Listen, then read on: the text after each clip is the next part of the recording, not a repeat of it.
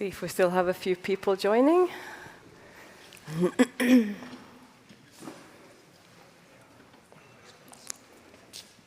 There's still some people out there, right? Okay.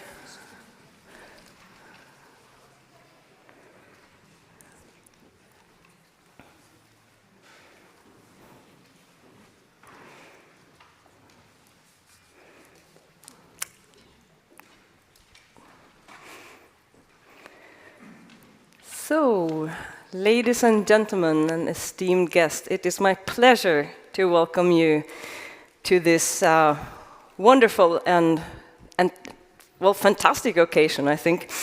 And thank you for joining us both here in person and online on this event, this WOAW event organized by the BVL on combating antimicrobial resistance strategies and challenges. So AMR is a global issue with far-reaching consequences.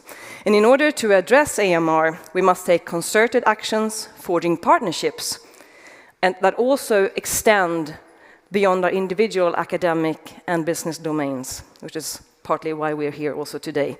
So take care in the breaks to forge these new partnerships and find new ideas and inspirations. Battling AMR also requires political will, visionary leadership, and an unwavering commitment at all levels to ensure a path to a healthier and brighter future. I'm honored to serve as your moderator for this two-day event. My name is Anna Sakrisson. I'm a microbial biologist by trade. And I'm very much looking forward to the presentations of the distinguished speakers during these two-day events. But you're not here to listen to me talking, so without further ado, I would like to welcome the president of the BVL, Friedel Cramer. The stage is yours.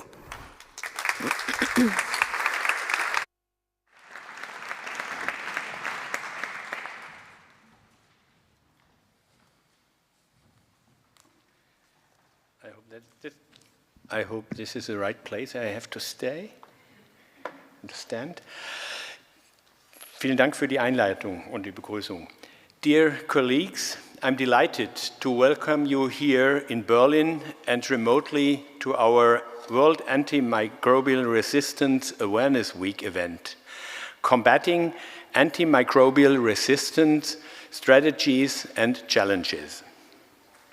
In particular, I would like to warmly welcome Dr. Franziska Kersten, member of the German Federal Parliament and a trained veterinarian. I regret that the German Federal Ministry, the State Secretary in the German Federal Ministry of Food and Agriculture, Mrs. Sylvia Bender, who planned to give a welcoming address to us, had to cancel her participation this morning due to urgent political debates within the federal government. I regret that therefore she cannot be with us today. However, I'm very grateful that Director Gaby Kirschbaum from the Agricultural Department will give the welcoming address via video message. No, not video, it's a live stream, sorry. We are also pleased to welcome all invited speakers from national, EU, and international agencies and institutions. Thank you very much for your valuable contributions.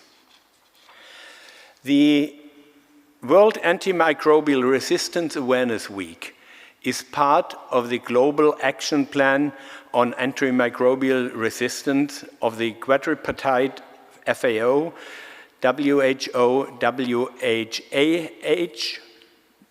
and the UNEP, and takes place annually from the 18th to the 24th of November. The campaign was established to raise global awareness and understanding of AMR while serving an important example of the One Health collaboration. The motto of this year's Antimicrobial Awareness Week is Spread Awareness, Stop Resistance. This calls on everyone, government, health professionals, farmers, industry, civil society, and individuals to take actions action to prevent the emergence and the spread of AMR and to ensure the appropriate and responsible use of antimicrobials. We at the BVL are confident that today's event will contribute to this goal. Worldwide, infection with antimicrobic resistant bacteria already more than over 1 million deaths per year. The WHO ranks AMR as one of the top 10 threats to global health. As you all know, the fight against AMR can only be successful in a One Health context. This includes human and animal health as well as environment. AMR is a complex and multifaceted problem that affects all sectors of society. It's driven by many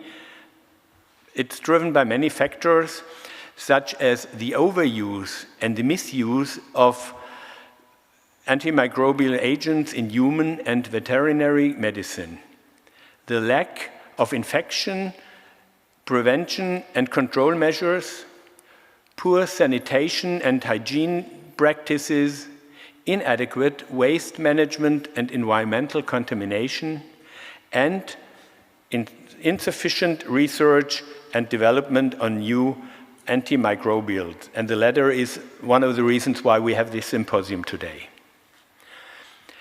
Assessing the risk of AMR in the human, animal, and environmental sector requires a sound database. In the national competent authority and for the authorization of veterinary medical products and responsible for the monitoring of antimicrobial resistance in animal pathogens, the BVL plays a key role in expanding its database in the veterinary sector. The BVL has been recording the resistant situation of animal pathogens in Germany for over 15 years. Furthermore, the BVL has been providing data on antibiotic sales to the EU project ESVAC for 12 years. The European Veterinary Medical Products Regulation 2019-6, which has been set into force in January 2022, will significantly improve this database. Among other improvements, this regulation stipulates EU-wide recording of antimicrobial consumption in animals. Since this year, the antibiotic consumption data on the animal species cattle, pork, chicken, and turkey are recorded throughout Europe. In tomorrow's morning session, we will gain insight how this data collection is carried out practically on national level. The data collection will be extended to include further animal species, in particular cats and dogs, in the coming years. The European Medicines Agency is coordinating all efforts of the national competent authorities with all its available resources to implement this ambitious project. We are therefore pleased that Mr. Kunsagi, as representative of EMA, will show us the latest AMR-related activities of this organization. Ladies and gentlemen, antibiotic resistance knows no border.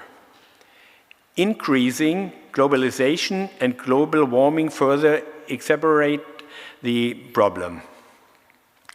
It is therefore essential to combat the global threat posed by AMR with a worldwide strategy. One part of this strategy is the worldwide collection of data on antibiotic sales, again. One part of this strategy is the worldwide collection of data on antibiotic sales in veterinary medicine, coordinated by the World Organization for Animal Health. The BVL has been reporting data to the program since its beginning in 2015. I'm therefore very pleased that today Mrs. Perreira Mateus from the WOAH will talk about the lessons learned of her organization in the AMR context. I am also happy to announce that 2 speakers from the United States will be contributing to our event and thus expand our knowledge of transatlantic activities in the fight against AMR. As already mentioned, AMR can only be fought with a framework of the One Health concept. For this, mutual understanding and good knowledge of the activities in the respective sectors is indispensable. We are confident that today's event will improve this understanding.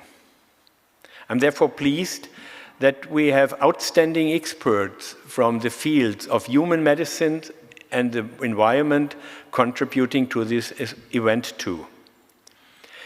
Only together we can make a difference in the fight against AMR. Dear participants, I'm now very pleased to announce the welcome speech of Gaby Kirschbaum from the Federal Ministry of Food and Agriculture, which coordinates the fight against AMR in the veterinary sector in Germany. Liebe Frau Kirschbaum, wir freuen uns auf Ihren Beitrag. Dankeschön.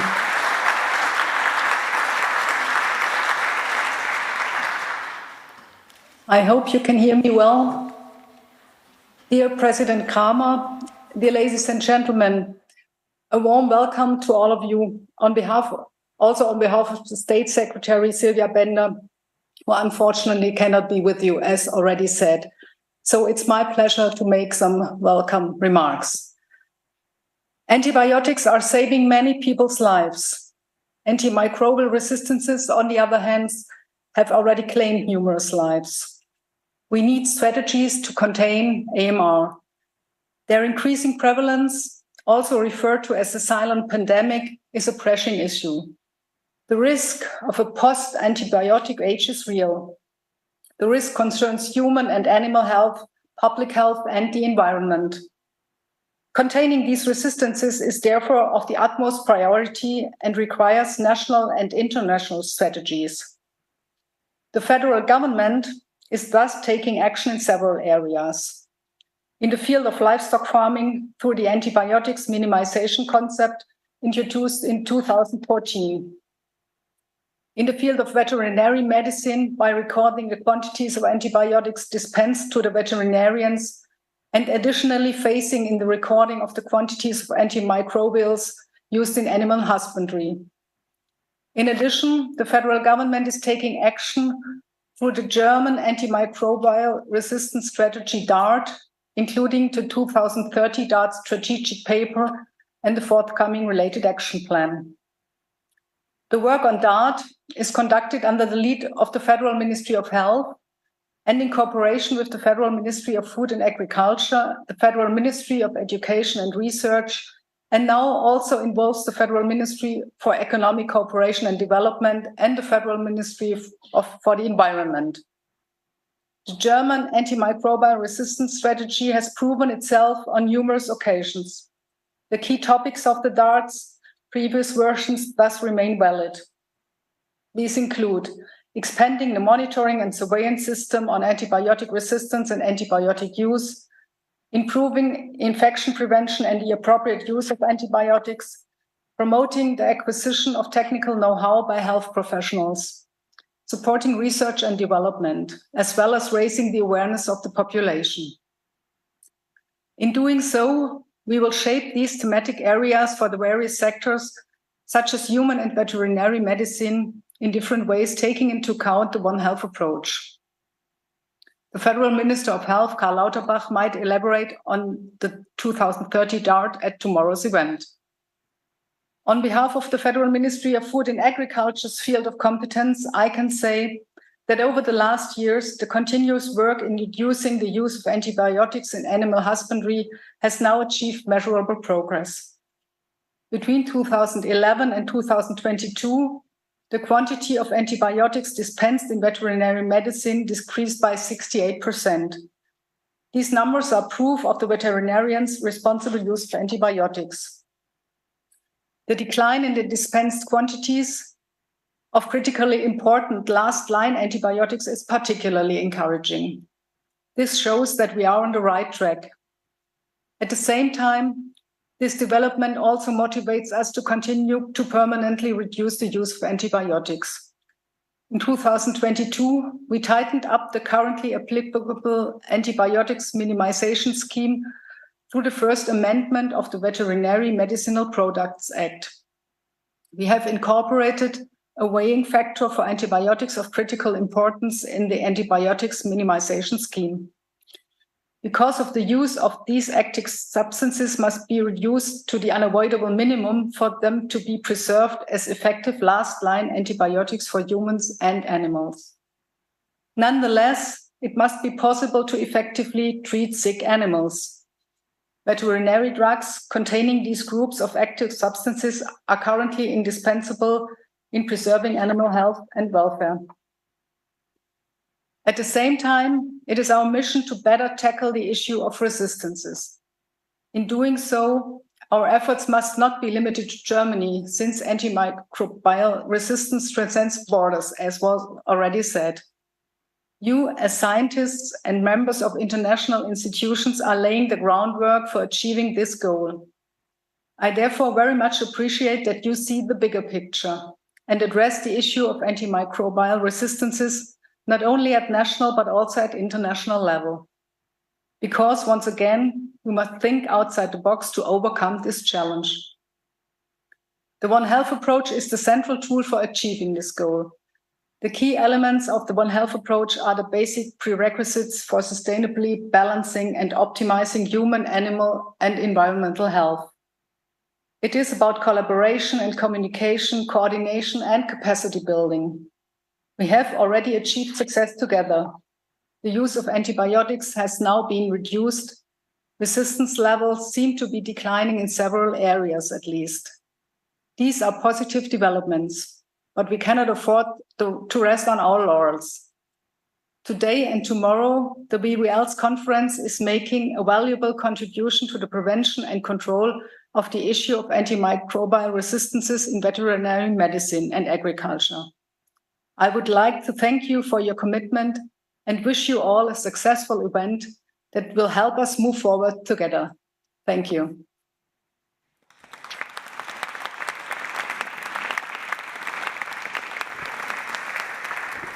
Well, thank you very much, Mr. Cramer and Frau Kirschbaum. Yeah, it was a shame that the State Secretary could not join us today, but yeah. This was very, very interesting. So we reached the first section of this event, the One Health. And the previous speakers have already mentioned One Health quite a few times. It is an integrated, unifying approach to balance and optimize the health of people, animals, and environment. And this approach mobilizes multiple sectors, which is why we're also from multiple sectors here today. Different disciplines and communities at various levels of societies to work together. And this way, new and better ideas are developed that address root causes and create long-term and sustainable solutions. Again, I would like to remind you of the breaks, the dinner time, to talk with each other and forge these alliances and partnerships, because in the end, that is how we will solve this issue together. But you all know that. So just a quick reminder, we are on a very tight schedule. So in order to also ensure fairness between the speakers, I would like to remind the speakers to stay within their allocated time slots. And these speakers today, they have 20 minutes for their presentations and 5 minutes for questions. Now I'd like to warmly welcome our first topic speaker of the day, Dr. Luisa Perreira Mateus from the World Organization of Animal Health. Dr. Anna Mateus is a veterinarian by training and is currently scientific coordinator of the Antimicrobial Resistance and Veterinary Products Department at the World Organization for Animal Health. Her main interests are integrated surveillance, antimicrobial stewardship, evidence-based interventions and policy. And before joining the WOAH, Mateus was a senior lecturer in veterinary public health at the Royal Veterinary College in the UK and was also actively involved in research on AMR and food safety.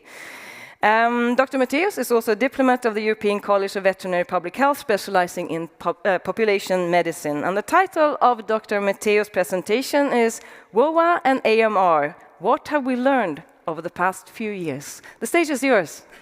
Thank you. Thank you very much for the kind introduction. This is an interesting thing because I thought I had 25 minutes, so I'll have to give you a snapshot of what we're doing at WOAH.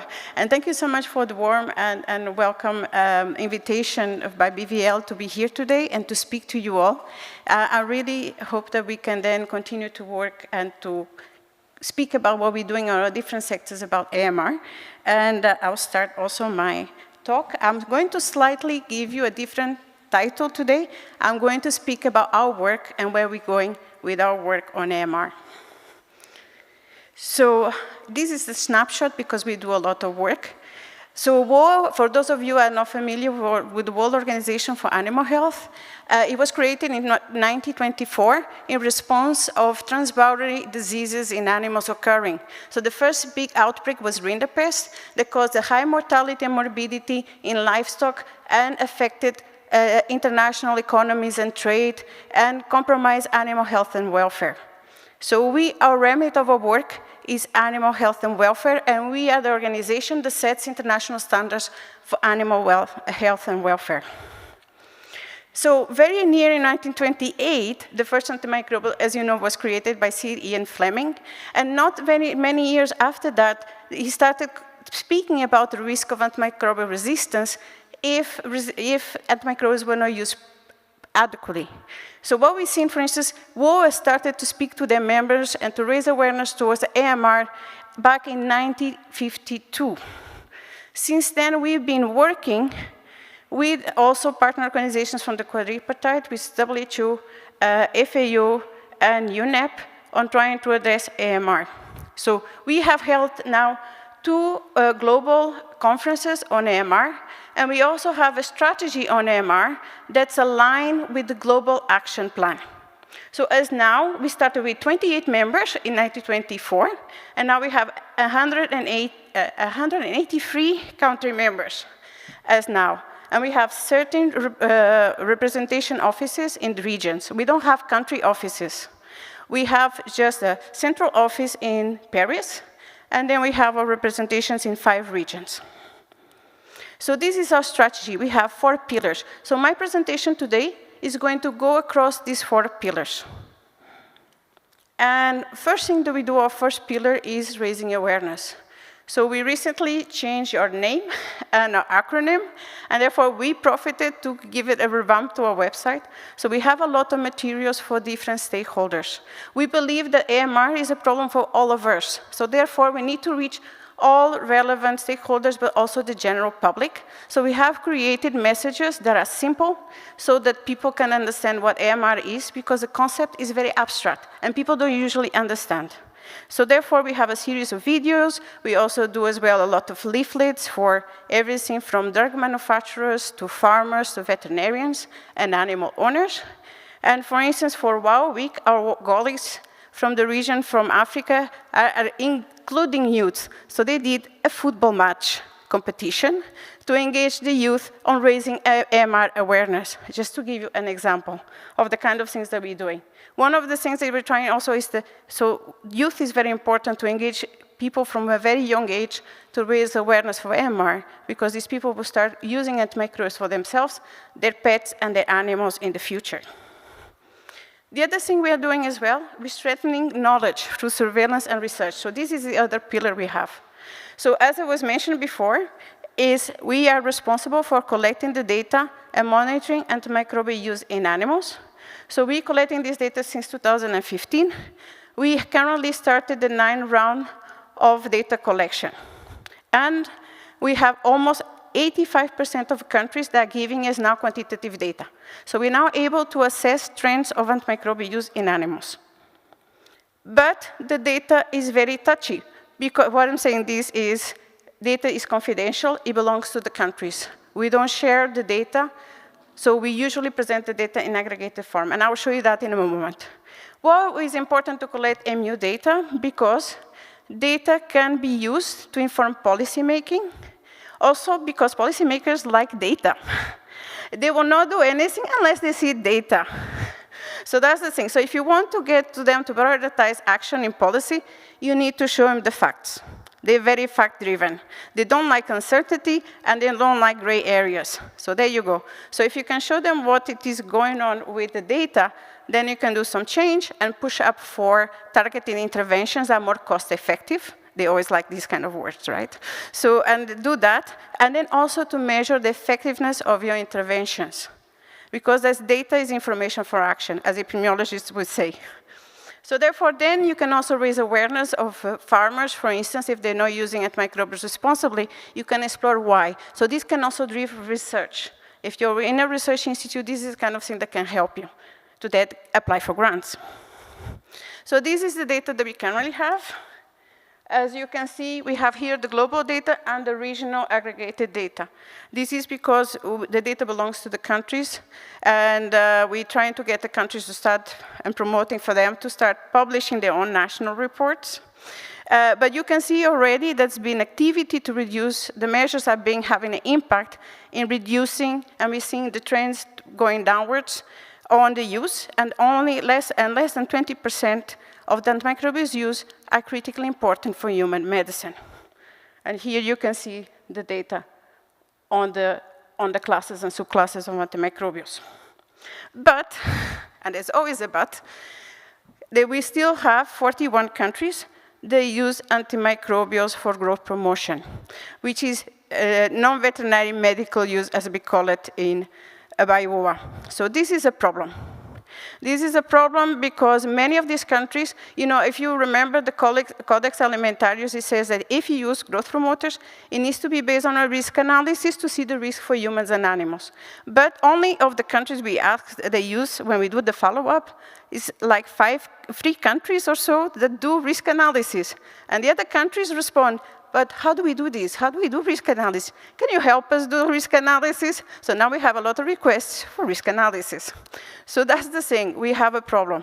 So there's work to do on supporting countries to stop depending on growth promotions to enhance production. The regions, you can see some of the regions are more problematic. It tends to be more the Americas, Asia, and Africa.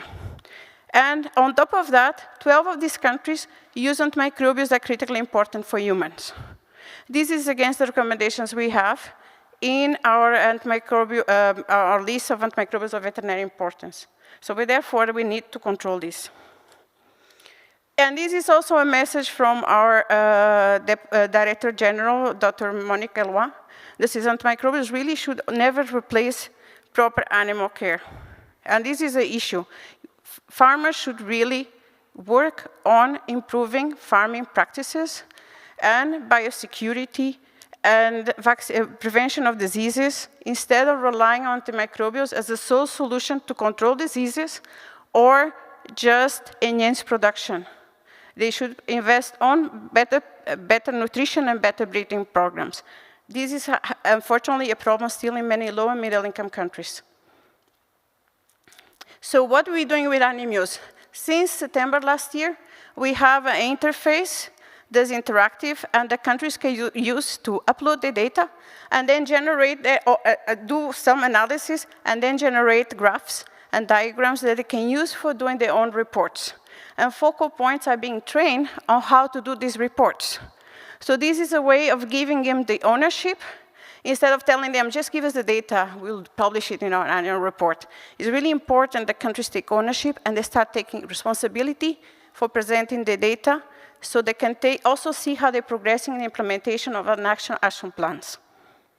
So that's what we're doing with them. And some of this funding has been funded by the German government. So for instance, the one in the Americas. So we're very thankful for this support that we get from you, because this enables us to do so much work outside of Europe, and also to support our regions in improving for something that's the greater good of having antimicrobials is still efficient or efficacious.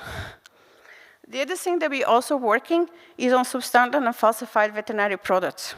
We have a project that's currently in pilot phase, and this is to take into account the data that was published in a recent systematic review that found that over 52% of the antimicrobials tested in some regions were substandard or falsified. And this is a particular issue in Asia and African regions. So this is an issue. And we know that's bigger probably in human health, but it's also an issue in animal health. And we particularly see that for antiparasitic drugs, antibacterials, and vaccines even. So this we need to address. So at the moment, we are in this stage. And the second stage of the pilot will finish in December. We have 42 countries that are engaged. And then we'll do full project, if I can say that, with full implementation. So for this, we are currently engaging with WHO to harmonize the two systems, because they already have a system in place, and we want to learn as much as possible from them to make sure that then we can compare the data across sectors. And also with Interpol, because apparently they have done a great job in Europe to address falsified products, and we want to continue to work with them. Okay, so that's what we're doing. The other thing we're doing is we're going to also do guidelines for post-marketing surveillance that addresses substandard and falsified products, and doing a regional network of laboratories, because many countries in low and middle income countries are not able to test. They can report, for instance, difference in batch number or difference on the product labeling that doesn't look right, but they are not able to test the composition. So therefore, it's very important to address this. So that's where we are at the moment, and we are really keen to try and do this work, and to also, for instance, that countries can contribute to it. So if you're interested, if you're not already, I don't know if you're already in the project or not, but if not, you can more than welcome to join. And there's more information in your website about it. The other thing we're currently doing is we're strengthening research. So one of the things we have is a group called, a consortium that's called STAR-IDAS. And this is a consortium for prioritizing research in animal health. And they have 30 topics they're looking at, and one of the things they're very interested in is in looking at technologies for development of vaccines, and also for diagnostics, and alternatives to antimicrobials. This is a very important work, because currently we have a lack of funding for R&D in animal health. So if we want to stop using antimicrobials, we need to have alternatives to antimicrobials. And particularly from WOAH, we want to focus on disease prevention.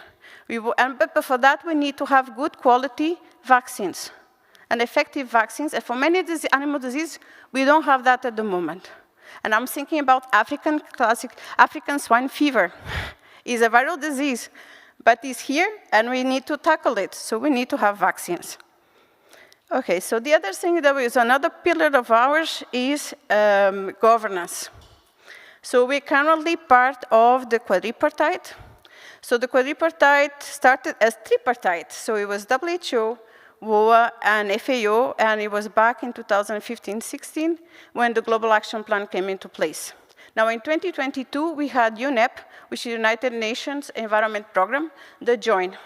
And since then, we've been working very closely together to try and address AMR across sectors. So for instance, I will speak a little bit more about, in later stages, about Global Leaders Group on another slide, and the Multi-Partner Trust Fund. But what we're doing, we're trying to support countries to implement national action plans that follow a One Health approach. And this is really important because many countries still have global action plans only on the paper. They're not implemented. They're not designed to the country context, and they don't have a budget because their politicians don't prioritize AMR.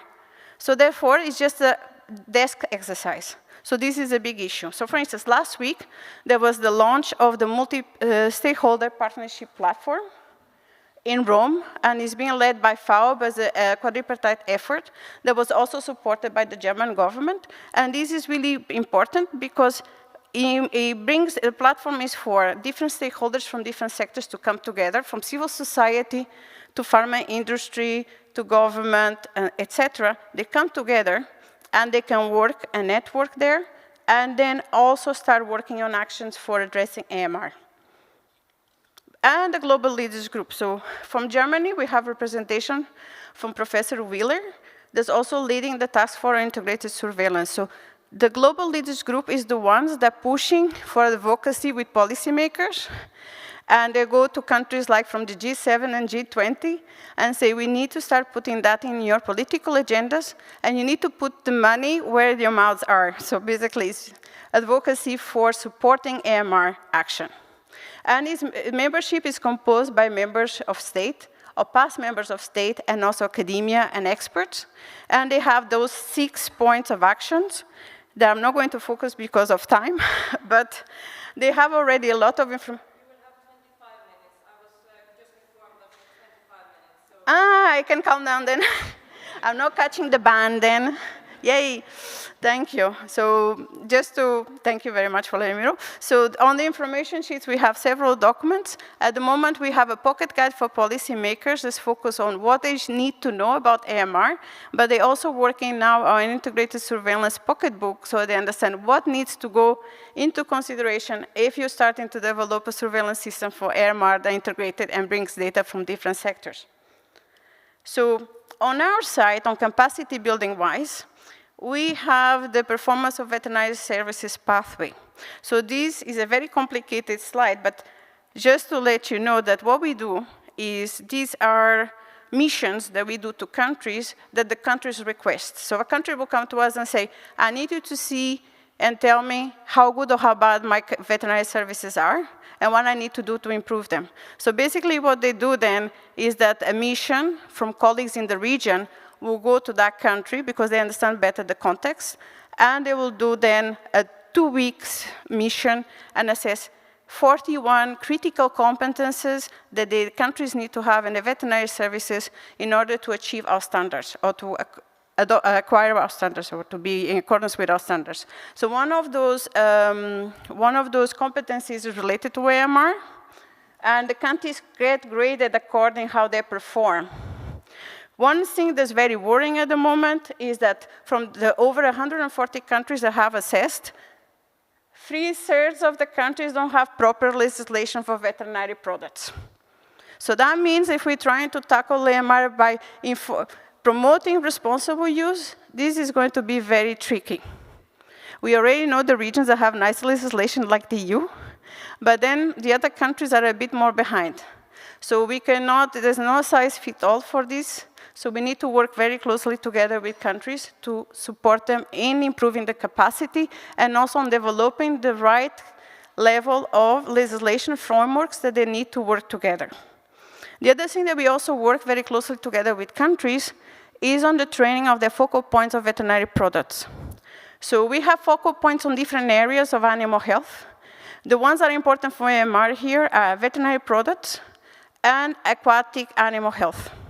So in this, we have been doing training for the veterinary products focal points. They are people that are technical and sit on the government of the countries. So they do, for instance, the training for animals, but also they do on different areas of veterinary products, from pharmacovigilance to standard and falsified products, and other aspects, for instance, harmonization of legislation according to VICH rules. This is really important because it enables us to do capacity building with these countries, and therefore they can then transmit it to the colleagues in their agencies or competent authorities. And we all usually bring them all together to the same country. So we tend to target veterinary services with our training, but sometimes also paraprofessional veterinarians, and then also other members of the governments, depending on what kind of activities we're doing. So at the moment, we also have an e-platform for training. And one of these critical competencies we're covering is veterinary products. And at the moment, we're developing 5 new models on AMR. They'll be available now on next year, early next year. So this is really important because then countries can pick up these modules and can develop their own training programs for their staff to increase the capacity of their veterinary services. And also for capacity being in a global level, we have the Multi-Partner Trust Fund. So at the moment we have 14 countries that are benefiting from the country projects. These projects are developed designed by the country, and then evaluated by the steering committee. So this allows them that the countries observe the needs of the countries for the implementation of the National Action Plan following a One Health approach. And for instance, I will give you an example. So for instance, I believe Zimbabwe has one project. The project is on developing a vaccine to reduce antimicrobial use. So the vaccine is focused on theileria, because they use a lot of tetracyclines for theileria. So if you have the vaccine, then you can reduce use. So this is a strategy in which you do disease prevention. Thank you. And then we can do that. So the other thing, we also have global programs in which we are doing different things. And we do, for instance, we're doing AMR and the environment. We have done a lot of training, for instance, on interventions on this area. And this is to support countries on how, for instance, to incorporate environmental dimensions of AMR into the National Action Plan. Because countries get overwhelmed. They say, but the environment is too wide. How do I do this? And they say, okay, just focus on the small thing that you know you need. So for instance, what we trained them on was on the safe disposal of veterinary products and of human medicines. And that was a training thing that you could do because it's something that's tangible, and they can easily do if you already have some infrastructure in place. So that's the kind of thing that we're trying to do. So Germany is one of the countries that actually provides funding to MPTF, and it's really important for us that now we have this program that's been extended until 2030, and on top of that, now we're going through a restructuration, so we're waiting to hear more about this. Okay, so, and now I've been talking a little bit about the standards, so just to let you know, we have all these chapters in our standards that cover what we expect countries to do. So countries have to adopt our standards, but of course they have to adapt them to their national context, and that's what we expect them to do. So at the moment, we have a working group that's revising Chapter 6.10 on responsible use, and we want the country, and this was from a request from our co-commission, and also a request by members. They said, okay, the chapters need to be updated on AMR, because they don't consider national action plans, and we need also to expand this to companion animals and the environmental components. So this is what's been going on at the moment. We've been working on this chapter since December 2021. It's already gone out for a round of comments, and usually goes to your delegates in the country. So we go to your CVO in Germany, and the second round of comments by countries is coming out now. So we expect to receive feedback from Germany as well, if possible. So we want as much feedback as we can. On the first round, we had 140 comments from all over the world, and we're really interested in having these because we would like to try and pass it in for next general session. We'll see if it goes. But you know, the chapters cover all sorts of topics, from surveillance to risk analysis, and we also have a chapter on testing that's currently being revised. So we're currently revising the standards for that. We need to expand on genomics and whole genome sequencing, recognizing the importance that it has for surveillance. We also have a strategy for AMR in aquaculture. So this chapter also includes parts on AMR, and we're now focusing as well on training. So we identify in many countries that export, for instance, to Europe, and other countries, big producers like Latin America, but also in the Africa region and Asia, they're very interested in having training on AMR for aquaculture, because this is a very growing sector on the animal health side. So we are working very closely together with colleagues in the regions to try and develop these capacity building events. And the other thing I would like to talk to you very quickly is our list of antimicrobials of veterinary importance. This was created in parallel with the WHO list, and this was from the WHO, WOAH now, and FAO. There was a big workshop on AMR, 2 big workshops back in 2003 and 2004, where experts said we needed to develop lists of antimicrobials critical for human and critical for animals. And these were launched in 2007, sorry. So this was really important, and these lists were created with the input from our members. Now, as we stand, WHO is coming up with a new list, and they have changed the categorization criteria. So that will change what antimicrobials are of critical importance. And we are also going to revise ours. Thank you. So that's the thing. So we're currently working on this. And this is also one request from our members from the second global conference we had. So we're working now on updating the list. So we're creating lists for the different species that we used on updating of the main list. And we're also working on developing lists for companion animals that previously were not considered. Because AMR also happens in the species, and we use a lot of antimicrobials also in the species. And so therefore, we're going to revise, we're currently revising the recommendations to align them with WHO list. So this will come as a resolution for the next general session, next year. And then the categorization criteria, we'll be working, looking at all the categorization criteria in Europe and WHO and other available lists and consultation with our members to do that for 2025. And we would then expect that the countries will use the lists to closely together work on developing guidelines for appropriate use.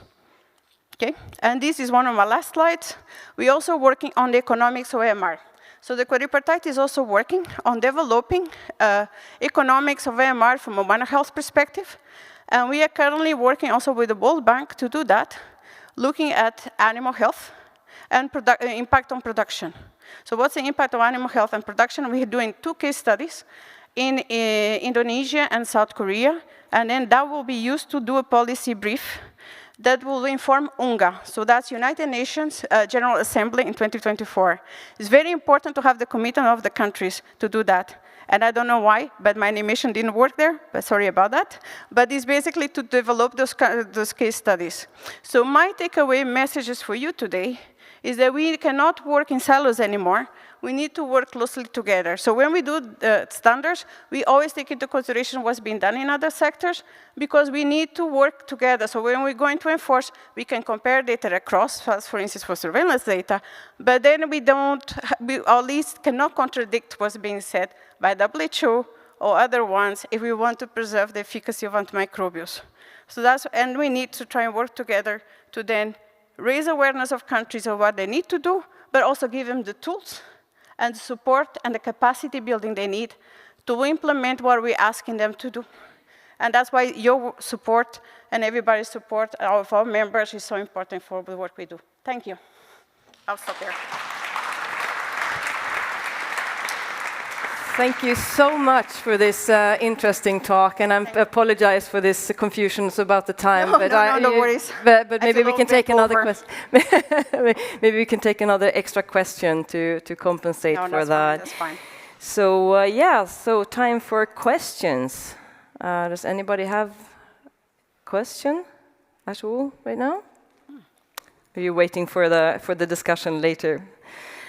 So we have a question for you here. What do you think is the most critical step to take to prevent antimicrobial resistant zoonosis worldwide? If you summarize it in one step, the big one, if you think. Big one is, I suppose, is raising awareness, because we need to do behavior change. We need to really change how people do production, how people care for their animals, but we also need to raise awareness. So I think you're saying from a One Health perspective, or for instance, we need sectors to start talking to. Communication is very important for bringing sectors together and see what the challenge of each sector is, and also what's driving them to do what they do or not. But we need to start having common goals that we can work together towards, without forgetting that we also need to care for, of course, humans have to care for humans without compromising the remits from our respective sectors in a way. Thank you. Thank you. Thank you very much. Okay, warm applause for Dr. Mateus. So I was told as well that I should give these thank you notes. There's a QR code there and something apparently that they have done. So I think it's instead of flowers, I think. So, well, that was very, very interesting. And now we're moving forward to our next esteemed speaker, and that is Professor Bernd-Alois Tenhagen from the JIACRA. So Professor Tenhagen is a veterinarian with expertise in herd health management, animal reproduction, and epidemiology. Currently, he serves as the head unit for epidemiology of zoonosis and antimicrobial resistance, with a primary focus on antimicrobial resistance in the food chain. He also holds the position of chair for the 4th Joint Interagency Antimicrobial Consumption and Resistance Analysis, the JIACRA, working group EFSA, EMA, ECDC, further highlighting his leadership and influence within this field. So the title of Professor Tenhagen's presentation is Investigating the Association of Antimicrobial Consumption and Resistance in Humans and Animals on the European Level, the JIACRA-reports. The floor is yours. Yeah, thank you for the kind introduction. Thank you for the invitation to give this talk here. I'm always moving a bit, that's why I took the microphone off the stage.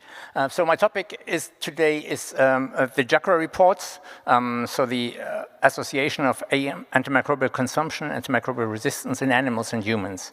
And we're from the global level that was just presented down to the European level now. But at least it's a European level, it's not a national level. So what I'm going to bring you through in the next couple of minutes is, first of all, to introduce you to the initiative, then the mandate from the European Commission that the 3 agencies that are involved have, talk a bit about the data sources, about the issues with the data, because the general point is these data were not primarily collected to do this kind of analysis. Then I, in the end, go to talk about the trend over time, and give you a short outlook of what's next. So basically what it's all about is the graph that you see in the middle here, and it nicely shows, I think, the associations that we're looking at. So you have, on the one hand, you have the animal side represented by the European Medicines Agency and by EFSA, the European Food Safety Authority, and on the other side you have the European Center for Disease Control.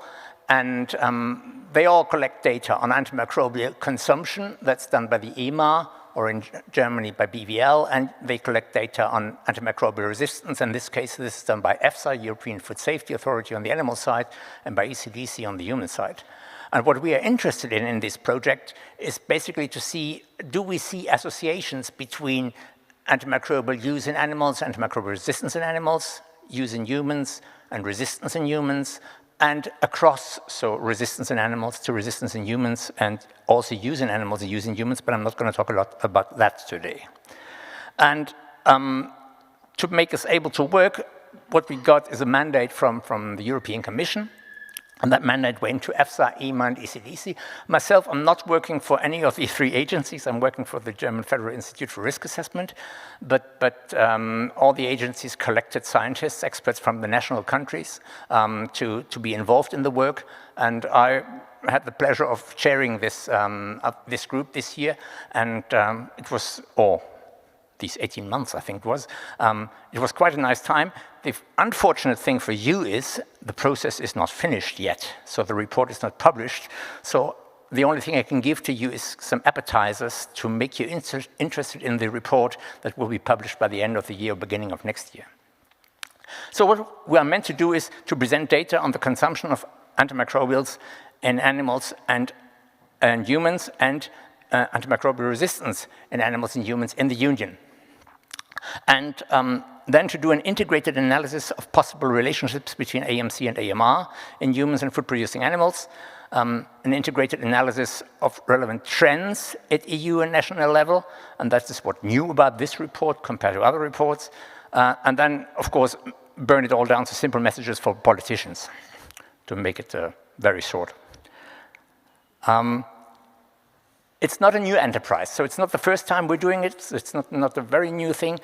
In fact, we have done more of these reports, but the good thing about it is, while doing these reports, over the years, we have seen a substantial improvement of the quality of data. So anytime you collect data, the first years of data collection have a lot of issues, and there's issues with collecting the data, with the analysis of the data, with the quality of the collected data, etc.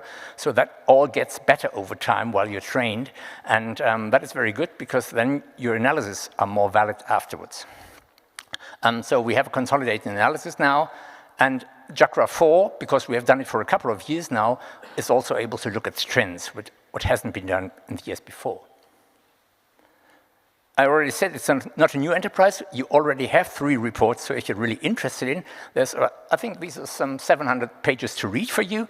Quite a lot of information already gathered on different time periods. So the first report was, I think, on 2011 to 2013, and then these reports were repeated over and over again roughly every 3 years, and the current report, as I said, will be published in the beginning of 2024. So what kind of data do we use in these reports? First of all, in the animal sector, because we're at BVL here, not at Robert Koch Institute, we started with the animal sector. We have data on antimicrobial resistance in animals, and we focus on 3 types of bacteria. One is indicator E. coli, because E. coli was identified as an important indicator of the general resistance situation in a population, be it animal or human population. Then we focus on Campylobacter. Campylobacter, as most of you will know, is a zoonotic pathogen, so a pathogen coming from animals and causing disease in humans. Animals carry it and they don't have a problem with it, but humans do have a problem with it. And on Salmonella. I put Salmonella last here because the amount of data that we have on Salmonella, because of the successful control programs that we have for Salmonella, especially in poultry, is very limited. So the focus is actually now on E. coli and Campylobacter. And we have 4 main animal species that we have data from. That is pigs, broilers, turkeys, and bovines under 1 year at slaughter, because these data on antimicrobial resistance of these animals has been collected since 2014 in a harmonized way all through Europe, and that is a very valuable set of data now. And then we have some additional calculations that we do with the data just for this JIACRA report to allow us to compare data between animals and humans. On the other hand, we have the consumption data, and that is basically based on the SVAC data collection that has been done since 2009, 11? I think 2009, and since 11, Germany is doing something about it. That's why I know about 2011. And as you can see, they annually produce reports on that, and the sales are expressed in milligram per kilogram biomass, and that is the more or less the denominator of our calculations. And at the animal species level, we don't have data because these drugs are not sold for specific animals, they're just sold for animals. But we have some calculatory processes that were established at EMA to be able to at least estimate the use in specific animal species in the countries. On the medical side, we have 3 sets of data. These are two networks that collect data on Salmonella and Campylobacter. That's the food and waterborne disease network and the zoonosis network. And we have the European Antimicrobial Resistance Surveillance Network, EARSnet, that's collecting data on E. coli and Klebsiella pneumonia. That is also included in the analysis. And on the other hand, you have the ESAC, so the European Surveillance of Antimicrobial Consumption, and they don't have to say it's in humans because everybody thinks it's in humans, but in this case it's human data. But they collected in defined daily doses, and that's not done on the animal side, and it's difficult to compare a defined daily dose in a broiler chick to a defined daily dose in a human. So what we do is we harmonize it all and calculate a substance by kilogram biomass to try to have a sort of comparative value that we can use. And that has been done for a couple of years and quite successfully. So what are the issues with the data? If we start with the consumption data. Well, as I said, these data are not primarily collected for the purpose of doing a JIACRA report, but for the purpose of doing a European report on antimicrobial consumption in animals or humans. They're aggregated to the national level, so we're working with the aggregated data in these analyses, and so the level of detail of information is, of course, limited. So for statistical purposes, you have to be careful in the interpretation of your results, but still, it is a very valuable and successful approach, as you can see from the 3 reports that have already been published, as you will see from the report that's going to be published in January. So we do not have exact data for animal species, as I said, because these have to be estimated from the data. The human consumption data have been calculated into milligram per kilogram biomass, and there might be some differences between the DDDs and the milligram per kilogram because drugs have different DDDs, and that means the weight of the individual drug differs. And biomass, of course, also has to be estimated. So if you have a small, tiny person and a big man, or if you have a chick and a bull, that's somehow a difference. So you have to estimate how heavy who is. And we have standardized procedures for doing this. And of course, they have their caveats, but still, I think this is a good way of going there. And you always have to keep in mind that these are estimates. They're not necessarily completely exact. What you then see is that antimicrobial consumption differs between humans and animals. So it's not really surprising, but also the drugs that we use differs. So, for example, you have here presented the aminopenicillins where you have a higher use on the human side, and then you have the tetracyclines that are basically only used in the animal side. And you can see that for many different substances, this right graph just shows the same data that you see here, but with a different scale, just to make it more visible because the amount of drugs used is lower. And here you see that, for example, aminoglycosides are rarely used in humans, but a lot in animals. On the other hand, the first and second generation cephalosporins are mostly used in humans, etc., etc. Sulfonamides are used in animals. Third, fourth generation cephalosporins are predominantly used in humans. So quite a different approach. And this is where all the veterinarians smile. This is the trend in antimicrobial consumption in Europe between 2014 and 2018. Of course, we have the prolongation of the list of the lines already, but you will see them in January. Still, what you see here, what looks like a clear trend, at least there's a clear trend for the reduction of antimicrobial consumption in animals, here represented in green. In fact, it is a bit more complicated. So this is not the individual line that you have just seen in the graph. This is if you just display all the different countries, and then you see that there's substantial differences. The green box plots that you can see here show an enormous variation between the different member states. So there's quite a bit of a diversity in there, and that's clearly more complicated than the one that you see here. But overall, still, as we have already heard, antimicrobial consumption has been decreasing in the animal side. Now, for the resistance data, they also have their caveats. The main caveat, again, they're not collected for the purpose, so you have to keep in mind that when you do calculations with them.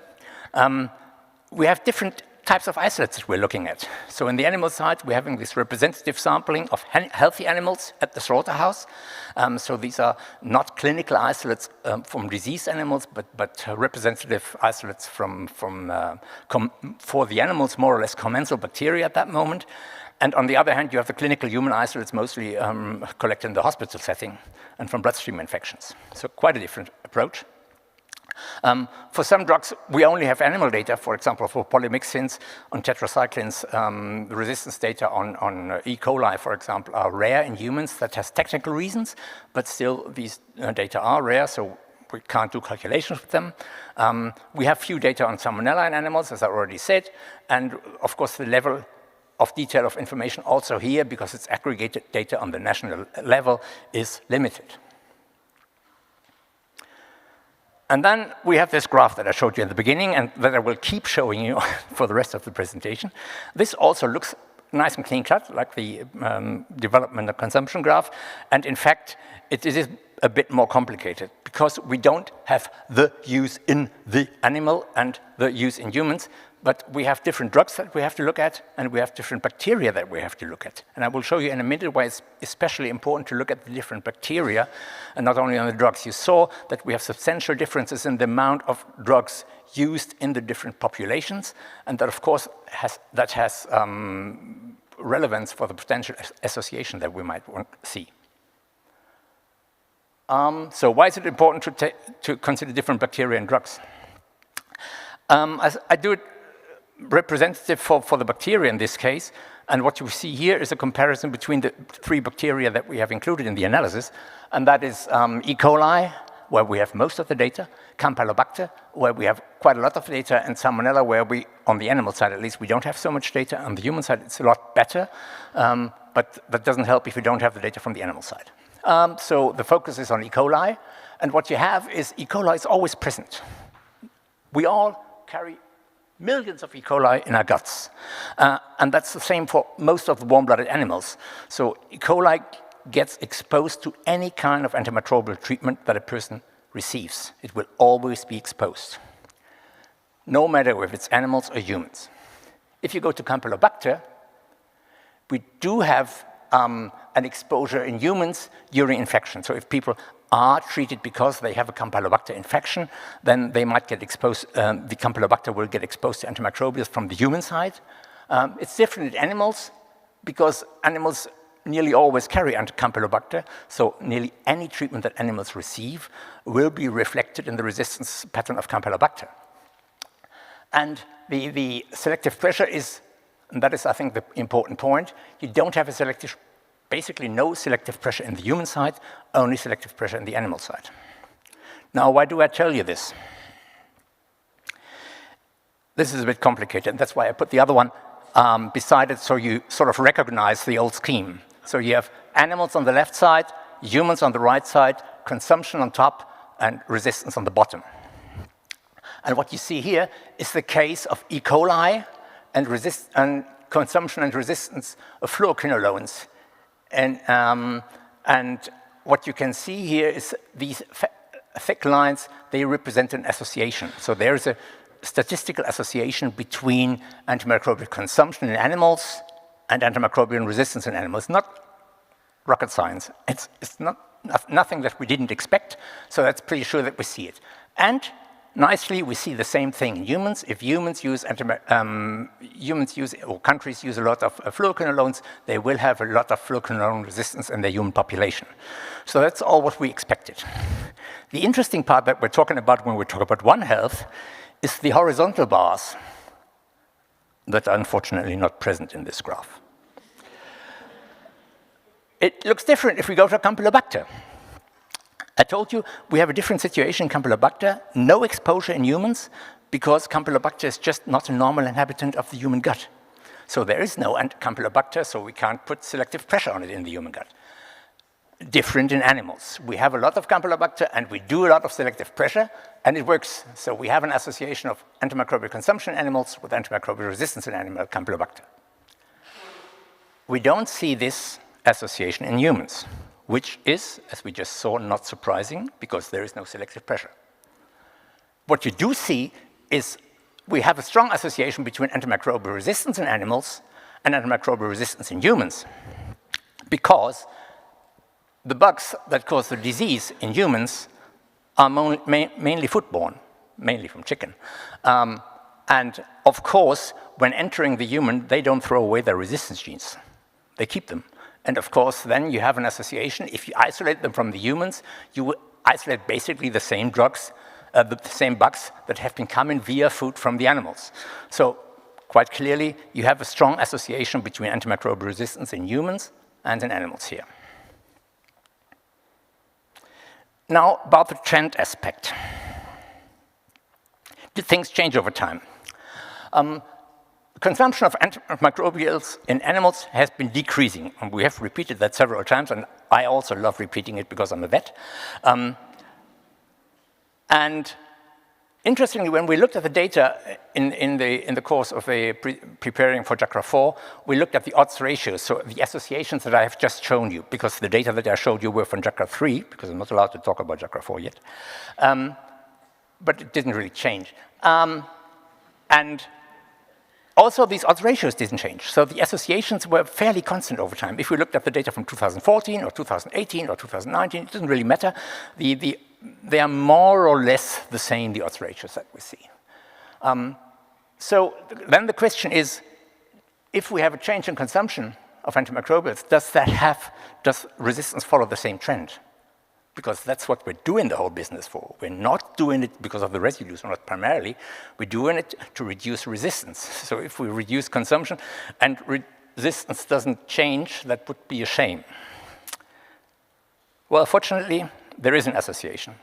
What we have been calculating, and that is one of the key indicators that has been defined for veterinary medicine, is the complete susceptibility to a set of antimicrobials. And these are 14 antimicrobials that, as I said, have been tested since 2014 in a harmless way all over Europe.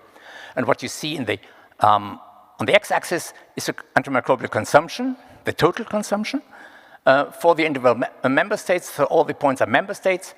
And what you see in the y-axis is the proportion of fully susceptible isolates, so non-resistant isolates. You have to keep that in mind because usually the lines go like increasing consumption, increasing resistance. But here it is, of course, decreasing proportion of fully susceptible isolates. It's a bit of a thing that you have to think about. And what we see here clearly, these are 4 periods in JIACRA report, is that there's a clear association. So the higher the use, the lower the proportion of isolates that are fully susceptible. It's what we expected, fortunately. And it's, as you can see over the years, it's fairly constant, the association. Now the question was, what happens if countries change consumption? So if consumption goes down, does resistance go down? And when I first prepared this presentation, I had the final graph from the report, and then I thought, you're not supposed to talk about the final report. So what I want to show you is the principle of the graphs that we did for the trends, so sort of a method approach. And that was looking at the change in consumption. So to the left, it's a decreased consumption. To the right, it's an increased consumption. And looking at the change in complete susceptibility in this case. So if complete susceptibility rises, that is good. If complete susceptibility is decreasing, that's bad. That's why it's put in red and in green without doing anything about policy here. And the gray bars here, these are the areas where the changes that are observed are not significant. And what you can see from this graph is that apparently there's a number of countries where we have this positive association, so consumption went down and complete susceptibility goes up. We hardly have any countries with the opposite trend, but of course we do have some countries where still consumption is going up. So not all countries behave in the same way in this place. We can do the same for the medical side, of course, and that's what makes the thing interesting. I hope now you are appetized for reading the report. It's a long report, so it's quite a lot of reading. If you want, of course, we have a summary for you. Now, in summary, the JIACRA report uses the reported data from member states and other countries for analyzing potential associations of antimicrobial consumption and antimicrobial resistance in humans and animals. Despite the named issues with the data that we have, what we see is very plausible results. So all the results that we find, we were able to explain in a scientific manner. We do see substantial differences between bacterial species, as I have shown you in the graphs, and we have seen those before. And I think that's very important. We also see differences between antimicrobials. I've been a bit shorter on this one, but you still have the report. And the association of AMC and AMR within the sector, so within the animal side or within the human side, is frequent. That's for sure, that's what we expected, and it really is that way most of the time. The associations across the sectors we mostly see for Campylobacter in the multivariate statistical models that we have taken, which, as I said, is easily explicable. And overall, I can tell you the trends are positive in the sense that complete susceptibility is increasing and resistance is actually decreasing. And I think it's very important if we nowadays have meetings on AMR that we do not only say, everything is so bad, but I think it's very important to state we are able to improve things. So if we take measures, things change. And I think that's a very important measure. It's an important measure for the farmers, message for the farmers. It's an important message for the vets. And it's also an important message for the medical colleagues where they have the same observations for certain fields. Taking action does work. Outlook, final outlook. Well, the report will be published by the end of this year or beginning of next year. We will have to hand it to the Commission, but then it will be sooner or later published. And hopefully, After JIACRA-4, it will be JIACRA-5. It has been a pleasure working on this report. It's very interesting group of people. And I don't have to mention that the report wouldn't be existing without one of the following speakers that is also sitting in the audience, that's Zoltan Kunsagi from EMA, who has a very important role in this report. And the good thing about the new report will be that we will have better data still, because we have a change in legislation, we have the new European law, and that means we will have more detailed consumption data on the animal side, and that will definitely improve the validity of the analysis that we have done so far, and there will be new analysis possible, and there will be lots of fun for scientists. I have to thank many people. I already mentioned that Zoltan is among them. This was a very big group, and it was very effectively managed by EMA in this case. So the agencies are sort of doing it in turn. This time it was EMA's turn, and I had the pleasure of being the formal chair of this operation, but as I have mentioned who has been the real chair. And with that, I'd like to thank you for your attention.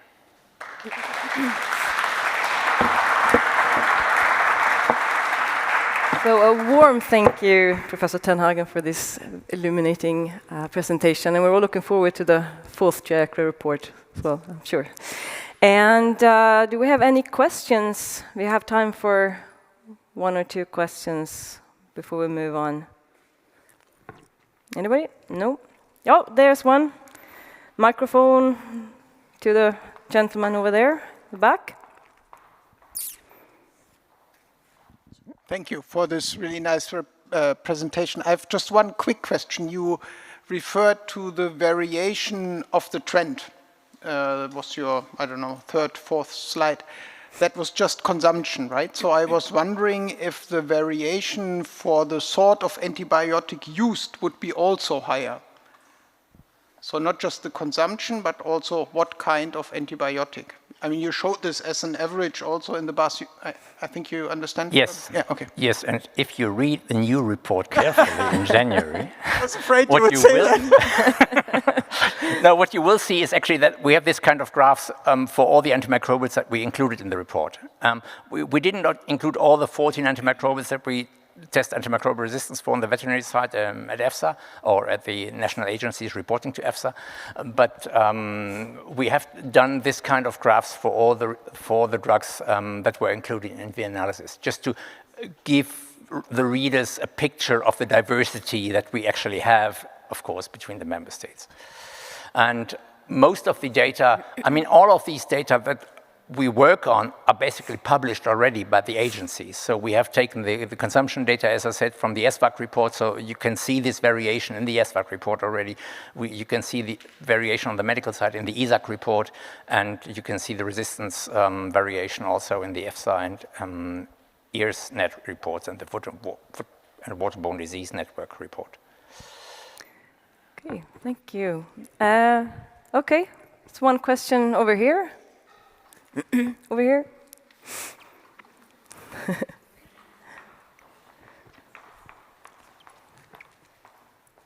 Thank you for such an interesting presentation. I just wanted to ask you, I think probably it's not so much the focus of the EU legislation, but is any plan in the future to collect data for companion animals?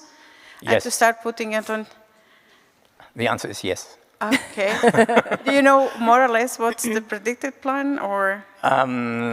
I'm not very good at timelines, but I think by the end of the decade, member states will be supposed to collect. Svenja, you have to know. By the end of the decade, you have to collect them. 2029, yeah. Okay, thank you. So that will be included then. But of course, we can't include that in the JIACRA report yet because we don't have this kind of data. Mm-hmm. Thank you. Okay, I think we have time for one more quick question. The gentleman over there.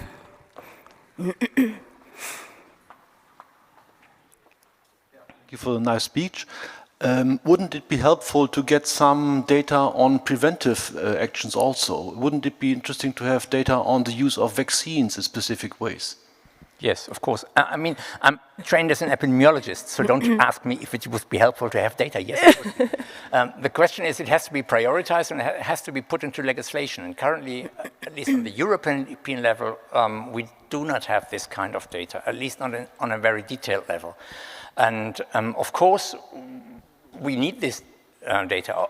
Also, we need the data because we have seen this decrease in antimicrobial consumption in the animal side. It has been done somehow, but we don't have a lot of data how it has been done. So there's big differences between the different member states and their political approaches to this problem. And still, quite a number of member states have seen a substantial decrease on the animal side. And it would be very important to collect how have they done that, to give it as a message for other countries that are willing to follow this path or are not so far yet, or want to still further improve. Because I don't think the 68% decrease that we have seen in Germany, for example, is the bottom line. I think we can still go further down. I think that too, and I think we both know which is a possible reason for that decrease, especially in the pig area. And if we want to make it more successful, we should show up that this is one way to increase it and to make a specific vaccine programs in the future. Yes, certainly. So I think we have to find alternatives. That's a clear point, because we cannot be sure that animals won't get sick anymore. They will always get sick. They may get sick less often, but they will get sick. So we will never go to zero, but I think there's a lot that can be done, and we have seen a lot of improvements and that should just be implemented. And it's a thing about change of behaviors, as you put it. If people told me 10 years ago we would go down 68%, they would say, yeah, you believe it, I don't. But we did. Yeah, thank you so much. Yeah, behavioral change is often the driver of most things in our society in the end. So here is the thank you for taking your time to come here and share your expertise and knowledge. It's a yoga session, I've been told, so that you have a little bit of a break. Wonderful, thank you, Professor Tenhagen.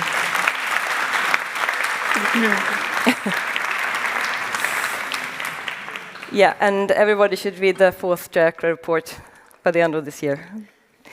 And our next Section 1 speaker is Professor Ed Topp, and he has held the ANR Interim Chair of Excellence since July 2023, and is the Director of Research at the UMR Agroecology at the INRAE Research Center in Dijon. He's an environmental microbiologist, me too, and chemist known for his work on antibiotic resistance, and has served as a principal research scientist with agriculture and agri-food in Canada. Professor Topp has been actively engaged in research related to animal and plant production practices that promote environmental and human health. Additionally, he has played a significant role as the scientific coordinator of the Federal Genomic Research and Development Initiative on Antimicrobial Resistance, contributing to the Canadian Federal Action Plan. The title of Professor Topp's presentation is The Environmental Dimension of Antimicrobial Resistance. The floor is yours. Thank you very much. Thanks to Thomas and the folks at BVL for inviting me to this very interesting and important meeting. Very delighted to be here.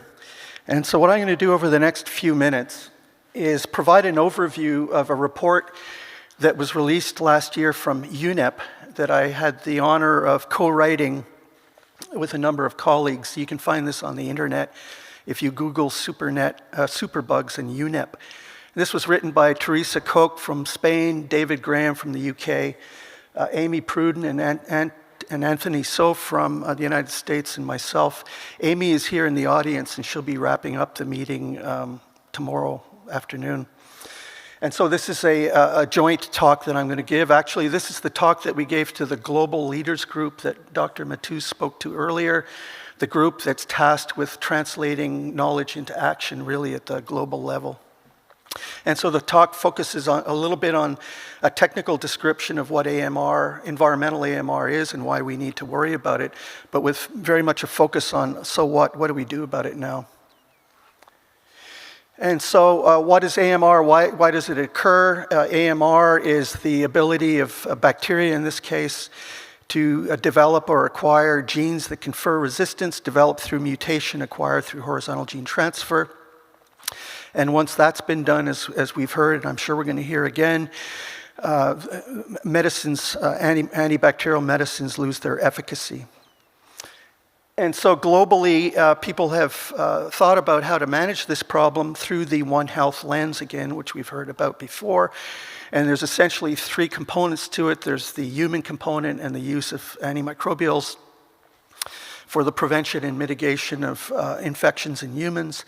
There's the agricultural component with terrestrial and aquatic-based food production systems.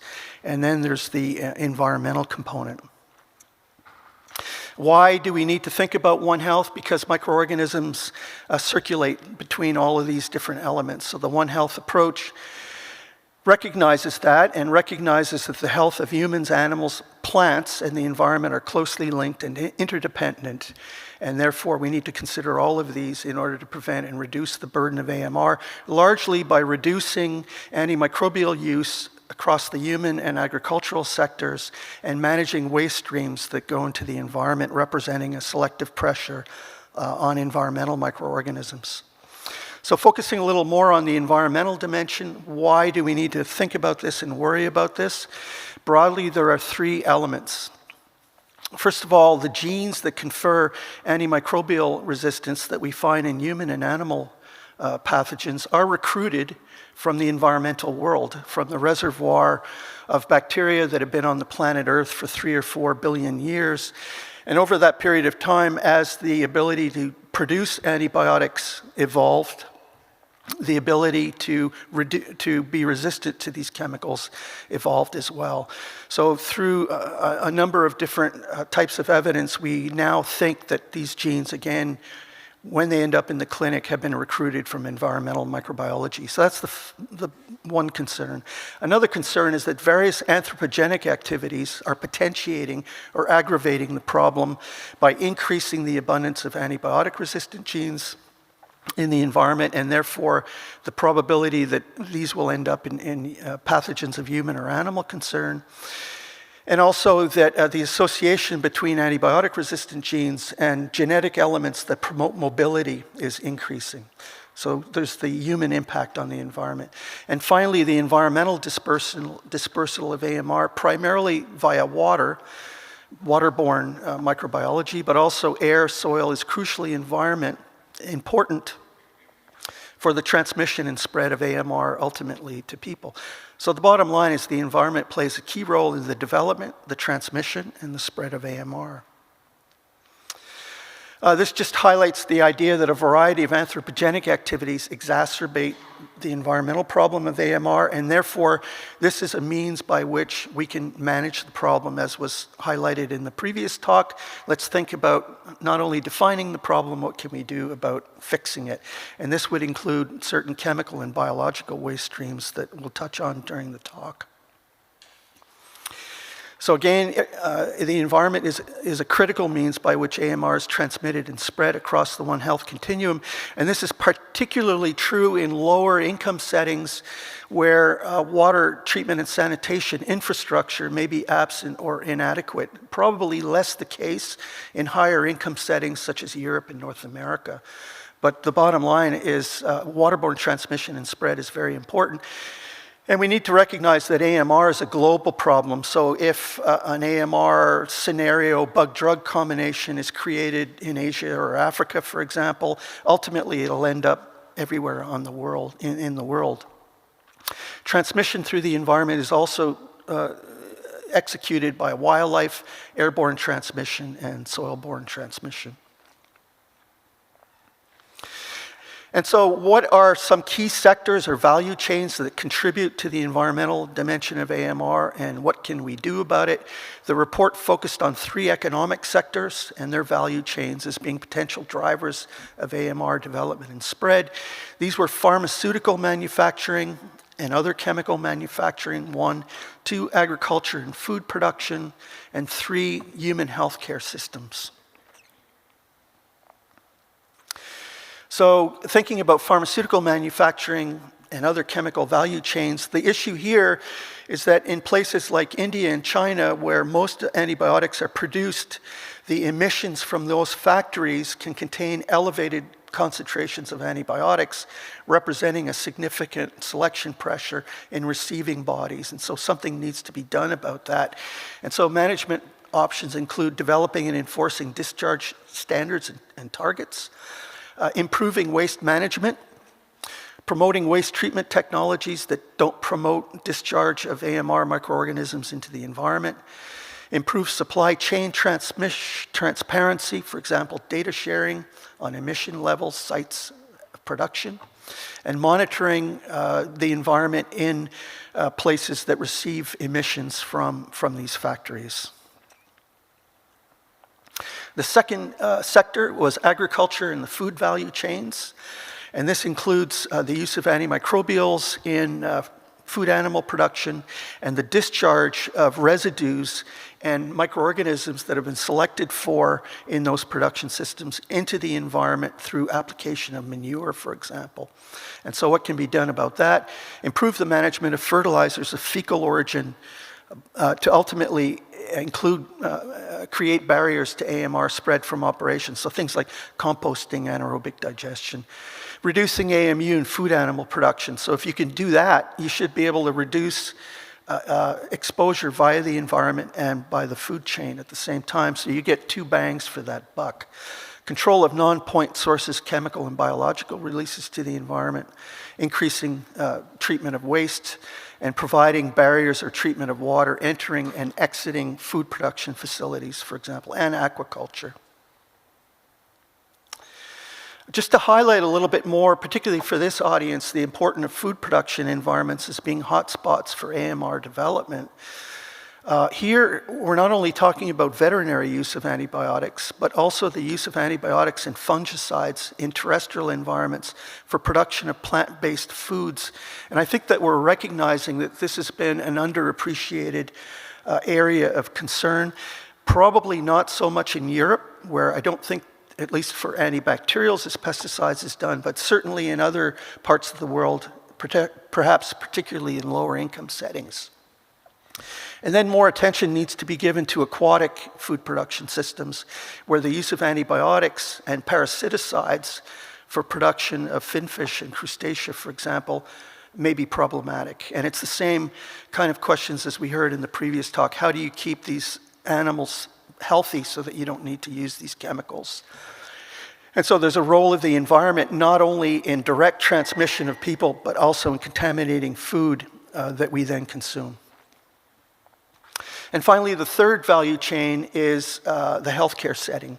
And here we're talking about antimicrobial use management and managing waste and effluents from healthcare facilities, for example. And some options for management could include consider on-site treatment of hospital wastewater prior to it getting into the general sewage treatment systems, ensuring appropriate disposal and treatment of medicines and hazardous wastes, encouraging sustainable procurement and sound management and disposal of antimicrobials, and ultimately devising means of reducing AMU in the human setting, using infection prevention and control and other means of keeping people healthy.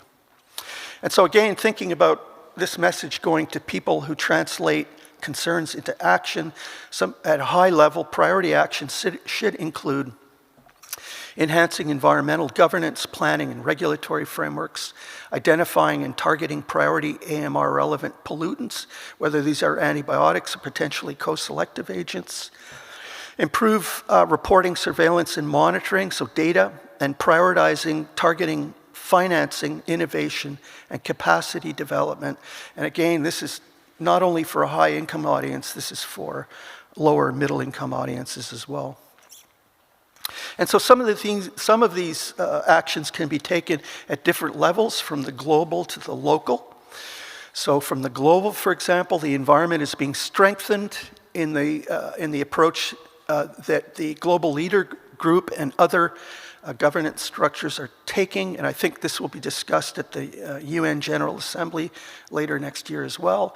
At the regional level, ministerial conferences offer a possibility for mobilizing and strengthening action. We've heard already about national action plans. These should feature the environmental aspects that we're talking about here. And we've heard about breaking silos, for example. And finally, at the local plan, action can be extremely impactful. So for example, if we're talking about a city that has little water treatment sanitation, implementing that will be very beneficial at that scale. There's always a need for more data or evidence to inform policy. Here in the evaluation of risk, validation of the efficacy of risk reduction strategies, and doing that on the basis of the best available and evolving science and data. And here we're looking for surveillance programs. We're looking for the development and deployment of new technologies. For example, genomics is an obvious one.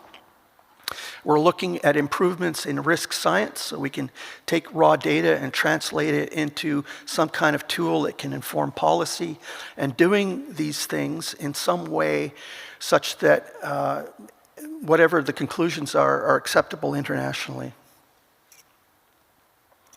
Again, here highlighting what seems to be an increasingly important emerging issue in the field of environmental AMR, and that has to do with the resistance of human fungal pathogens, filamentous fungi, certain filamentous fungi, and yeast to fungicides.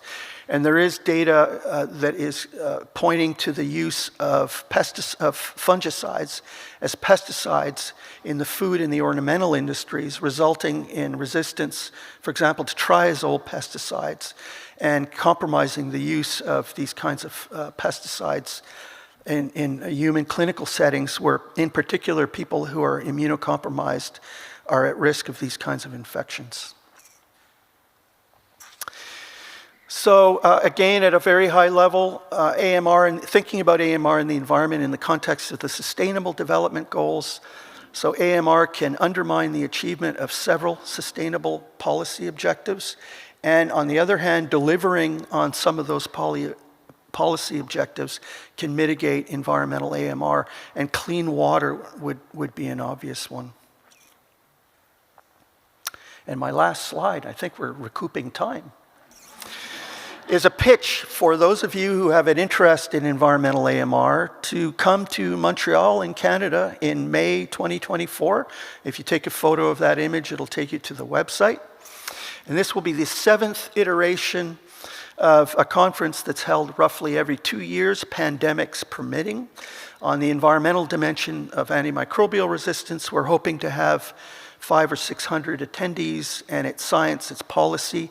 It's focused on the environment, but within the One Health context. So whether you're an ag person or a human medicine person, we would like you to be there as well. And I'm involved in organizing this, which is why I'm making the pitch for it. And with that, I'm finished.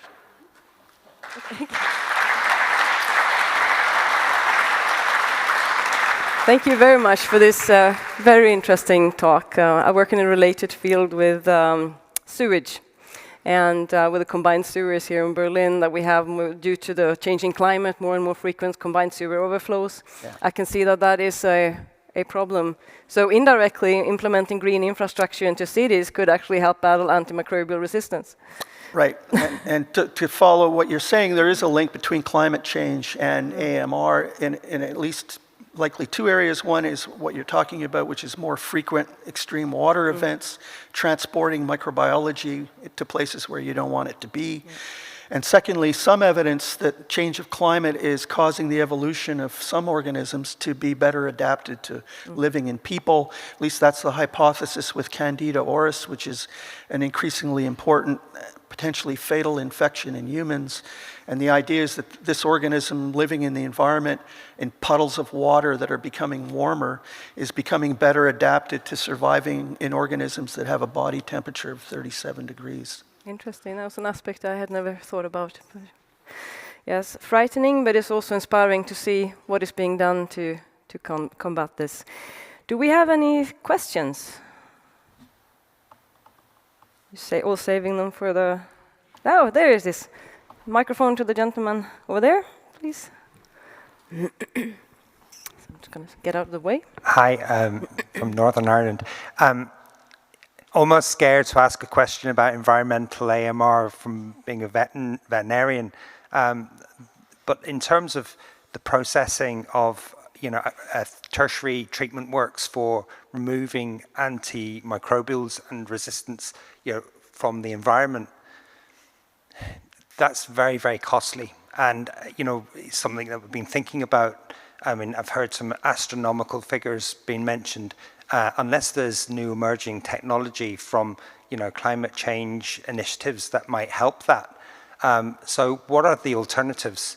And just as a secondary part to that, we've seen in our area quite a lot of public interest in blue-green algae and cyanobacteria, and their impact in terms of the AMR piece is also quite interesting, I think. So I just wonder if you have any comments on those 2 points. So the second point, blue-green algae and algae, I don't know much about at all, so I can't comment on that. The first point is tertiary treatment in terms of water treatment or water treatment? Sewage. Okay, so what do you do to treat essentially fecal waste before it goes into the environment to reduce environmental pollution? So if we're talking about sewage sludge, biosolids, and fecal material of animal origin, the things that people do are composting, anaerobic digestion, heat treatment if it's sewage sludge, or chemical treatment to add alkali, for example. And again, in a high-income setting, such as Canada, for example, that I'm quite familiar with, let's say with municipal waste, cities may implement those different treatment means before the biosolids are used as a fertilizer in agriculture. And there's a body of knowledge that we and others have contributed to that look at the impact of these different treatment systems on the microbial composition before it's released, so we can make a recommendation.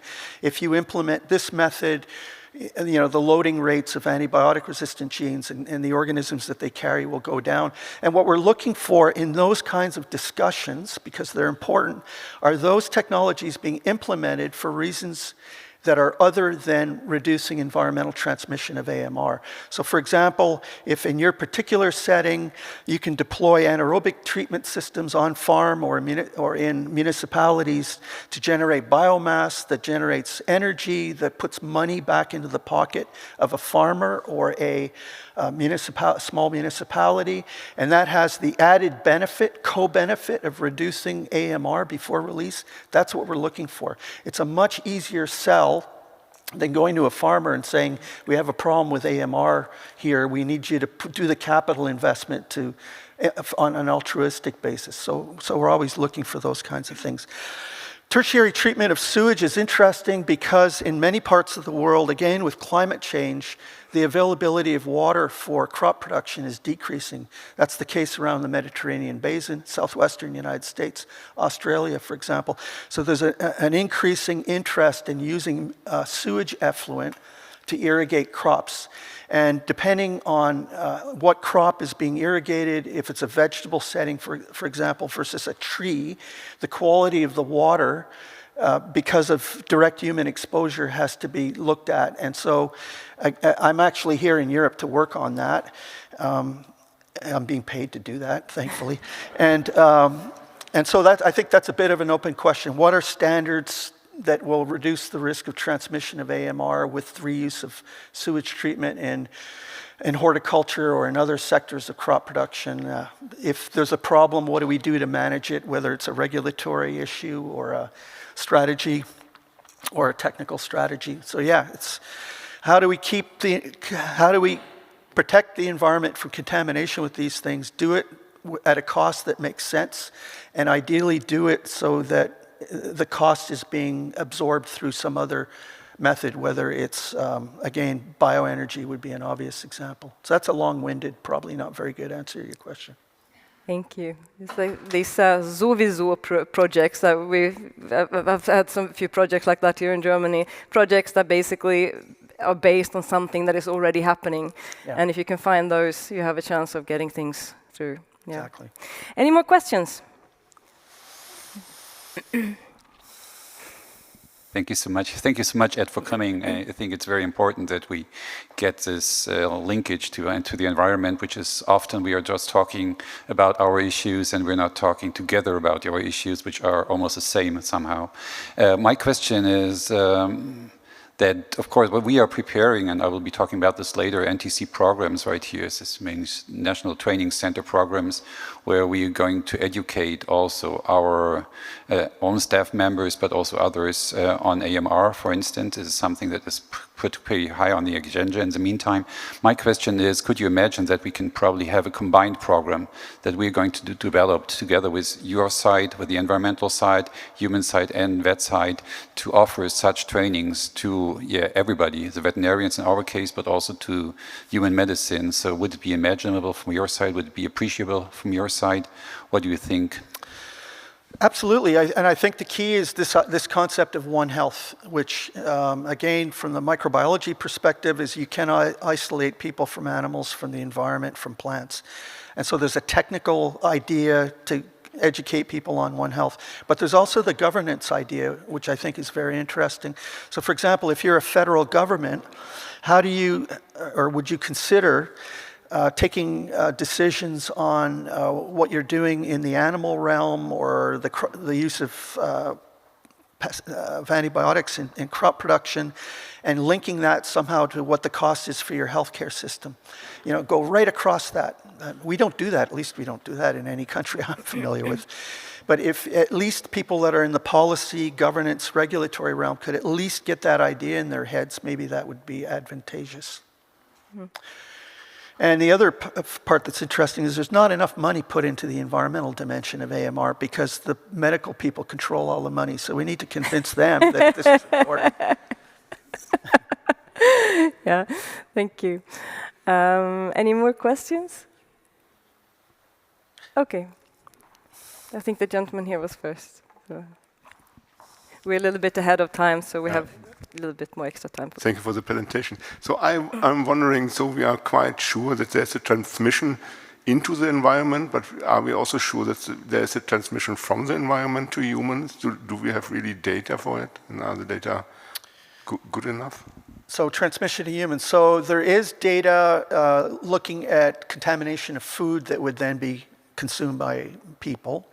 On the direct environmental contamination of people through the environment, actually, there's not that much data. And there's one study that everybody points to as the gold standard study, and that was done in the United Kingdom a few years ago, where they looked at surfers who surf off the coast of Britain in areas that are contaminated with sewage, and looked at what those people were carrying, ESBL, E. coli, versus an appropriate control cohort that doesn't surf, and the risk of being contaminated or carrying these organisms was much greater in the surfers. That was called the beach bum study by Anne Leonard and Will Gaze and colleagues at the University of Exeter. But other than that, I think there's some data out of Ireland, maybe similar kinds of data, but yeah. How the UK has had a lot of problems with sewage the past year. That's right. But again, this idea of source attribution. So if you're asking what fraction of AMR organisms in the community or the hospital came from this food source or that environmental matrix versus human to human, it's very, very difficult. So I think the lady over here in the middle. Well, thank you so much. I'm a little bit interested in the fungicide-resistant aspect. Yeah. So is there any research out there looking at agricultural techniques such as no-tillage actions that might influence that under sustainable aspects? Right, so the issue would be thinking about antimicrobial use. How do you reduce fungicide use in crop production systems? And it's the same question, what new fungicides are in the pipeline? Because fungicide resistance is a problem for human pathogens, but also plant pathogens that develop resistance to fungicides.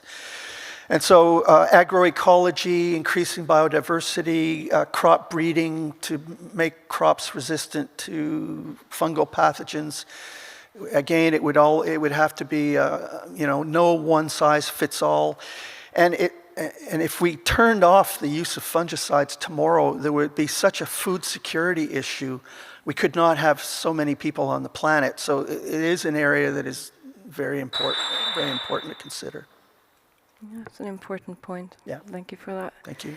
I think we're going to move on to the next speaker. So firstly, a warm thank you for taking your time, and enjoy your yoga session. Yoga. So, our next speaker is Professor Guido Werner from the Robert Koch Institute. He's head of division since 2012 and head of the National Reference Center for Staphylococci and Enterococci. Professor Werner also holds the position of professor, APL, in medical microbiology at the Georg August University Göttingen here in Germany since 2016. He has also held the position of chair in the ESGEM study group of the European Society for Clinical Microbiology and Infectious Diseases, and also serves as a head of section basics and an executive board member of the German Paul-Ehrlich Society for Infection Therapy. He's also actively involved in several research consortia focused on antimicrobial resistance and the spread of pathogens. And the title of Professor Werner's presentation is Antimicrobial Resistance Across Sectors. The devil is in the molecular detail. Bitte schön. Thank you very much. And thanks for the technical help. So I'm really happy that you extended the 20 minutes to 25, since I think I have 26. So we will be good in time. I started my scientific career while working on antimicrobial growth promoters. And we have heard about antimicrobial growth promoters. They are not, so antibiotics not used for prophylaxis or for therapy, but only for better growing food animals, making them thicker and growing faster. So those antibiotics are used in sub-inhibitory concentrations, and scientific evidence at that time pointed towards a selection of resistance. Also, antibiotics were used in sub-inhibitory concentrations, and also a selection of resistance for relevance in human pathogens. And although the evidence was not 100% clear at that time, the European Commission and the Parliament voted for a ban of antimicrobials for growth promotion based on the precautionary principle. And the first antimicrobials were stopped during the late 1990s, and until 2005, all antimicrobial growth promoters were stopped. So the understanding that many of the sectors where antibiotics are used and where resistant bacteria are selected is interlinked, goes back in time until the early introduction of a lot of new antibiotics. So the experts during the 60s and the 50s already noticed and announced that the problem of AMR should be considered across sectors. Also at that time, honestly, terms like transsectoral or One Health were not used. But as an example here, this one report from 1969, published in UK, already brought that into attention. So I started my career at an institution where the scientists had the following situation, that they could follow the introduction of a new antibiotic, which has a unique mode of action and which was used only in animal farming. And it turned out that, of course, also this antibiotic selected for a corresponding resistance, which was a unique mode of action and was linked to the acquisition of a distinct resistance gene. So resistance in key indicator bacteria like E. coli was first identified in farm animals and then later in food products and later on also in humans. And finally, resistance also spread from E. coli to explicitly human pathogens like Shigella, who only infect humans. So this example shows that resistance does not only spread clonally by spread of resistant bacteria of the same type, but also by a horizontal spread of resistance, as was already mentioned. And already the scientists at the 70s or 80s made these nice graphs showing that resistance is linked between food animals, food, and humans in the community and in hospitals. So far my background, and so for my general thinking,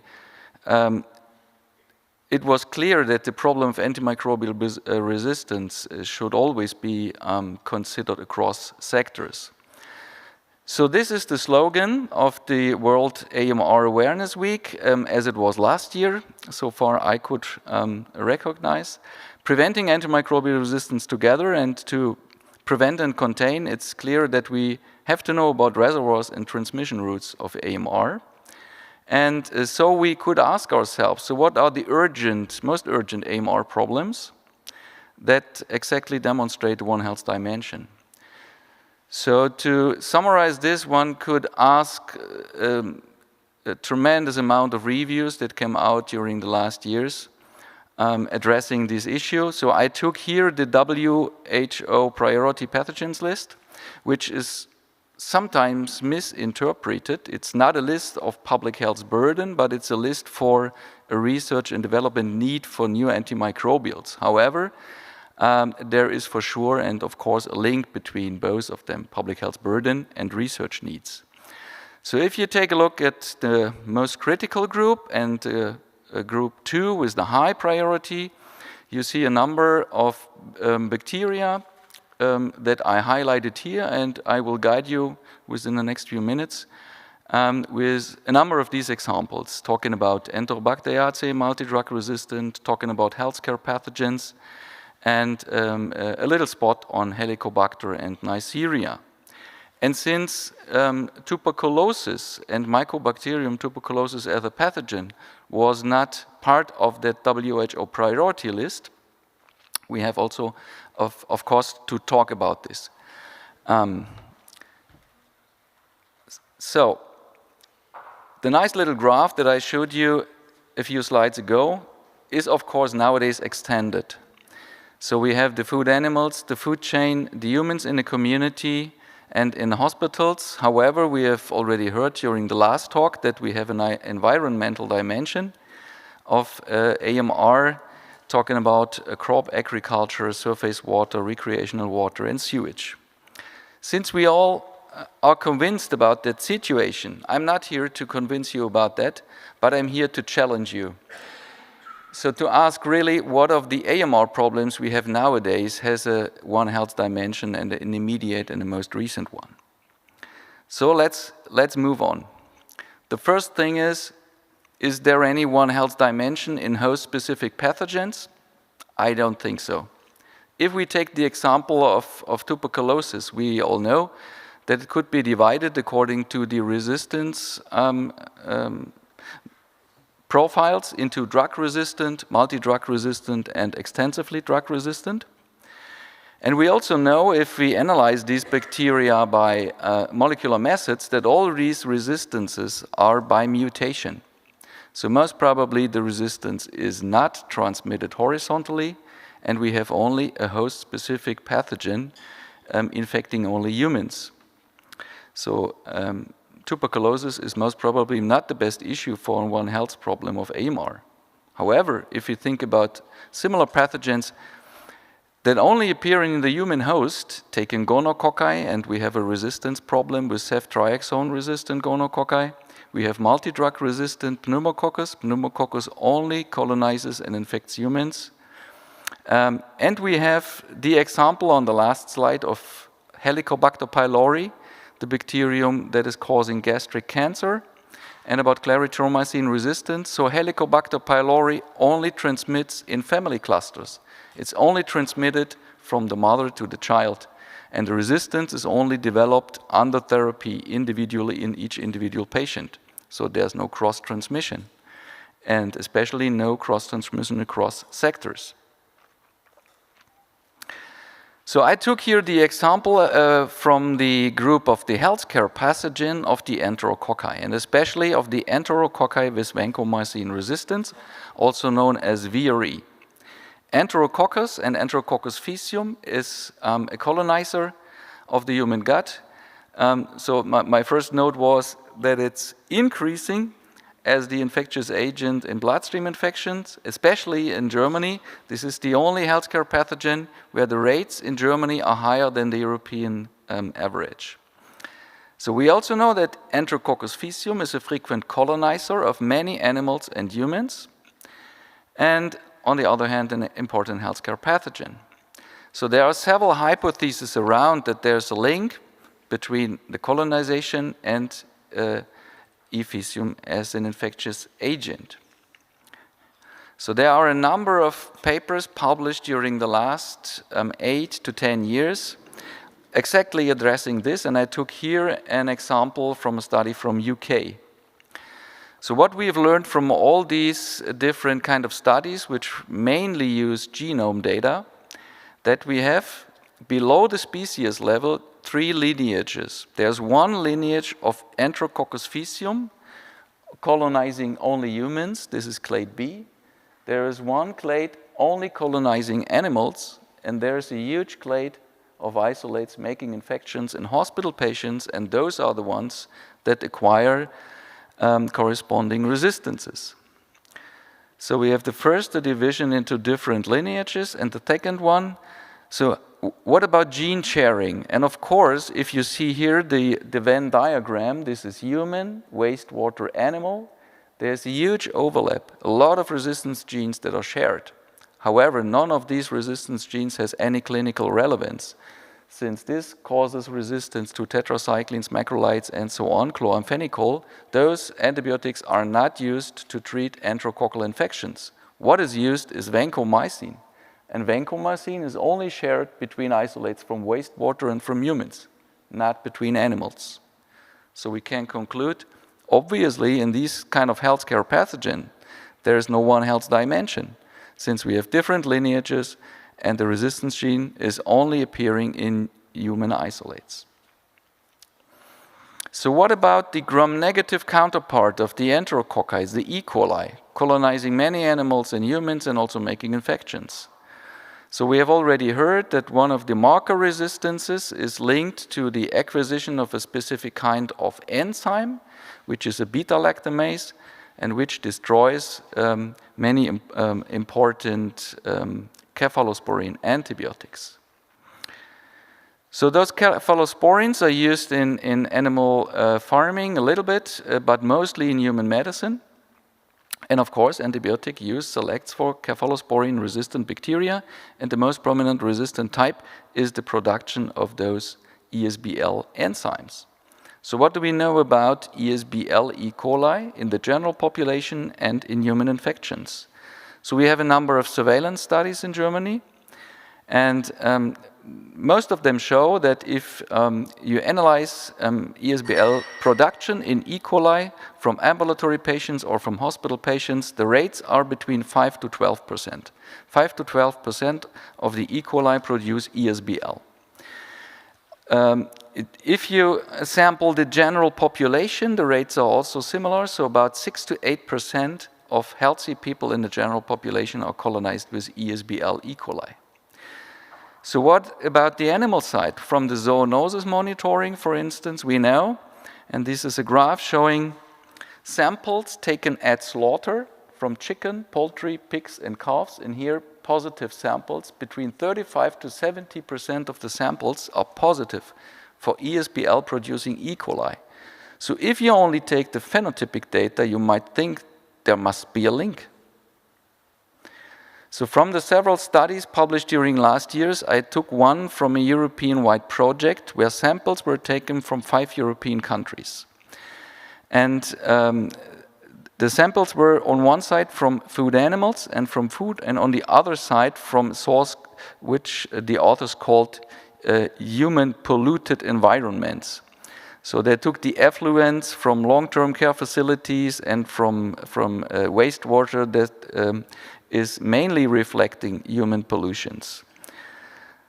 So they analyzed all the strains and they characterized the corresponding lineages of the E. coli and the corresponding resistance genes. And what you see here in that graph is that the presence here of the number of lineages and in red the number of the ESBL enzymes. If you see on the human side, the most important E. coli strain is the ST131, and this is known worldwide. This is the most prominent strain type making most of the infections in humans worldwide. And you see a number of other ones, but you could immediately see that the type of resistance gene is completely different in animals and humans. And there's only one link of the most prominent strain types, and this is ST10. We know that ST10 is quite diverse. However, the authors also concluded if you compare the ST10 isolates from animals and from humans, you see they might be somehow related, but they contain completely different ESBL genes.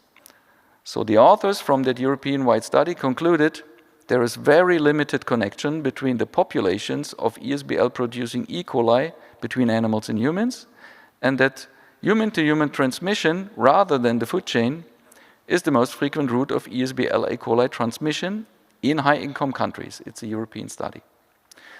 So we were involved in a similar study where we took the samples only in Germany. So we collected several hundred ESBL-producing E. coli from animals, from different food, from humans in the community, and from hospital patients. And we characterized the corresponding strain types, the ESBL types, and the AMR profiles. We have not worked during that time with genome data.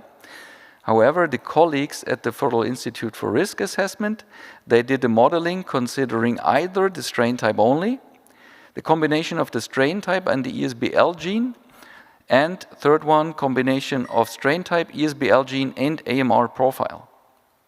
And modeling of all the three scenarios came to the final conclusion that human-to-human transmission is the most important route of the ESBL E. coli transmission, and not the food chain or the animals. So my final example should like to tell you that the potential One Health dimension of the resistance problem may be region-specific. So here we have data from Germany. And we take another example with the presence of carbapenem resistance. So for the ESBL E. coli I showed you on the last slide, carbapenems are an important treatment option. So carbapenems are last resort antibiotics, at least in Central Europe. So the current situation in Germany is that we have quite low resistance rates in human medicine. However, the resistance is progressing at a very low level. So one of the enzymes causing carbapenem resistance are carbapenemases of a specific kind of type, and we call them NDM. And here in the center of this example is NDM5. It's a specific subtype. So we have seen that NDM5 is on the rise in Germany. These are data from the National Reference Center in Bochum, showing here in pink the permanent increase of NDM5 over time until 2019. So if you put those samples on a map for Germany, you see they are scattered all around. So what we did is we did a genome-based analysis and compared all these isolates, which were all from human infections and colonizations. And we have shown a quite messy picture. So here's a comparison of all the genome data, and you see immediately it's a quite busy picture. So there's no large single cluster, many small large-related clusters. So our main conclusion was that the presence of this new resistance type in Germany is characterized by a number of smaller or larger clusters appearing all over Germany.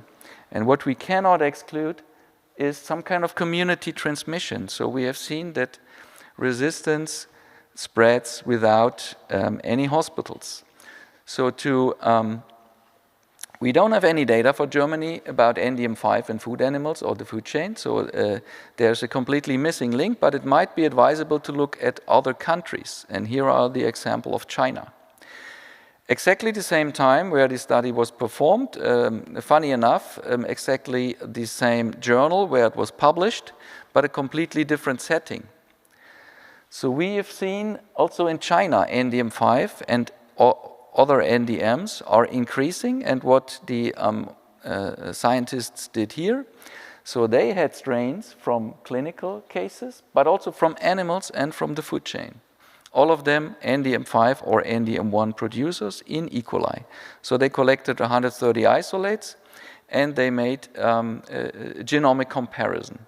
And what they found out is shown on this very, very busy image. So no, don't be. So I will guide you through the most important parts. So this is a phylogenetic tree based on genome data, which means that isolates that are next to each other are somehow related. And here are the clonal lineages shown with colors. And then there is some information here in the circles I will tell you.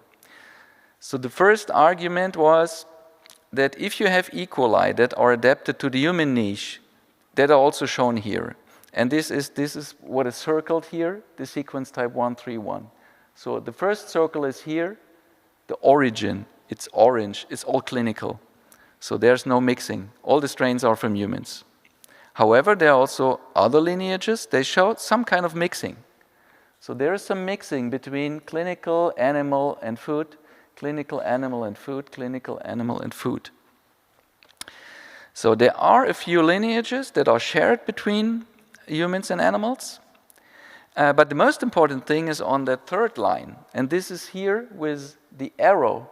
This is the third line. And you see here mostly some kind of blue box. And the blue box says we have all over the tree a quite similar related plasmid that is carrying the resistance gene.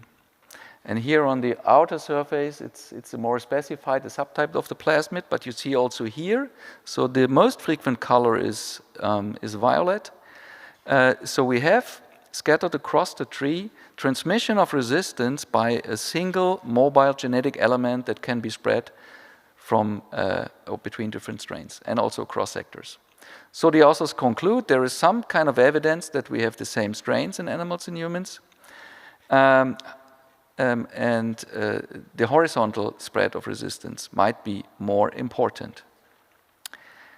Unfortunately, there's no time to talk about MRSA as the most important healthcare pathogen. We know that it appears as a hospital variant, as a livestock variant, and as a community variant. Maybe we can discuss about that during the discussion. And also colistin resistance across sectors. I have not touched this during my talk. It's also a very interesting issue where you also need to have a deeper look into the molecular data to get a full picture about that situation. As a final remark, we had a conference in 22,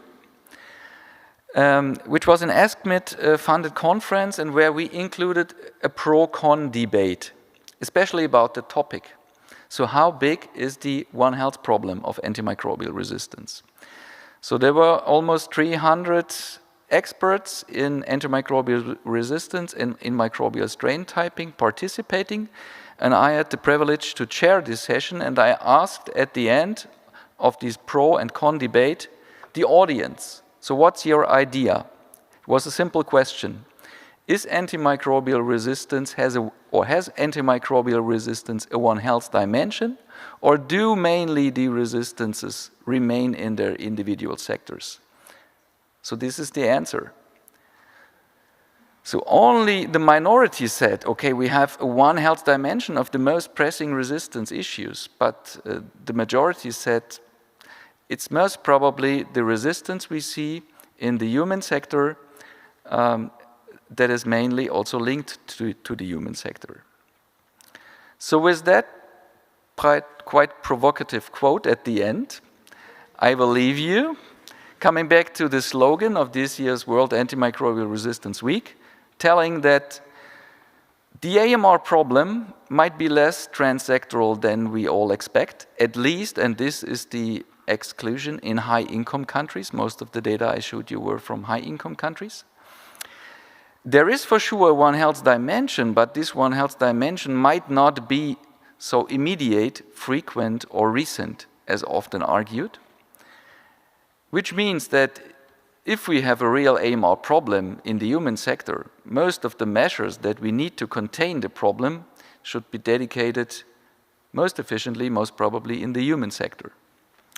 And with this, with further reading, I have made this title. I would like to leave you with a review paper that colleagues from many different disciplines in Germany wrote for the Bundesgesundheitsblatt recently. And thank you for your attention. Thank you very much for this interesting talk.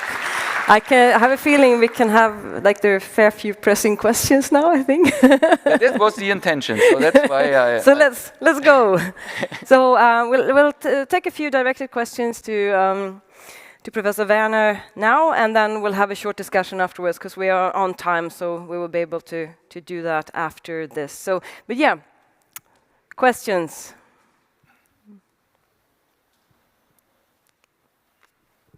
Microphone here. Thank you so much. Of course, coming from the veterinary sector, it's interesting to hear this right now from the human side, that it's not the veterinary side which is probably mostly responsible for the problems on the human side, which is, of course, something that we like to hear. But nevertheless, you said you will not be talking about colistin, so I'd like to talk about colistin. So what is your opinion on colistin, and especially because we have this discussion right now on the veterinary side that we have to ban colistin due to the problems that you got on the human side? I know that have some background in the meantime, also from RKI, but yeah, probably you can have a statement on colistin, would be nice. Yeah. Colistin is an example which is a little similar to the ESBL E. coli story I told you. So from the first moment, we have the situation that due to the use of colistin, we have a huge burden of colistin resistance in E. coli in food animals. On the other hand, in human medicine, the problem is that colistin susceptibility is not generally assessed. So we do not know that much about colistin susceptibility, since colistin is used as a compassionate use or last resort, whatever, and it's only tested in case of multi-drug resistance in specific Enterobacteriaceae. So on this side, the quality and the quantity of the data from the human sector is really minor. But what we know is that colistin resistance is obviously quite rare. And if we compare the isolates from the animal side and from the human side that we have, we must conclude that the kind of resistance they have acquired is most probably different. So there is mainly a gene-based resistance, mainly caused by MCR1 in E. coli from animals. But this kind of resistance is very, very seldom in E. coli in human infections. To whatever reason, it is mainly mutation-based in human E. coli isolates and only rarely MCR1 positive. So we have on the small overlap in a phenotypic site, but if we look at the genes, it's even thinner, the overlaps we see. Okay, thank you. Do you have any more questions? Okay, over there. Yeah, thanks again for the speech.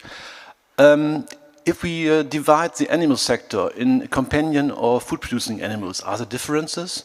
And if we divide the human part into omnivorous and vegan or vegetarians, are there differences? So the first thing is companion and food animals. Of course, the use of antibiotics in food animals is much higher than the use of antibiotics in companion animals. So the burden is, of course, much higher, and we know about ESBL and MRSA in those entities. Multi-drug resistant bacteria in companion animals, so far I know, if you're talking about cats and dogs, it's quite low. There is some issue in horses. Horses treated in horse clinics where we have MRSA as a problem, most probably. So this is the picture I would like to draw from that. We have done also some studies about companion animals that are used for treatment in hospitals. And sometimes you see that they reflect the local resistance situation. So the situation with companion animals is most probably the situation with the corresponding carrying humans. So if the human is an MRSA carrier, then the companion animals could be an MRSA carrier, but it's most probably not the opposite. So it's not the companion animal that is infecting the human. So the other question was about the what we eat and what we carry with us. So I remember some studies performed telling that if you're ingesting conventional food versus biologically produced food, there was surprisingly no difference. And concerning the colonization with livestock MRSA and with ESBL E. coli. This is a little surprising, since if you take biological food, so the people are not used to use antibiotics. But somehow the food has to be processed in a specific plant, and maybe the idea was that there the contamination appears. So since the animals are free of the resistant bacteria, but not the food stuff, finally.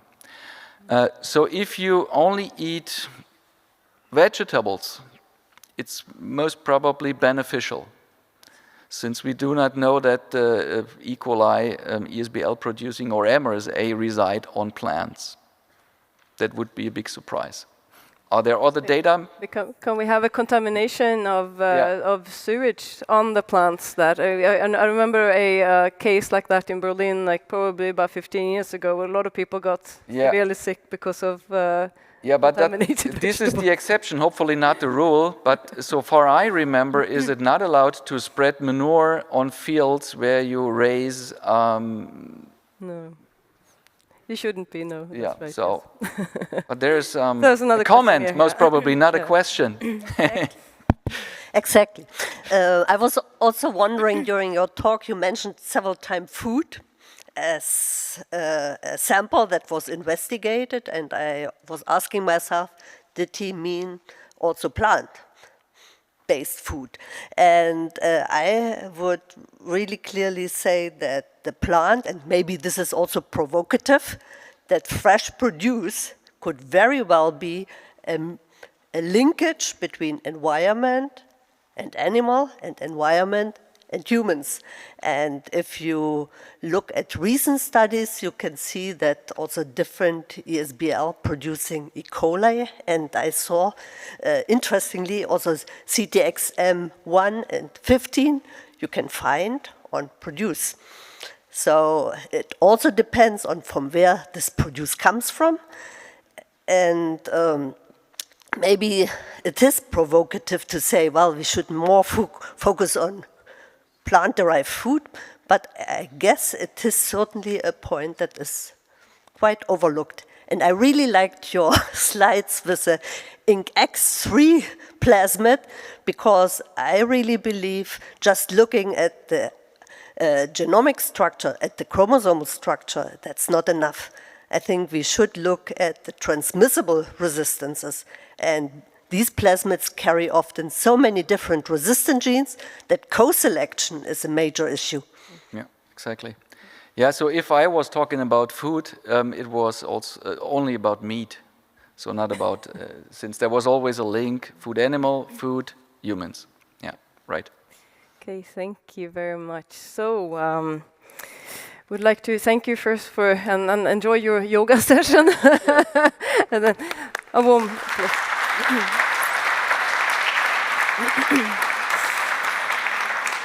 So, we're actually surprisingly on time, which I didn't expect, actually.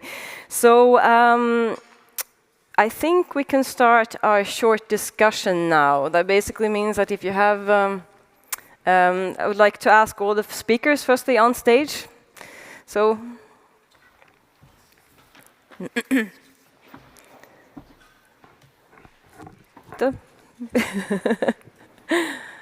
And one missing. So, two missing. See, there we go. So wonderful. Firstly, thanks so much for your presentations. They were really, I feel like I'm a little bit in the way here, so I'm not the center of attention here. So, yeah, let's start. Shoot, like all the questions that you would like to ask this esteemed panel here, you have your amazing chance now to ask them what you would like to know more about. Do you, all questions wasted already? Okay, here we have one question, lady in the front. I have a question on the falsified antibiotics. What kind of substances are replaced there, or is it just a reduction of the active substances, which would cause a problem? Of course. So some of them are substandard because the dose is lower, the concentration of the product is lower. So sometimes it's diluted products, so they're diluted with water, and sometimes there's not even potable water. Or they replace totally the product. So we have histories of, for instance, tetracyclines, in which they put something else completely that's not tetracycline, and then just go and use it and sell it as tetracycline. We know tetracycline is very dense when we use it in food-producing animals, so therefore there's a change on when you look at the formulation, it doesn't look right. So there's different things, definitely. So there's both what you said about concentration, and then also completely a different thing that doesn't have any active principle. But the problem is we don't have the data, the quantitative data to know what the percentage of products and what's the composition of the products, what they put in there, because it could have adverse effects on animals. And therefore, even if it's underdosing, then it has therapeutic doses like growth promoters, then you have that effect of also contributing to resistance. Thank you. So that's what we're trying to determine. So thank you for your question. Yeah. So do we have any more questions? Okay, gentleman in front. So I think we are still thinking about the last presentation, and especially if we are just thinking about what we will talk about as well, One Health approach. So just a question to all of you. So in light of the last presentation, what is the highest priority concerning the One Health approach, in your opinion? What should we work upon first? And what we should we consider first? And second question is about shortages and availability. So how will in the future shortages and availability for the vet sector especially influence probably our measures that can be undertaken to fight AMR? It's quasi a question directed to WHOA or to Dr. Tenhagen maybe. First, Tenhagen, do you want to start? I'm not sure if I'm the right person to talk about shortages of availability. I found Guido's talk very interesting. In many points, of course, it is in line. It was a good thing that somebody from Robert Koch said so, because if we had said so, it would have been, the vets, they tried to claim the other side. Anyway, I think the most important message from Guido's talk is that while looking also between the silos and being aware of the connections between the silos, and I put that example, for Campylobacter, where you have a direct link because these are foodborne pathogens, and Salmonella, you have the same business. You should not forget to look into your own silo, what's happening there. And I think if we want to reduce antimicrobial resistance, and that was also part of the graphs that I showed in the, basically an outcome of the JIACRA analysis. If we look at the multivariate analysis, what we frequently see is the association between use in the population and resistance in the population. What you do not see so often, except for this typical situation where you have a bacterial species that is not a normal inhabitant of one species, in that case humans, and then is only transmitted to humans via food, then you have the clear link between the two, the horizontal link between resistance in animals and resistance in humans. Otherwise, the dominant linkage is between use in the population and resistance in the populations. And if you think about it a bit deeper, that's fairly clear. But that does not mean that the vets should lean back and say, well, their issue. Because we have these parts where we do have the linkage. And of course, we have these substances that go then into the environment, as you put it. Of course, we have a lot of stuff going through the wastewater, and it's not only the sewage sludge that is there, because that can be treated, but the water is out. So you don't have access to the water anymore once it's out. So there is a number of issues that we have together, and I think it's very important that we keep that in mind. And it's the same thing with the MRSA, for example. You have this farmer-based, the livestock-associated MRSA that is a problem in farmers. It is a problem in some intensive animal husbandry regions, and also occurs in other humans that are not farmers. But of course, the main issue is always within your own field if you use antimicrobials. Thank you. So, of course, I was a bit provocative. So I could have chosen also the examples where we see a nice link between all the sectors. But I thought to myself, okay, that I will give today a little different talk. And the point I would like to make is that if there is a link, that does not necessarily mean that you, with an immediate measure, can react on this. The other aspect is most of the data I presented were from Central Europe and Germany, where we have different sanitary conditions like we have in the rest of the world. So we know that most of the resistance problems in many parts of the world, especially China and India, should be considered completely different. There's really a One Health issue, as I showed here in one example, but we also know the data from India that most of the pressing resistance problems, they are scattered all around. They are found in hospitals, they are found in ambulatory care, they are found in healthy individuals of the community. If you screen them, you find all over already carbapenem-resistant enterobacteria. So this is a serious issue. And no wonder that MC01, as the first colistin resistance gene described, was found in China. And it was found in animals and in humans and in infected patients. So there is for sure a link. However, we have to look really deep into it. And that we may now begin a different thinking is that we now have really good data. So we have the genome data where we have all the information for these bacteria. We haven't had them 10 years before. So we were speculating and we were hypothesizing. Thomas, to your question, low income settings, India and China, exactly correct. So it's governance, practice, water treatment, sanitation, clearly a One Health issue with respect to development and transmission. Higher income settings, probably human-to-human transmission, infection prevention and control. Wash your hands. And on the science front, maybe thinking not so much about transmission of bacteria, but transmission of genes within the microbial world to get to what Connie was saying, and a deeper, better understanding of the ecology of the genetic basis for AMR and the vehicles that move these genes around and under what circumstances that happens. I guess the last thing I would say, since you've got me thinking, is on the risk front. The state of knowledge right now is on exposure assessments. So whether it's foodborne AMR or environmental AMR, we're very good at describing what a person could be exposed to. So many cells, particular genetic context, et cetera, et cetera. What we don't have an understanding of is what are the consequences of exposure to that necessarily.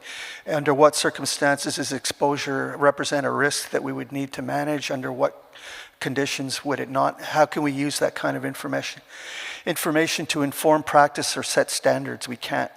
So we can't do risk assessments. We can do exposure assessments. Thank you. You asked about access to veterinary products before? It was that part of your question as well? Or it was the information? I wasn't sure. We can give you a Thank you so much. Yeah, the question is, of course, we learned from the COVID crisis that immediately we may have shortages of antimicrobials. As you mentioned this also in your talks, we are relying very much on China and India, especially for the production of the APIs. And so if we have no real delivery of APIs from these countries, and if we have shortages in delivery, and we had shortages in the past, and we will have shortages in the future, it also impacts, of course, our ability for therapeutical action and for certain indications. So we have to switch to other antibiotics, for instance, because the others are not available. And in the vet sector, we have another problem, it's availability. Mainly because, especially for formerly called minor species in the meantime, it's small markets. We also have a lack of therapeutical options due to restrictions in the use of antimicrobials. The question is, if we have these restrictions in the future and if we get more problems with shortages or availability, may this also probably offend our actions or even contradict our actions that we are taking for the reduction of AMR in the future, because we will not have the possibility to switch to other therapeutical options because we don't have these options any longer. Okay, so you do have an issue here in Europe with the new legislation. I can tell you what in low middle income countries definitely there's definitely an issue with access to veterinary products, not only quality but also access. So one of the things that we're looking at is to working with them to do harmonization of legislation. I think exporting countries from those regions will also be impacted by EU legislation.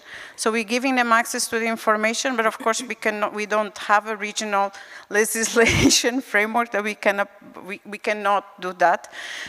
Is the EU decision to go on that line? So I'm afraid this is going to be difficult for you. In the countries that don't have very good legislation frameworks, what we're trying to do is to get them to, for instance, adopt products from neighboring countries. So I'll give you the example. So in Southern Africa, they adopt what's already regulated in South Africa because they know they have very good authorization, marketing authorization processes, and therefore neighboring countries, for instance, like Lesotho, that are very poor, they will adopt them. So that's a way of getting that and adopting VICH, and also developing essential medicines lists, like WHO has. So you put that in essential medicines list, and then you translate that into legislation that you have to have access to those products. That's what we're trying to do with low and middle income countries. The World Veterinary Association is currently developing essential medicines lists, and we are supporting them, and the companion animal side is also doing that. But then, of course, then it comes to those countries that the regulatory bodies pick up those essential medicines lists that take into consideration the disease context that they're dealing with and what products they need to have access to put that into their national legislations. So I'm not familiar with the regulatory framework from Europe to know if you can do a national legislation to account for that or not. Can you? For orphan or products. So that's the way that we're trying to work with the countries that we work with in low and middle income countries. Thank you. Thank you.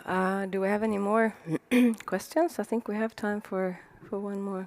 Oh, the gentleman in the back there.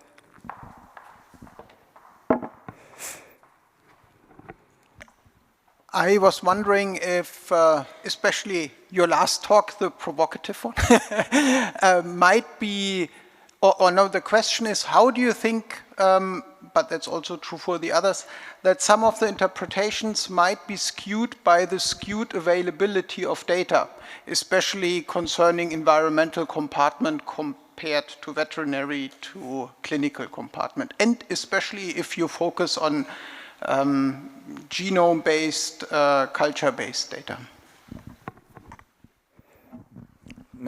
Maybe I start, since he mentioned the last talk. So, of course, we are comparing different data.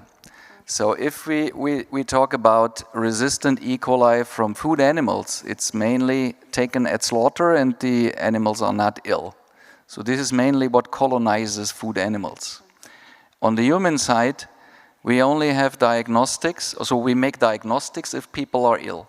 And we only make diagnostics if people are seriously ill, but since if you have a urinary tract infection, it's most probably an empiric treatment without any diagnostics. So also these data are a bit biased. And we have only diseased humans. So this is not really comparable. On one hand, you're taking colonizing isolates and you're sampling by chance, and on the other hand, you have infected persons. So, however, this is the situation we have to deal with. So, what else? I said, in case of colistin, it's not tested in human medicine. However, for many of the other antimicrobials, it's tested by an accredited method, and we have European standards. They are not completely harmonized according to breakpoints and methods between the veterinary and the human field, but we are approaching to each other. So from that side, it's quite good, comparable.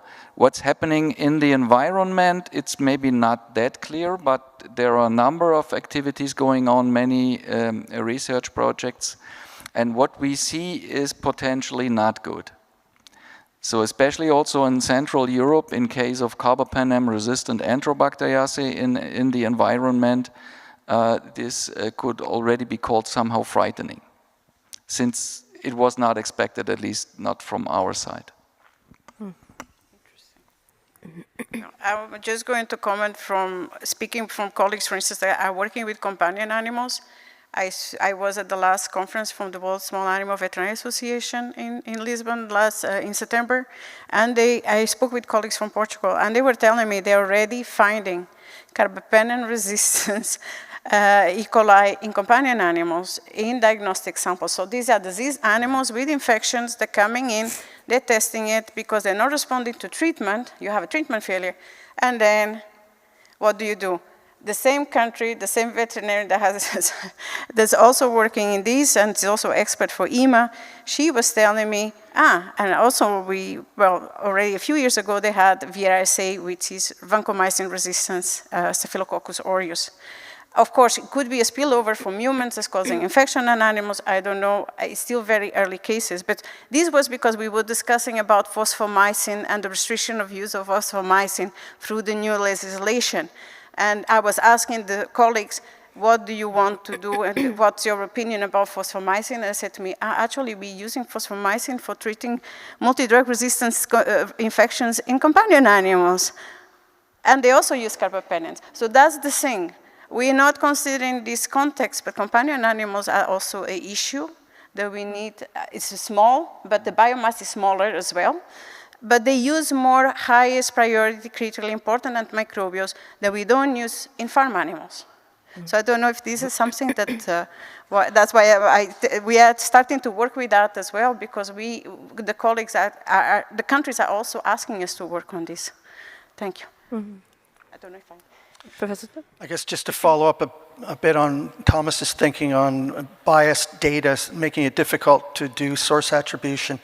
It could be very likely that a gene that's acquired from environmental microbiology into a human pathogen, that is a high risk, low frequency event. And once it's in a human relevant pathogen, the frequency of person-to-person transmission is so much higher that basically you'll never see that one event. And so if what I just said is true, really what we need to do is just reduce selection pressure, because once you detect it in the human population, it's too late. So you want to reduce the likelihood of the next event that hasn't occurred yet.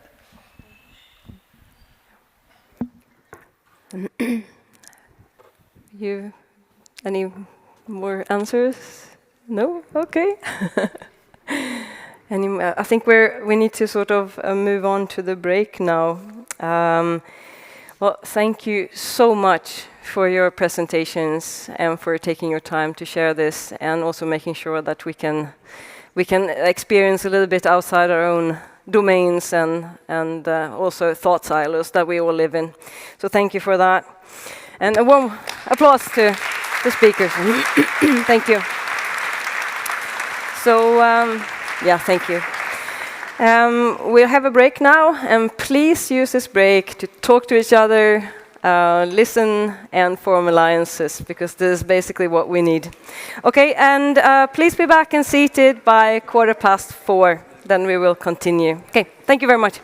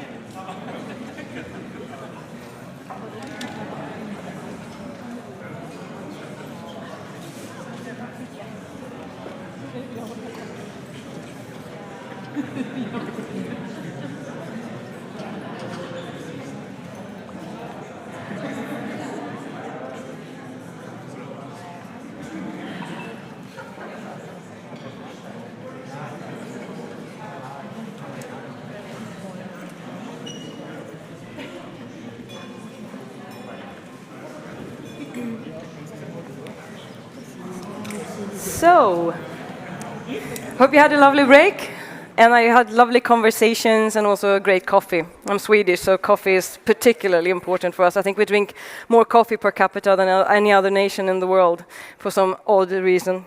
Maybe it's because it's cold and depressing, I don't know. Anyway, we have now reached section 2, the European Medicines Agency Network. And the system for regulating medicines in Europe is unique in the world. It's based on a closely coordinated regulatory network of national competent authorities in the member states of the European Economic Area, which is also working together with the European Medicines Agency and the European Commission. So I think this will be a very interesting last part of the afternoon. And our first Section 2 speaker is Professor Dr. Thomas Heberer from the BVL. And he's been head of department at the BVL since 2010. And his department is responsible for the authorization and registration of veterinary medicinal products, VMPs, in Germany. And he's also in charge of many other related issues, such as antimicrobial resistance and crisis management of VMPs. Currently, he is a member of several European committees, including Heads of Medicines Agency, the HMA Network, the HMA Management Group, and the Executive Steering Group on Shortages and Safety of Medicinal Products. Professor Heberer is also part of the Veterinary Strategic Focus Group, EMA HMA Strategy Working Group, and Theme Lead 4 on AMR. And the title of Professor Heberer's presentation is Antimicrobial Resistance, a key area of the European Medicines Agency's regulatory network strategy. Bitte sehr. Thank you so much.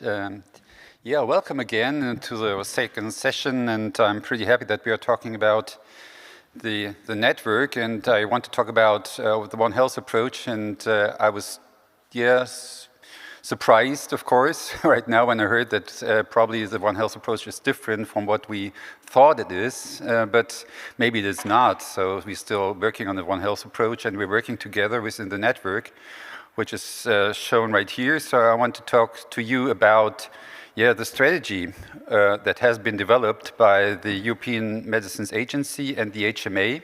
So we have a joint strategy for the European Medicines Agency's network and the HMA. Just to mention, if you don't know the HMA is a compilation of all the NCAs in the, as you have been told us, of the European network. So it's not only the European Union, but also Iceland and Norway and Liechtenstein who are joining us.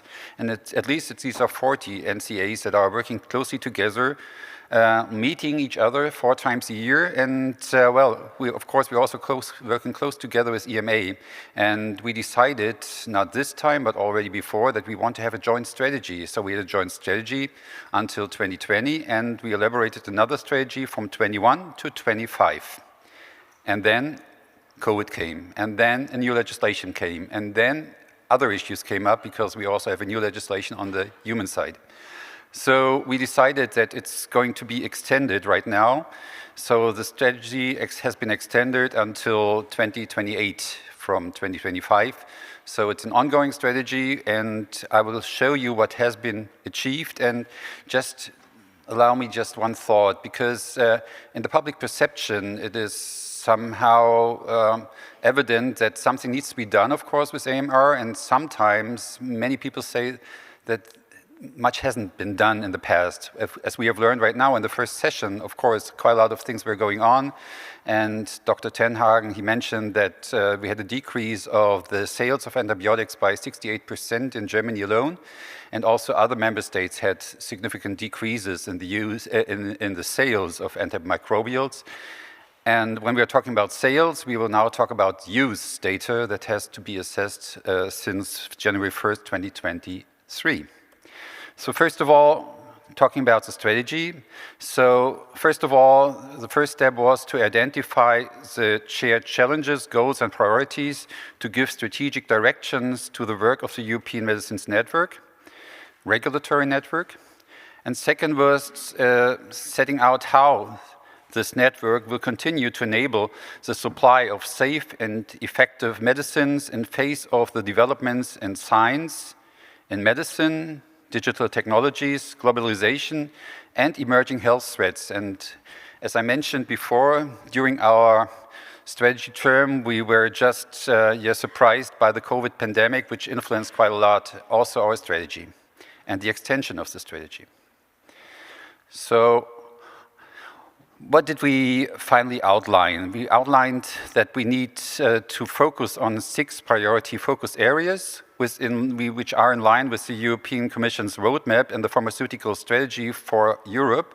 And these are mentioned right here. It's first of all availability and accessibility of medicines, data analytics, digital tools and digital transformation, innovation, antimicrobial resistance, supply chain challenges, and the sustainability of the network and the operational excellence.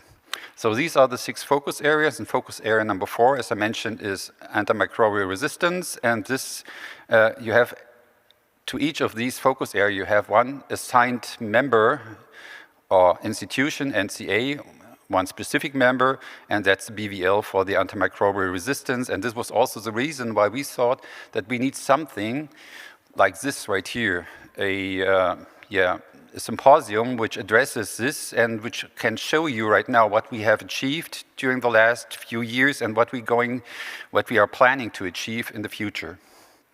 So first of all, what we needed to do was to identify the strategic goals and objectives for each of these areas, also for antibiotic resistance, and then the translation into concrete actions and detailed work plans by EMA and HMA. So we're working both in parallel, but also all together. And Zoltan is right here, and he will tell you more about the EMA achievements. And I'm here just to give the framework first and probably teaser a little bit of what we have achieved. So we will get more deeply into the real issues in this session, but also tomorrow in the first session. So coming to the strategic goals for the antimicrobial resistance theme. So first of all we thought, well, first goal should be to provide high quality information on antimicrobial consumption and surveillance data on antimicrobial resistance in animals and humans in support of the policy development. So this has been mentioned today several times, and of course we have a special time slot tomorrow. But just to tease it in advance, first of all, what is meant by this? What is the real objective all behind this goal? Well, first of all, is to adapt use and sales data reporting in new legislative requirements in veterinary medicine. And this is the legislation that has been meant before. It's the EU legislation 2019 number 6. Spread knowledge and ensure better access to data in line with the veterinary medicines regulation. Second goal is to contribute to responsible use of antibacterial agents and effective regulatory antimicrobial stewardship. So here again, we have 2 objectives. First of all, to modernize SPC of old antibiotics for human and veterinary use. And second is to define a roadmap for point-of-care diagnostics to support the development of improved diagnostic tests. Goal number 3. Ensure regulatory tools are available that guarantee therapeutic options, especially, of course, for the veterinary medicine, while minimizing impact of antimicrobial resistance on public health and the environment. So this is the One Health approach that has been tackled right here, or should be tackled right here.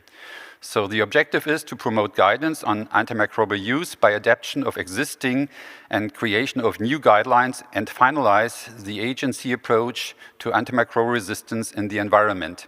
And this is what Ed mentioned. So what we want to go a little bit deeper into, not only reporting data, but also into risk assessment. And this is the first step into this direction. Next goal is to define pull incentives for new and old antibacterial agents. Of course, we know that new antibacterial agents will not be designed for veterinary medicine. So if new antibacterial agents should be developed in the future, they will be restricted for human use only. But so it's also important, of course, to get these pull incentives, especially for the human side. So define value of new antibacterial agents to inform the new business models and to cooperate on the establishment of new business models, including the exploration of incentives for continuous manufacturing of old antibiotics. So this also tackles both areas again, veterinary area and the human area, because we are lacking in many of these areas. And of course, we need some support also by the manufacturers and by the industry. Number 5 is foster dialogue with developers of new antibacterial agents and alternatives to traditional antimicrobials. So this area is a little bit different from number 4. So the objective is to foster development of new antimicrobials, including new antibacterials for human use, as mentioned before, define regulatory pathways for phage and other innovative products in human and veterinary medicine, and to engage with relevant stakeholders to effectively discuss the issue. So these are the 5 goals that we try to tackle, and I want to get a little bit deeper into these goals without repeating everything, because I think we're not having that much time. So first of all, main activity is on the HMA side for goal number 1, and I mention it very briefly because we have the session tomorrow where we have some speakers from different member states who will be presenting their results and their approaches to this issue. So, of course, by the legislation, we had the task to, well, collect use data and not only sales data in the future. And this started in a tiered approach in January this year. And it will finally also include pet animals. Again, there are other tasks, for instance, guidance to all veterinary NCAs on how to transfer the data, because that's not that easy, to ensure the quality management of the data, and of course for communication. And again, we also work close together with EMA, so we need also some guidance to EMA on how the transfer of the data could be achieved to EMA. So it's our side that we have to fulfill. On the EMA side, I think I just put it very briefly because Zoltan will talk about this later, I guess. So, of course, EMA has also done several tasks, created 2 scientific opinions on follow-up on legislation that has already been finished in the meantime. We also have a reporting system for sales and use data that has been established at EMA. And of course, again, we also need this interaction between EMA on the one side and our agencies on the other side just to achieve this goal. For strategic goal number 2, it's all about the contribution to responsible use of antibacterial agents.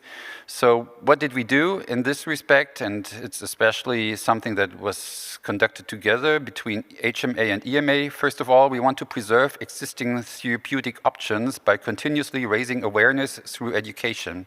So education is one of the keys that we identified, and we're doing this through the EU NTC program. So it has been mentioned, I'm also a member of the EU NTC steering group on the training activities at EMA, at the NCAs, and we are conducting some training courses. And what has been found out very recently is that the issue of AMR is now highest priority for all the NCAs, which was different a few years ago, especially before the COVID pandemic.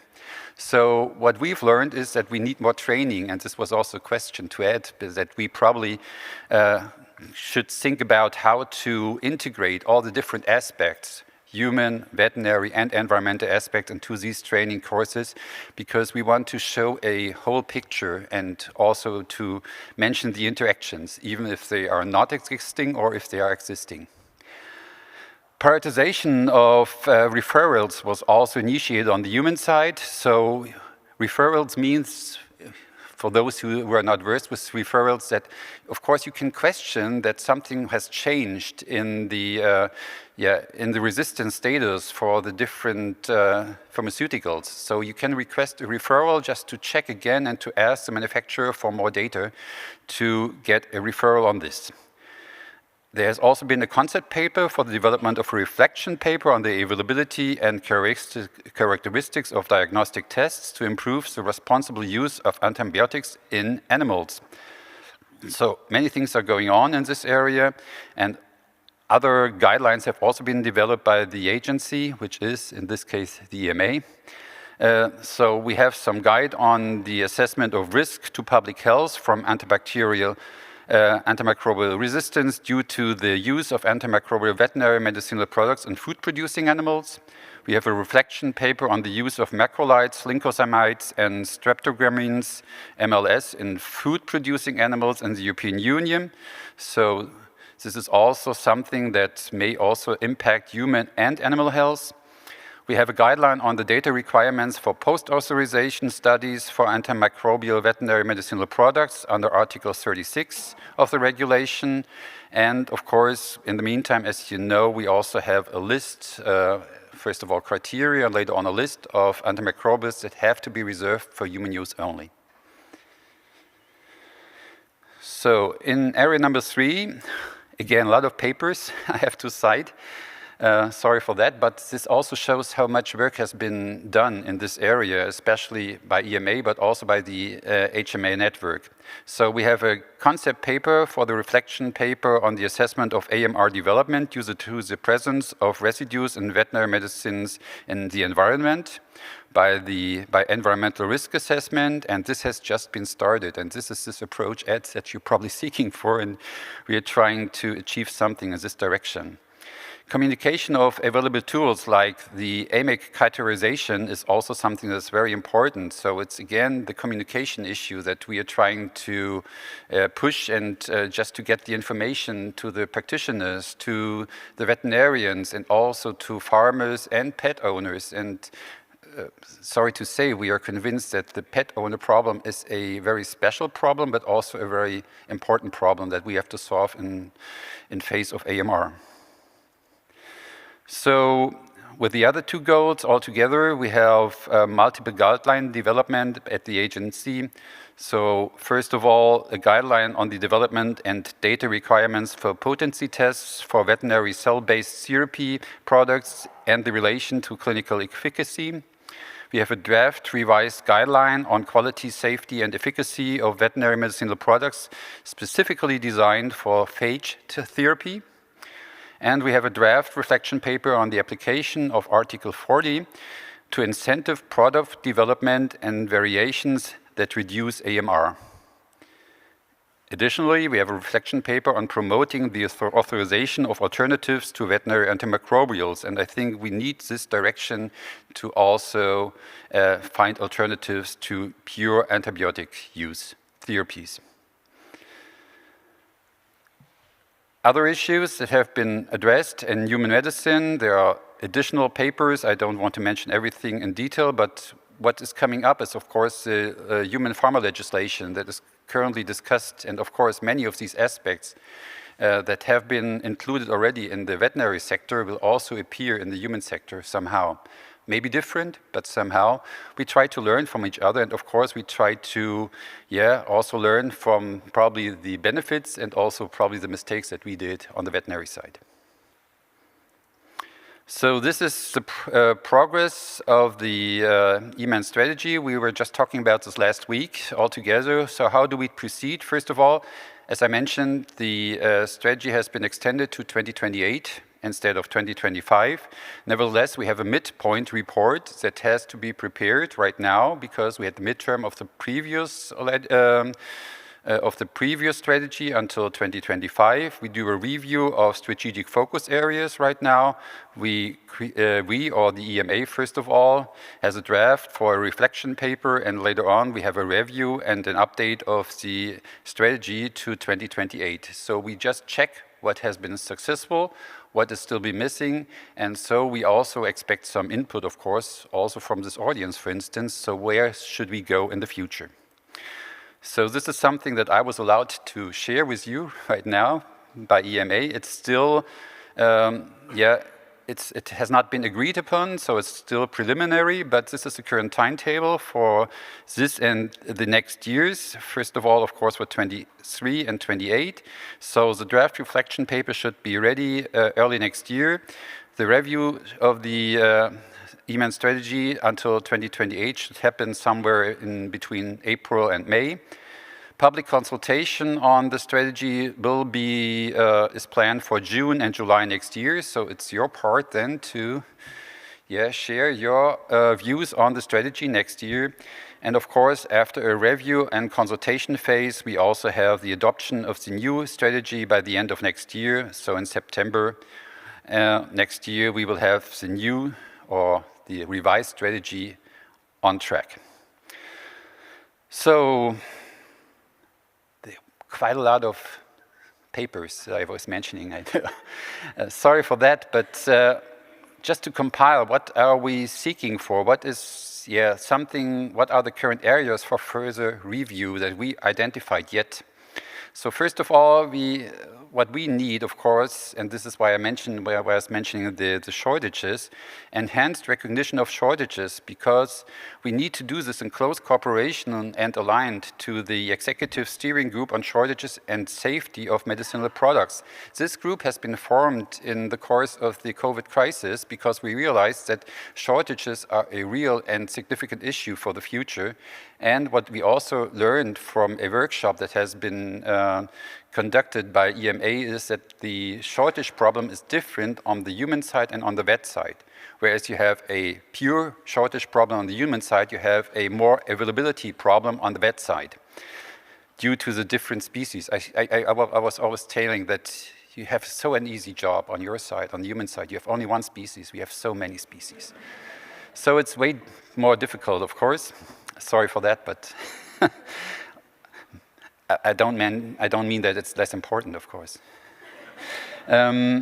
Anyways, so we, of course, have to take into account the differences between the human and the veterinary medicine, and this is what we like to address in the future.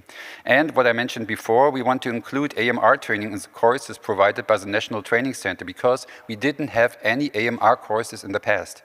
So we're just about to start, and so we need some input, and to also we need your advice. Which direction should we take? What should we probably tell the veterinarians or the physicians out there? Of course, we also want to promote a closer cooperation of the regulatory network with scientific community, and this was the reason why we thought it is a good idea to invite everybody to this symposium right here, to invite not only the veterinary side, which would have been easy, to invite the human side, which is of course very, very important, but also to invite the environmental side, because we want to have this impact, and I think we have to align to each other and to work something out together for the future. And I learned right now from the Uber outside that they're also agreeing very much on this, and as I should mention this again, it's very important, this One Health approach. A better interlinkage between the 6 strategic themes is something that we have to carry out within the strategy, because what we have learned is that we are all working very intensively in our theme areas, but we are still lacking in cooperation between the theme areas. So, coming to an end, so I don't need 5 minutes.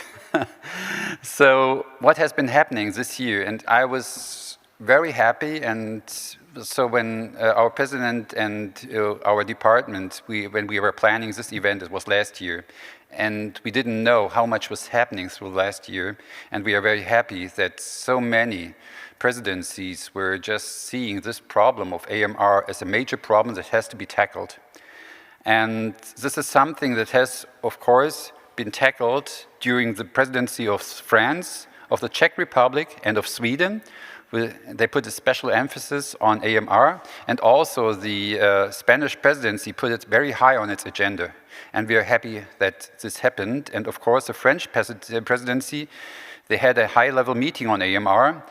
They finally had recommendations for actions to include the Council recommendations on AMR. With the Swedish presidency, we had the establishment of a new project called RAGNA. And RAGNA is a new community worldwide where we are discussing this issue all together, not only on the European scale, but on a global scale. And I'm very happy that our Swedish colleagues initiated this. Also, to have council recommendations on AMR. And the Spanish presidency just held a meeting, a high-level meeting in Pamplona in October, also addressing this issue all together with WOAH, with WHO, and many, many others. So, and we were also happy to be there, and thank you so much for the invitation to this meeting. I'm just looking at Consuelo, because she knows what I'm talking about. And of course, this has already been mentioned, the United Nations General Assembly next year is something that is very crucial for us. So it's a high-level meeting on AMR, which has been mentioned. It's on September 2022 in 2024 in New York. And of course, everything that is right now discussed and that probably is going to be elaborated should be discussed right there. And of course, this symposium should also add something to the whole issue. And thank you so much for giving me this chance to present the EMANS, the European Medicines Regulatory Network Strategy, to you, just to introduce the next following speakers who are going a little bit deeper into this issue. I'm very happy that Zoltan is here to present the EMA view, and I'm very happy that we have a special session tomorrow, and our colleague, Dr. Hoffman, she will also present for our agency, and we have colleagues from Ireland, from Austria, and just help me out, from Spain, of course, Consuelo. She's going to present this. So I hope that we will get some conclusions out of this also for the later on panel discussion tomorrow, but I stop right here. I think now I exceeded the 5 minutes. Thank you so much. So much for this interesting presentation. And I think we have time for a very, very, very quick question because the next speaker is coming to speak to us online, so she's probably waiting. So there's a question over there, the gentleman in the back. You didn't want the yoga, you said. You're relaxed enough? I'm pretty relaxed. I'm running. I'm doing some additional training while running. So apart from running, good. I think. Okay, so it's running around automatically. So my question isn't about yoga or running. Shortages. Is there a move afoot to repatriate manufacturing into Europe of pharmaceuticals? Wow. That's a question for half an hour. Well, actually, of course, there are some ambitions, of course, to get back the manufacturing to Europe, but of course, it's a matter of price, for instance, and of cashback value. And especially in veterinary medicine, cashback values are thought to be pretty low. And so companies are searching, of course, for API producers as cheap as possible, and they find these in China or in India. For the veterinary medicine, it's primarily China, and for human medicine, it's both India and China.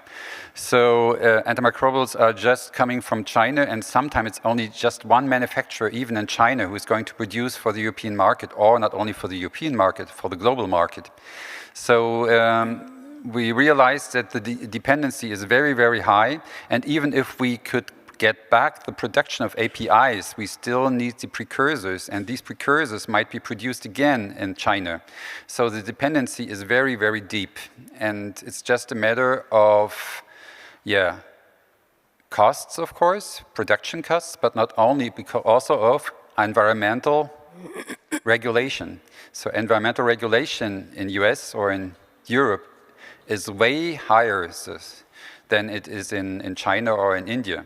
So this is also an issue which hinders us probably to get the production back. But of course, we mentioned this issue, I guess, already when I joined the BVL. This was one of our major issues, saying we need to get the production back to Germany, Europe, US, and we still didn't make any progress, just the opposite, unfortunately.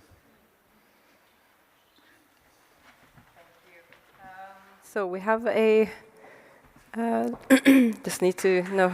Thank you very much. We just have a change of name for the next speaker, so I needed to just making sure that I actually presenting the right person. I really much apologize for this. These things happen sometimes when you do So there we go. I'll have. So now, yeah, thank you so much for your talk, and I'm sorry for not of moderating you properly. So our next speaker is actually an online presentation. It is Dr. Navas from the HMA. And yeah, I think we just, to save time, we go directly to Dr. Navas. Thank you so much. First of all, I would like to apologize on behalf of Maria Lamas, which is the executive director of the Spanish Medicines Agency, and who is the one that should be represented here, the HMA committee. So sorry for that. You know that the situation in Spain, a political situation in Spain right now, she has another duties and she is not able to be here. I'm the deputy director of the Spanish agency, so I hope I can or I will be able to present the situation. And after having said that, I also would like to thank the VVO to give HMA the opportunity at the Spanish agency to present the point of view of the national competence authorities in order to address antimicrobial resistance. First of all, or to do so, I need to explain a little bit about the Spanish National Action Plan on Antimicrobial Resistance, because this action plan, our national action plan, is coordinated by the Spanish Medicines Agency, and probably this will explain a little bit the amount of activities that we as regulatory agency are doing against antimicrobial resistance. Probably this is not the case in some or probably most of the member states, that the whole action plan is coordinated by the regulatory agency, but this is what we have here in my country. The first thing I would like to mention is that our action plan is purely One Health action plan. The Spanish agency within the Spanish agency, we have a common coordination committee and a common advisory committee for coordinating the national action plan. That includes 3 coordinators that we work together every day. And so we have representatives of all the 3 domains. The second thing I would like to mention is that, and I want to let you know, is that our action plan is based on these 6 strategic lines. We work in the surveillance of antimicrobial use and antimicrobial resistance. We also work proposing a lot of measures regarding the control of and the prudent use of antimicrobials, also for prevention of infections. We conduct a lot of activities regarding communication and awareness, also education and training, and finally establishing the priorities in research. And here is where we are as action plan. We started in 2014 with our first action plan. Let's say that it was the start up, trying to bring together all the stakeholders around the same table, from the human and the animals. We started working, establishing the regulatory frameworks and agreeing the indicators to be used for following the implementation of our national action plan. Then in the second action plan, we work in the practical implementation of all the actions agreed during the first one. And finally, now we are currently we are in the third action plan, where we are focusing in the let's say, consolidation of these actions. All of this has bring the Spanish action plan to approve more than 60 documents and to implement more than 80 actions at the national level. And all of this, as I say, had led us to a very significant decrease in the antimicrobial sales in the animal health. It's near 70% reduction of the sales of antibiotics in the veterinary field, and also a significant decrease in the use of antimicrobials in the human domain. It's a 17% decrease since we start our national action plan. In other words, we are the country with the highest reduction in Europe in animal health, and we are the third country with the highest reduction in the human health. To be honest, we were at 2014 in the top 3 countries on antimicrobial use, also in the human field and the animal field, meaning that our area of improvement was very high. But despite of that, I think we were able to get a very significant decrease of the use of antimicrobials. And it means that we are really in the right direction, or in the actions we are implementing at the national level. This is also true. This is because, for example, we were able to reduce in 99% the use of critically important antibiotics in the veterinary field, critically important antibiotics for humans that are used in the animal field. So also from a quality point of view, I think we are in the right direction. And now I will focus on what a regulatory agency can do against antimicrobial resistance. You will hear some kind of overlap with what Thomas has just explained, because obviously we both are talking about this HMA strategy. But I wanted to show you this cycle life of an antimicrobial, because what we can do as regulatory agency, we can intervene in the whole cycle life of the antibiotic, and not only in this part of regulatory and marketing authorization.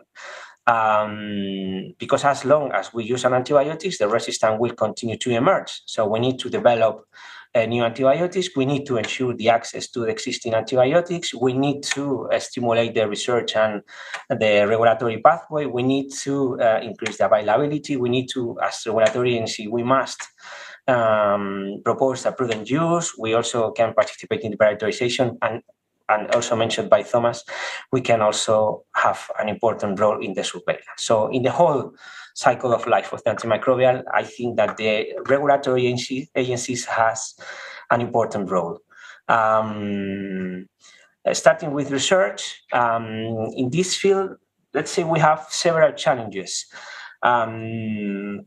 Most of the projects start without a clear clinical or public health relevance. So at the beginning, we don't know if an antibiotic will cover an unmet medical need or real and multi-drug resistant bacteria. We have a lot of unresolved scientific challenge.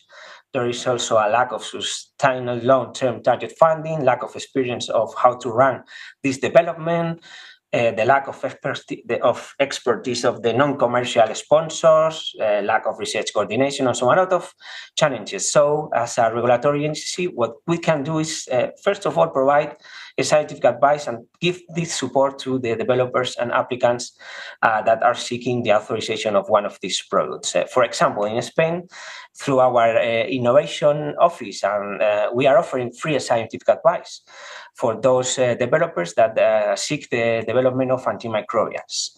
Another example, we need to establish this framework for collaboration between the EMA, the national regulatory agencies, other agencies that are related to AMR, EFSA, CDC, ECA, to discuss the recommendation and classification or regulation of alternatives to antimicrobials. Thomas mentioned that the EMA, HMA are already working in this regulatory framework for the use of, or a guideline for the developing of phages in the veterinary field. For example, in Spain, we already developed this framework for the development of phages in the human field that will be discussed and put in common in Europe. We also develop a framework for other alternatives, such as the fecal transplantation of microbiome. So, as I say, as a regulatory agency, we can also provide these regulatory tools for alternatives and so on. And additional activities that we can do is this: to establish a platform for communication. We need to foster the dialogue between the regulators, the industry, professionals, patients, other international regulators, and so on, in order to implement the priorities, to define which types of products should greatest promise, and so on. In this regard, Thomas already mentioned the RACNA, this regulatory network, this network for regulatory agencies at the international level that will serve as a place for sharing best practices in this regard. And finally, I would like to mention this work that is also done by the EMA and HMA, which is the ACT-EU initiative, the Accelerating Clinical Trials in the European Union, which is an initiative aimed at develop the European Union and make this our regulatory framework, our clinical trial scenario more competitive and more innovative for clinical research. They have a very important program based on 10 priorities that will serve as that is trying to improve, as I say, the clinical research scenario in the European Union. Then I will move to the regulatory measures, some or most of them already mentioned by Thomas. You know that very recently the European Commission published a proposal for revision in the human pharmaceutical legislation.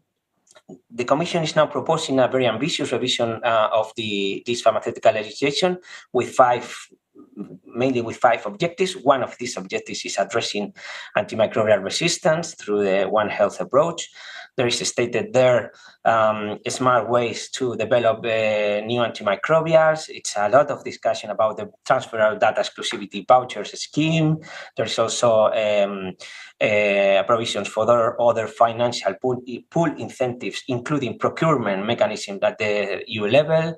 There are also a lot of measures for the prudent use of antimicrobials, like, I don't know, measures like within the marketing authorization process should cover the prescription status, the adequate pack size of the antibiotics, specific patient or healthcare professional information, an antimicrobial stewardship plan, including risk minimization measures.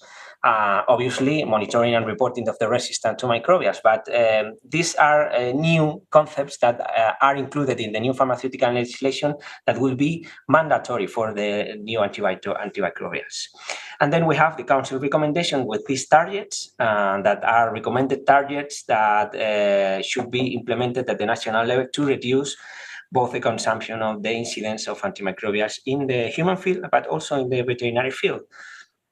And again, this is probably based on the experience that our colleagues from the veterinary side gained with the publication in 2019 of the veterinary regulation that is aimed to reinforce the EU action also in this field against antimicrobial resistance. This new veterinary regulation highlights the importance of maintaining the efficacy of the existing antimicrobials and the difficulties in developing the new antimicrobials to promote the availability and so on.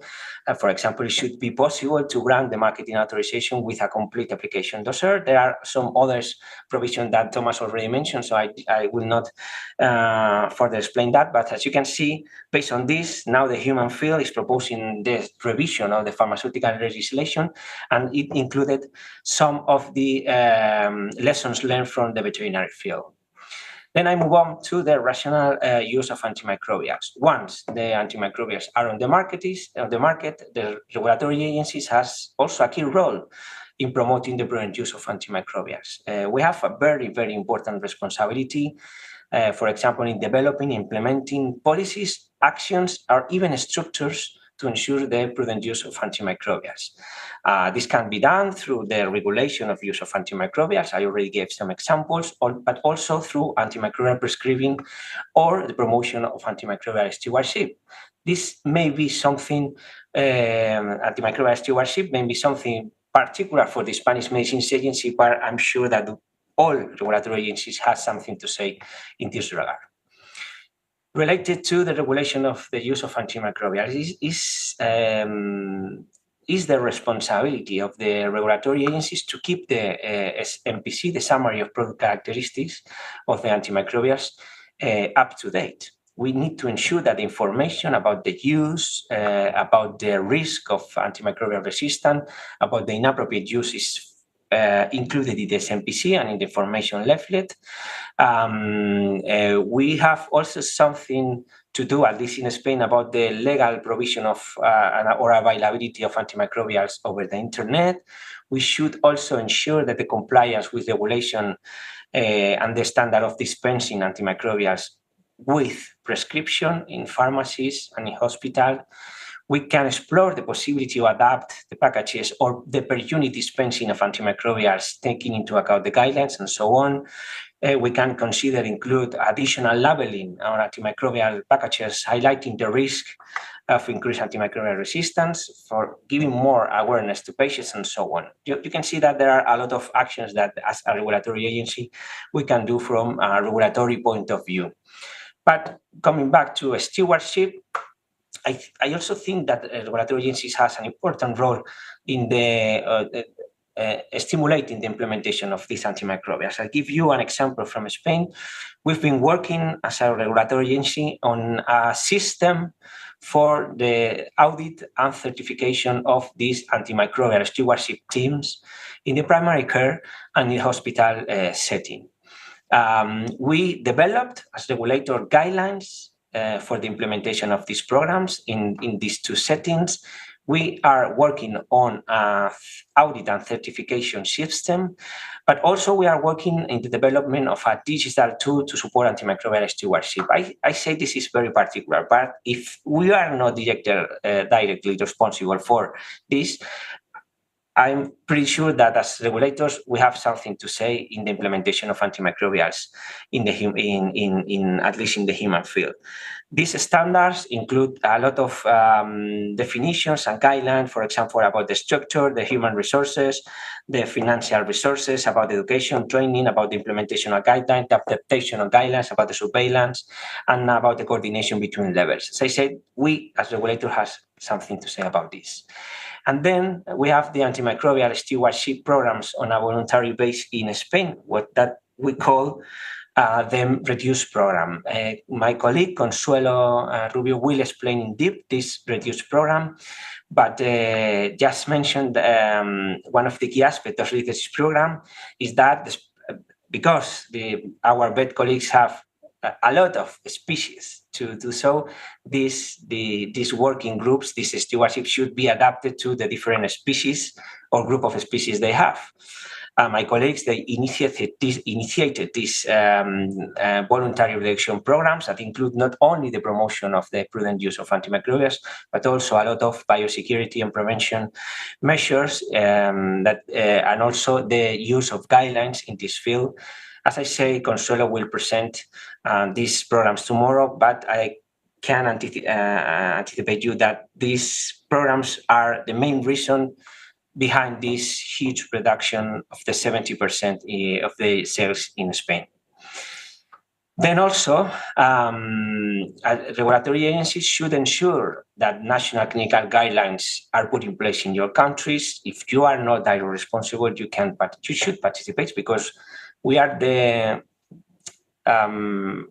as we participate in the development program and the assessment on the marketing authorization application, we are the ones who best know the product. So we can give very important point of view when developing national guidelines. In the case of Spain, we are also responsible for developing and coordinating the update of these clinical guidelines, but you can see on the screen that in 2019, we approved national treatment guidelines for humans and for animals.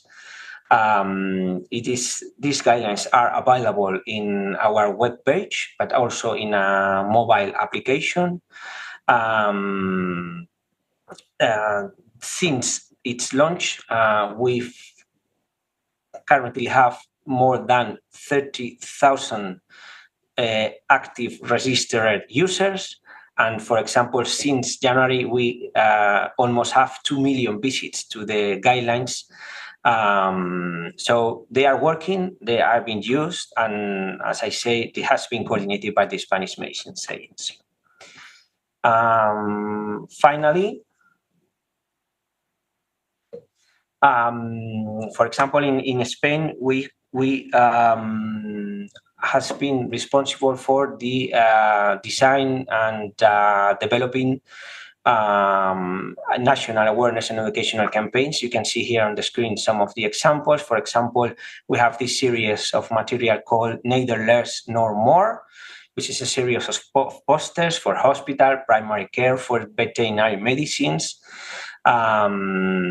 that has a lot of success here in our country. They are available in Spanish or in English, and we've received requests for using them from several countries, not only Spain, including South America countries and Latin American countries. I would like to explain one example of a recent example of something we conducted in Spain. We have the recent case of fluoroquinolones alert that you already know that led to a safety communication from the EMA and a direct healthcare professional communication in 2019. We conducted a survey in order to assess the knowledge of understanding of this key safety message. We received more than 3,500 responses. Using this information, we developed what you can see here, a poster that has been published October last month. We have had 10,000 interactions with this poster. We wanted to emphasize that the two technical, it's in Spanish, sorry for that, question that had the worst result in this survey are included in this poster related to adverse secondary effects of musculoskeletal system and nervous system. So as regulatory agency, you have the key role of assessing the knowledge of our healthcare professionals, use the information from MA and Security Safety or even the CHMP and translate this to our healthcare professional. Finally, I think I have to, I will talk a little bit about the supply chain strategy. Also mentioned by Thomas, there is a head of medicine, the HMA and the AMA working in action to avoid the shortages during this year. He has been to collaboration with the MSSH group, and the idea is to assess the needs of this winter season about antimicrobials, and the Commission will take some operational follow-up actions, included if necessary joint procurement. But as regulatory agency, we should ensure the access to the antimicrobials recommended in clinical guidance, conducting review of the market availability, implementing measures to support the market availability. But I would like to focus in this project that we conducted in Spain, a working group on availability of antimicrobials, because it was mentioned in the previous intervention that the problem in veterinary field is not shortages, is the availability of antimicrobials. So in Spain, we work with the different sectors. We work with the different stakeholders in order to assess the availability of these antimicrobials. This project is based on a stepwise approach. Let's say first identification of the gaps, after that listing the gaps according to the therapeutic and according to the species. Try to analyze the reason behind the gap, and after that establish a list, a prioritization, of these therapeutic gaps at the ways of collaborate with the industry to develop these antibiotics. This project has been expanded to other member states. You can see there, to France, to Portugal, Ireland, with the aim of finding ways of collaboration to increase the availability of antimicrobials. Then prioritization, you're aware of, there is a prioritization in human field about the prudent use. This is a well classification, also a prioritization established by the EMA and the Antimicrobial Advice Expert Group. Categorizing antimicrobials according to the importance. In the human field, according to the prioritization for access to use in the human field, should be used in first line, and in the veterinary field, according to the impact in the public health. So, regulatory agencies have participated in this categorization, another role. And finally, surveillance. I will skip that one because I think Zoltan will explain more about the veterinary field. But I have to say that also regulatory medicines agency should also control and survey the use of antimicrobials in the human field. In the case of Spain, we are the ones who provide data to ESAC network, and we are the ones providing the data to ESUAVET. As I say, we are covering a lot of aspects in the surveillance system.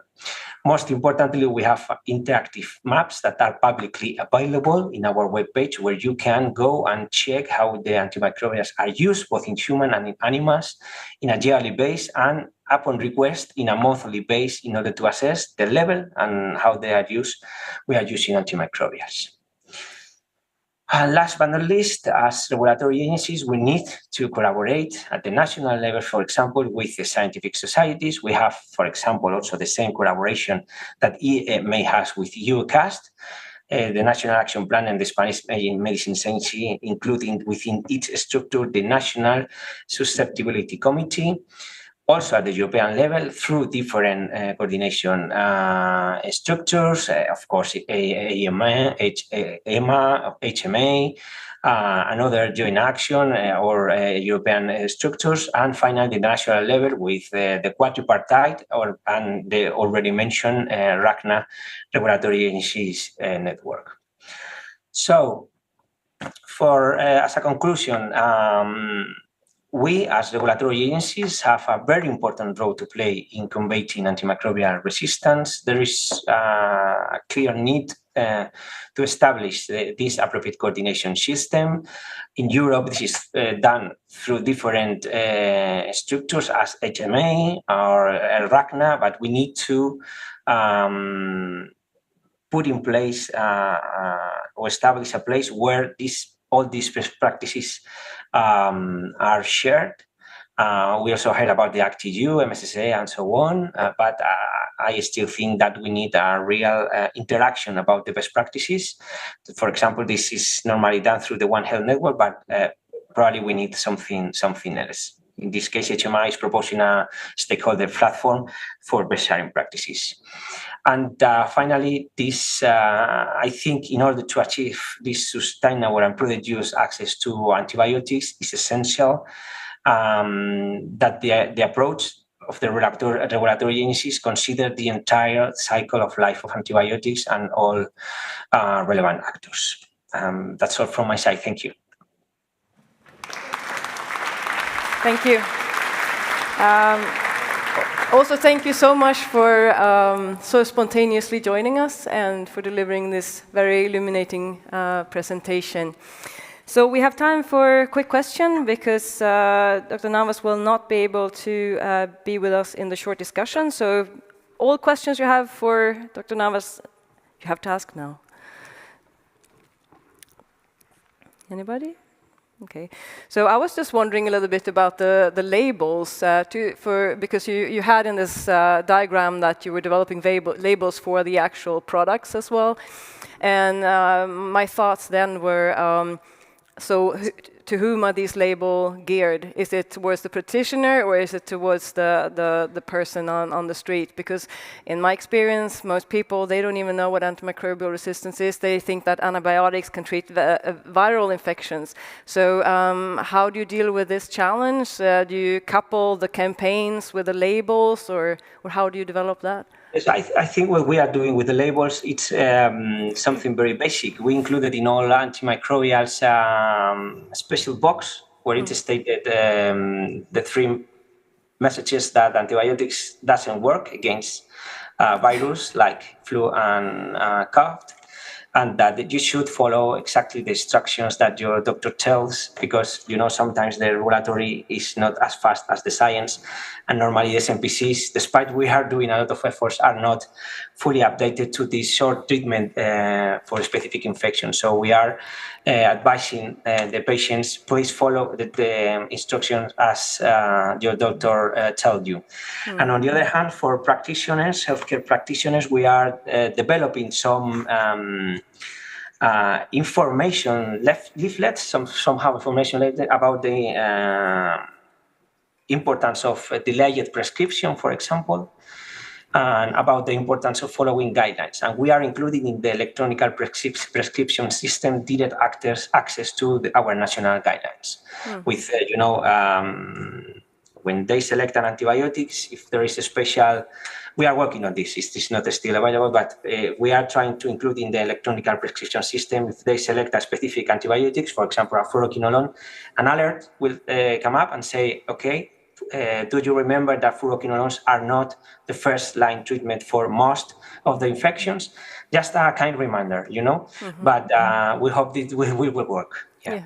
Okay, thank you. Yeah, because I have experience, I have several medical practitioners in my family, and being a child of the 80s, I remember some of them just going, yeah, I just gave them some antibiotics just to get rid of them, because they were on such a tight schedule, they needed to just get to one patient after another, and so there are so many different communication aspects to this topic that I think we all need to think about. So thank you so much for telling us more about that. Do you have any more questions before? Oh, here's one gentleman.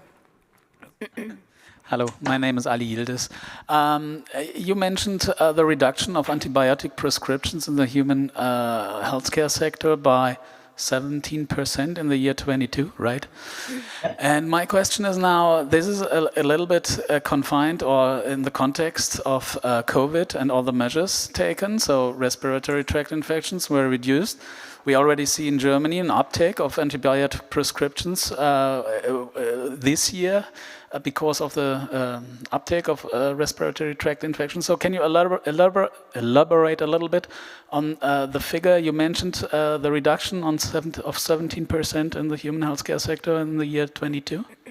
Yeah, you are completely right. After COVID-19, that is a year 20, if we compare with the figures by the end of 2021, we reduced up to 32% our antibiotic use. So this was because of the, the prevention measures you mentioned, the mask, the reduction of the social activity and so on.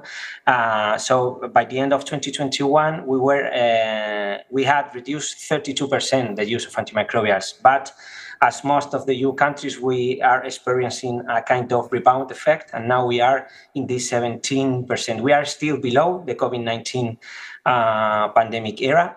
And yes, we experience less rebound effect than some other countries. Let's see, because we are already assessing data from 2023.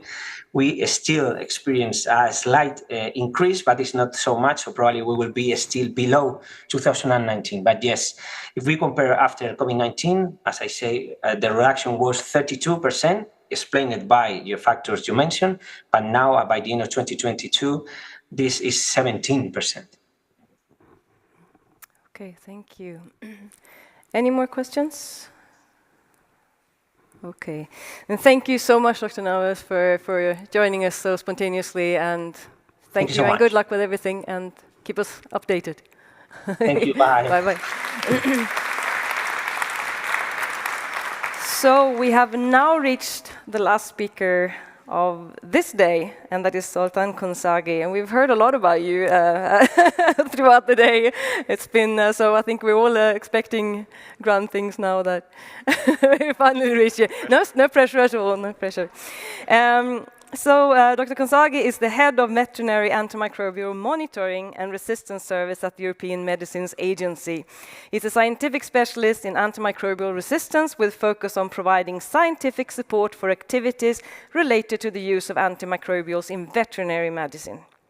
So Dr. Kunsagi is also responsible for the scientific secretariat to the CVMP's Antimicrobials Working Party, and also provides scientific support for the preparation of responses to requests from the European Commission regarding the use of antimicrobials in veterinary medicine and the risk of antimicrobial resistance. So Dr. Kunsagi's expertise extends to activities such as the EMEG, the JIACRA that we've heard of previously as well, and is actively involved in supporting the TATFAR, the Transatlantic Task Force on Antimicrobial Resistance. So now we're very interested and curious to hear what we will hear. And the title of your presentation is the latest AMR-related activities of the European Medicines Agency, implementations of the regulation EU 2019-6. Thank you, and the floor is yours. Thank you very much, and good afternoon, everyone.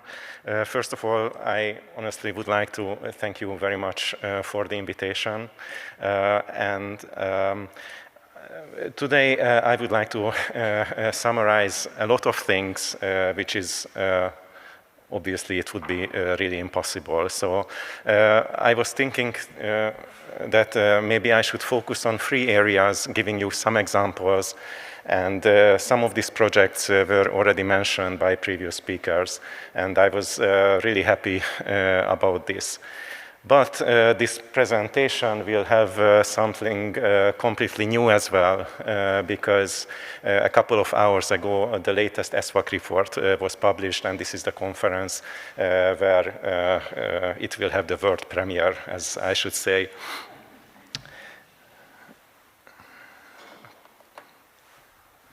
Okay, in my presentation, I would like to focus on 3 areas, how the European Medicines Agency provide global response to the threat of antimicrobial resistance.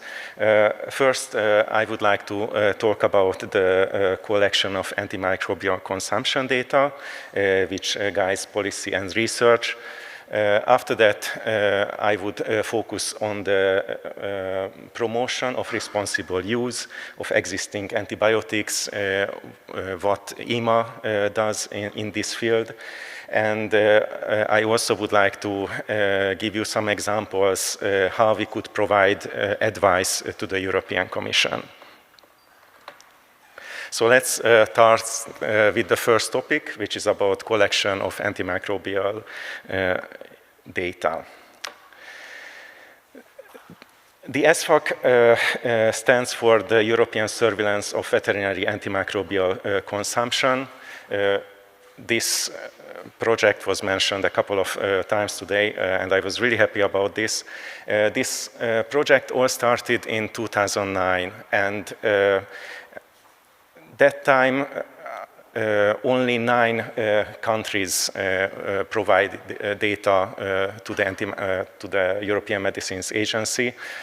We are talking about sales data, and now, in 2023, the latest report was published, which you can see on the right side, and this contains data from 31 European countries. What I would like to emphasize that this project was always completely voluntarily. So there was no new regulation at that time. The member states provided their data to EMA. Our colleagues analyzed it and provided the famous figures, which I will present in the next slides as well. These reports are quite important for risk assessment, for analysis of trends of antimicrobial consumption, and also monitoring of adherence to responsible use policies. At the end of each year, we publish this report, but I also would like to mention that we also have an interactive database where you can go there and basically create your own analysis if you are interested on certain antimicrobials or in your country. But I also would like to mention that this was actually the last ESVAC report which was published, and this will change in the future. I will explain it a little bit later. Oops. So here you can see the results of the latest ESVAC report, and the most important message I would like to tell you that this time the 2022 data was basically the lowest ever. So comparing to previous year, 13% overall sales decrease was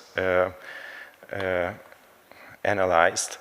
On the right side, you can see the map based on the different European Union or other European countries as well. There are still some place for improvement, as I should say, but I think this ESVAC is really a success story because a lot of antimicrobial decrease was measured. On this graph, you can see a trend. As I said, in 2009, only 9 countries provided data, so we cannot provide a trend analysis with all the 31 European countries. So therefore, in the last couple of years, basically, we selected those 25 European countries which provided data between 2011 and 2022. And here on the top of this figure, you can see the overall decrease of antimicrobials comparing to the data from 2011 and 2022. In total, 53% overall sales decrease was observed. It is very important, of course, as you know, to review those antibiotic classes which are critically important in human health. These are also in the previously mentioned AMEC category B. For the 3rd and 4th generation cephalosporins, 49% decrease was observed. For polymyxin, 81% decrease was observed. And I think it's very important to mention 2016 advice.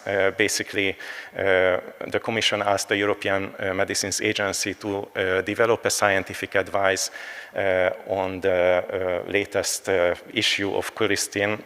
You remember that in 2015 there was a new MCR1 gene which horizontally transferred between bacteria, and it was a huge concern.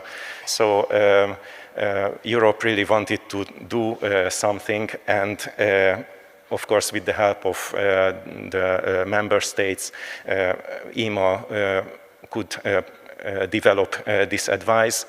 And following to this, the member states implemented the recommendations of this advice, which basically contains some targets how to reduce polymyxin sales. Also, I would like to mention that for fluoroquinolones, 25% decrease was found, and 90% for other quinolones as well. When an ESVAC report is published, then also we include on our website country reports as well. So if you are interested in the progress of a certain European country out of these 31 countries, I encourage you to go to our website and have a look. This is just an example which I selected. It is, of course, about Germany. The amazing progress was already mentioned today, so I won't go into details, but I just wanted to show you the structure of this national report, which you can download. So here you can also see the trends. Here you can also see on the top right the different formulas. And on the bottom right, you can see the proportion of antibiotics according to the AMEC categorization, AMEC category B, C, and D. Personally, I really believe in targets, to set up targets to achieve even more if it's possible. When the already mentioned colistin advice was published 2016, the expert group recommended to our committee, CVMP and CHMP, to have targets to achieve colistin reduction. It was mentioned that 5 milligram per PCU should be encouraged by the member states, or even 1 milligram per PCU if it's possible. So, as you saw before, I think it was a really good idea because we had a big reduction for polymyxins. The European Commission published the farm to fork strategy, which is basically the heart of the Green Deal, and it has a couple of targets as well. So it has targets for the reduction of pesticides and fertilizer, or how to increase organic farming. But what is really important for us, the reduction of antimicrobials. And this farm to fork strategy says that in overall there should be 50% of reduction of antimicrobials until 2030, based on the 2018 data. I will repeat in a second, but just wanted to mention this very important initiative, because this is also part of the SFAC report, and we will also continue monitoring this goal in the future. So, as I mentioned, according to the farm to fork strategy, we should have 50% reduction until 2030, based on the 2018 data. And I hope you can see it on the graph that because of the amazing effort by the European member states, we already achieved more than 50% of this goal. So currently we are in 84.8 milligram per PCU, which I think we should really proud of. In other words, between 2018 and 2021, the aggregated sales for these 27 EU member states decreased by 28%. So I think it's really good achievement. As I mentioned,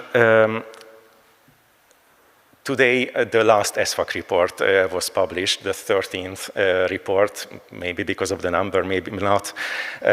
But this is a project which is obviously very close to our hearts at EMA. But of course it doesn't mean that anything will stop. What will change, that because of the 2019/6 regulation, the collection of data will not be voluntary anymore, but mandatory. So what will change is, as I mentioned, the volume of sales will be requested continuously, but again, it will be mandatory. But what is even more interesting, and I would like to emphasize this, that also the use data by animal species. So the collection of this data will be mandatory as well. By the way, a lot of things will be also mentioned by our experts tomorrow as well, but I thought it would be nice to introduce it today as well. This will be a lot of effort by all the member states. A lot of, as you know, a lot of resources will be needed. This is really according to the regulation. And the work, of course, has already been started. To support this, also the member states and also the European Medicines Agency started the work to achieve this ambitious goal. One of the key tasks what we do is to develop an IT system with the member states, and actually this IT system is already available for testing. Also, it is linked to the Union Product Database, the UPD, and also to the Human Article 57 database. The SFAC will stop working at the end of this year, but there is a new working group which belongs to the CVMP, the Committee of Veterinary Medicinal Products. This was already mentioned today. This is the SUAVET. We like acronyms, as you know. So SUAVET stands for the European Sales and Use of Antimicrobials for Veterinary Medicine Working Group. Yes, and we already have members here. I'm really happy about this from Germany, Austria, Spain.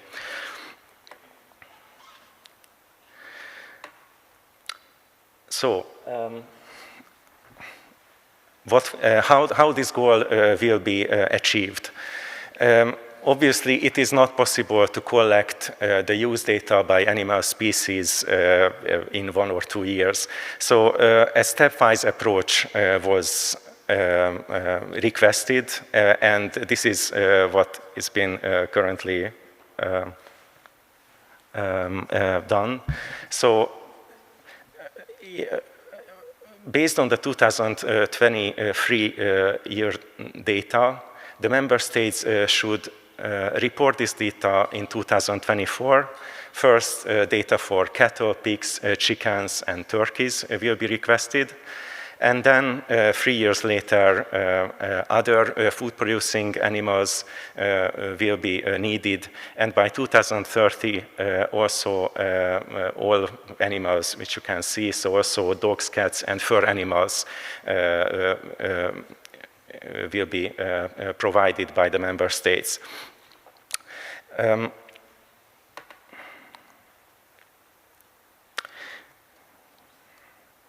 I'm still struggling with the mouse, but yeah, good. So this will be a stepwise approach, and what are we going to do with this data in general? We got this question a couple of times when we published the SWAC report. How can we use the best way? And there are a lot of examples I could tell you, but what is obviously closest to my heart is the JIACRA report, and the chair Bernd-Alois already gave a presentation, a nice presentation. So I won't go into details to this, but again, I just would like to emphasize that it will be published in the beginning of next year. And this is just for quick repetition based on 4 surveillance network data. You remember Bernd-Alois' presentation on the antimicrobial consumption and resistance in humans and animals. So EMA provides the data for antimicrobial consumption in animals. And we basically see the associations between these sectors. The 4th report will be published in January. We need to send it to the Commission by the end of this year. And although we cannot go into details what will be published in the new report, I just would like to mention how it will be different from previous reports. Every beginning is different, I should say. The first report only contained 2 years. We didn't have the best resistance, maybe consumption data at that time, but now we will publish the 4th report, and I honestly think that we are developing it, and every JIACRA report is getting better and better based on the data. Also, this JIACRA report will contain trend analysis, which was mentioned by Bernd-Alois.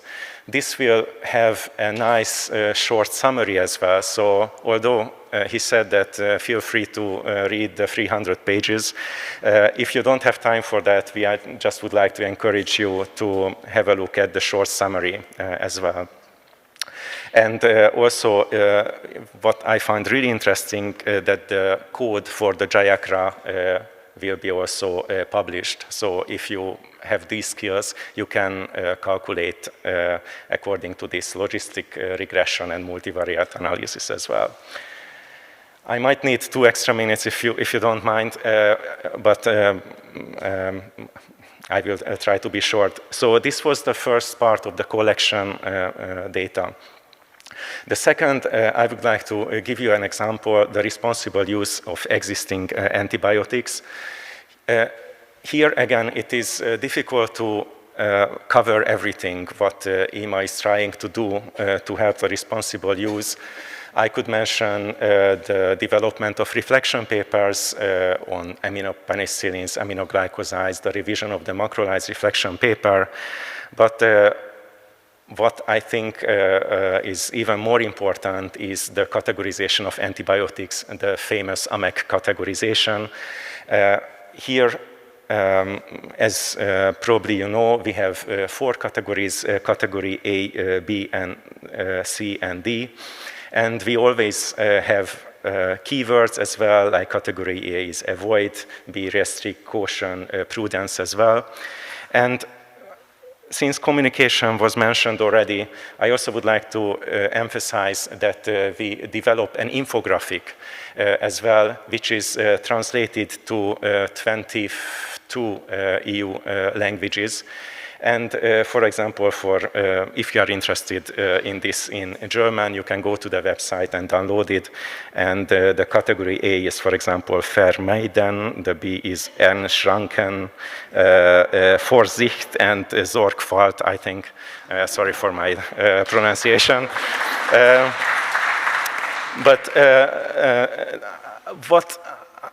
Yes, I think this is where we always have place for improvement, how to communicate all these reports, all these advices, what we produce. And I think, again, this was a success story because I heard a lot of veterinarian colleagues of mine that they printed out this infographic, put it on the clinic, and basically they helped them to select which antibiotics should be prescribed for animals. In short, what we would like to tell veterinarians to choose from the bottom categories and go up. So first C, category D, C, B, and if there are no antibiotics, maybe an off-label use from category A could be possible. Finally, I would like to mention the support to the European Commission. And I think that would deserve a complete new presentation as well, but I know that the dinner is coming soon as well. So I won't do that, but what I want to mention is that the last couple of years were quite challenging for all of us at EMA, for all the member states as well. And during this COVID pandemic, we were basically aiming to do a lot of implementation work for the Veterinary Medicines Regulation 2019/6. So this slide contains some delegated acts, implementing acts, which are based on the 2019/6 regulation. And EMA had to develop a scientific advice for these acts, which were adopted by our committee, by CVMP, and sent to the European Commission. After their consultation with the member states, it was also discussed at the European Parliament, and secondary regulations were made. Again, it is now impossible to give you all the details for all the acts, but I would like to just give you 2 examples what we were working on, and probably you heard it in the news as well. So the first one is the antimicrobials to be reserved for human use. We just call it the human reserve list. And this is an advice which basically did the evaluation of those antimicrobials and made a list of those antimicrobials which will never be used in animals. These and I shouldn't even use the future sense because now it's a mandatory thing. So EMA recommended to have 11 antibiotic classes, 6 antibiotic substances, and 18 antiviral substances to be only reserved for human use. I won't have time now to go into details how this methodology was done, but maybe during the dinner or even tomorrow I can definitely give you an update on this. It was a lot of work, a lot of discussion, a lot of debates, not only at EMA, but even in the European Parliament as well.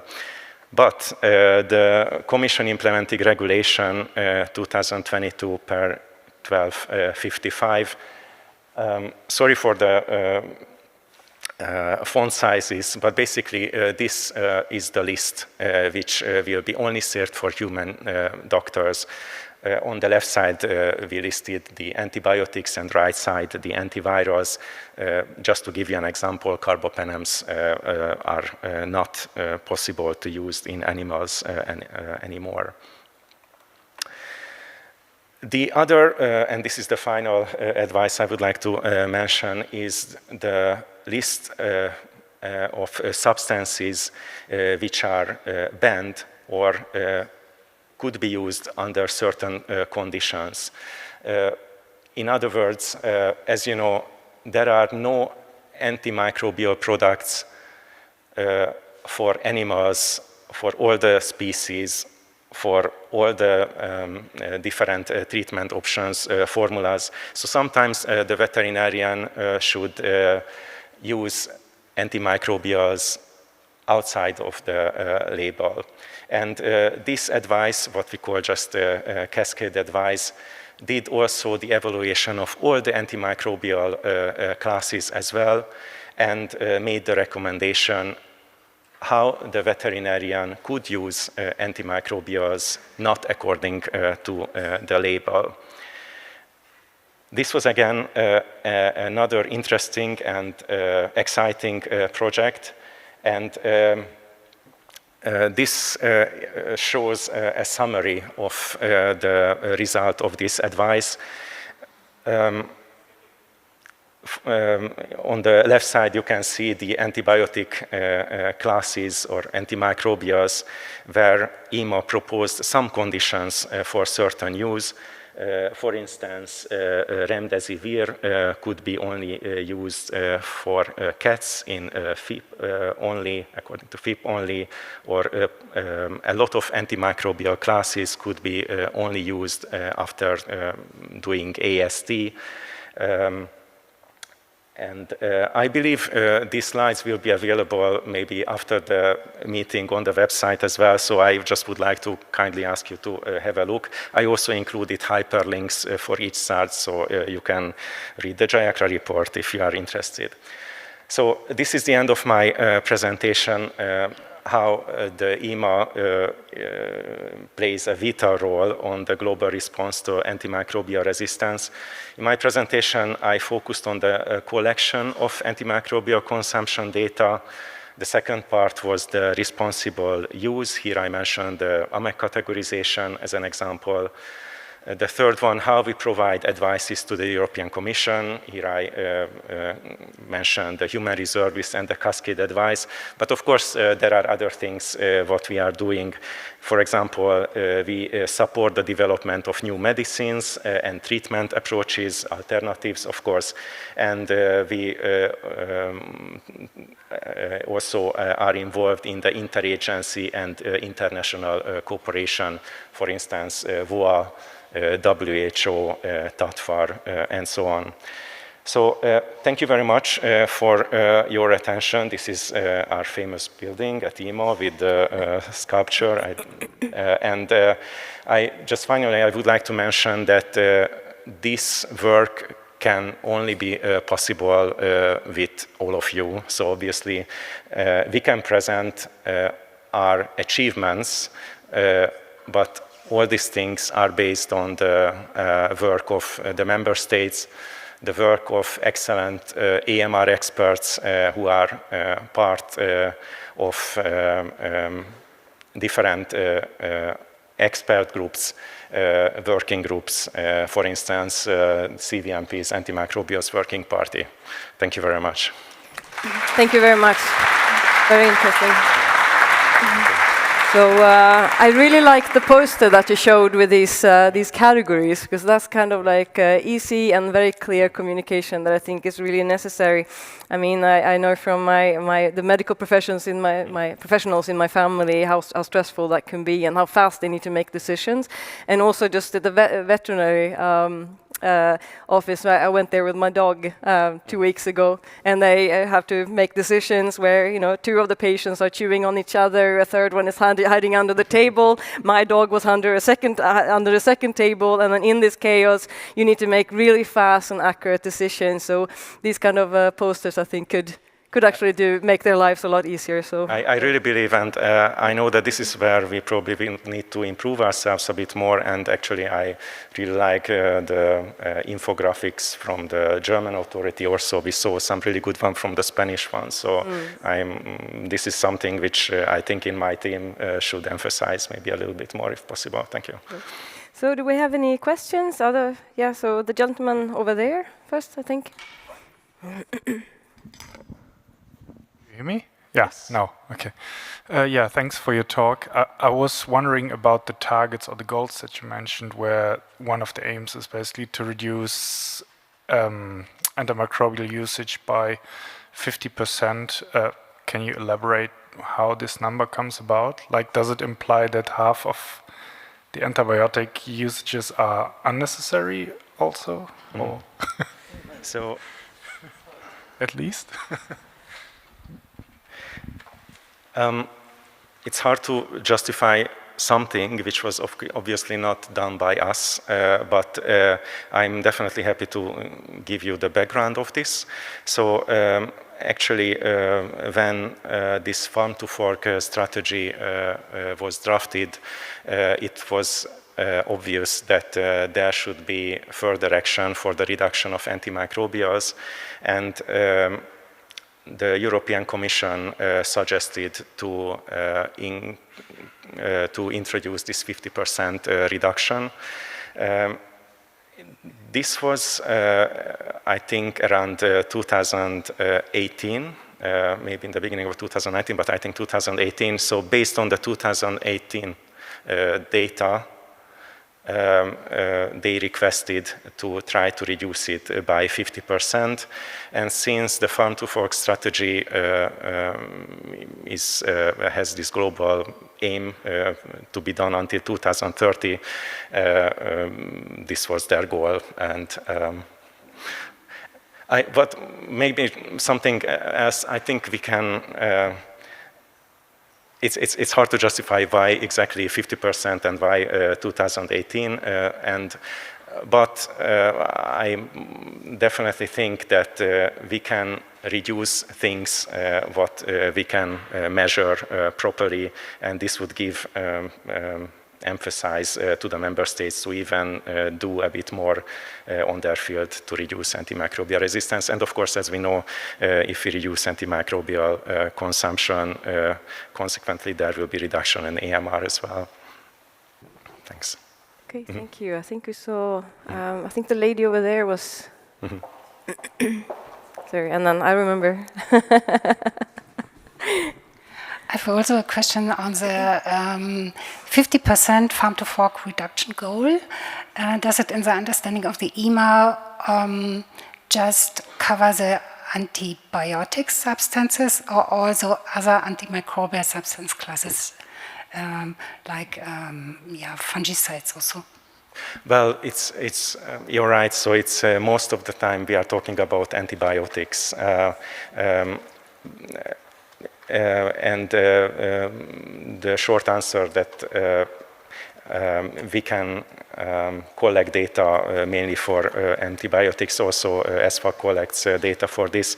But as you can see in this slide, in the farm-to-fork strategy, the request was to do antimicrobials reduction for 50%. I understand that it's something which it's difficult to measure all antimicrobials. Yes, but in total it's 50% antimicrobials. Okay, thank you. So now the gentleman over there. I told you I remember. Thank you very much for a nice presentation. My name is Hosni Al-Adabi, Friedrich Schofler Institute in INRAE. It's not like a question, but like I need to understand. Your report is about sale of antibiotics. What's the difference by sale, consumption, and use? Because if you sell for me, like you need to collect the data from the pharmaceutical companies. But the cycle is not yet completed because in between pharmacy, after that comes a veterinarian, animal holder. Sometimes the pharmaceutical companies buy the antibiotics to the pharmacy, expiry date, and then go out, not consumed by animals or by human. So I think sale is not concrete word to make this report. Second thing, regarding the 50% reduction, I think it's like wish for the future, is not concrete number. If I remember in DART 2030, we need to reach to reduce the antibiotics use to 50, but it's not concrete number, if I understand well. Oh, of course. Yes. In the second part of your presentation, you make a connections between reduce the antibiotic consumptions and antibiotic resistant. If it's correct, but why we find resistant in organic production, like by poultry or other, or swines or some animals. I remember in 2012 or 15, we have a comparison study between conventional and organic turkey production. And we found the resistant for Campylobacter, I think the same, or the same. Especially for tetracyclines, for ciprofloxacin. Yeah, I mean, and by organic is not high, like in conventional, but present also resistant.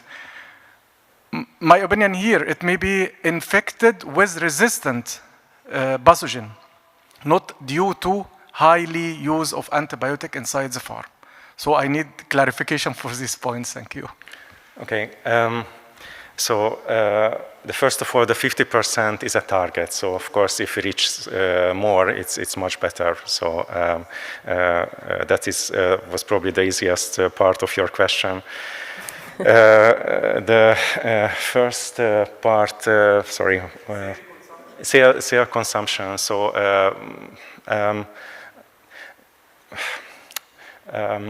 the sales, of course, what I think it's easy to understand what is sold on the market, and the use, I think, what on the other hand, what is basically used by the veterinarian, by the field, basically.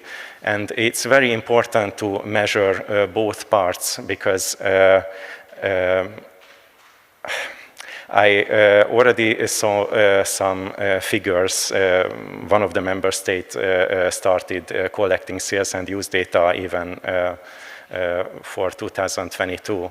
And it seems that there is a huge difference for certain parts. So definitely we need more work on this. The use data is something, in my view, which is more valuable, because it has information, obviously, on the animal species as well. It has information on it could provide more data for science. As I mentioned, JIACRA, it's good for risk assessment. It's good to monitor the progress of the member states as well.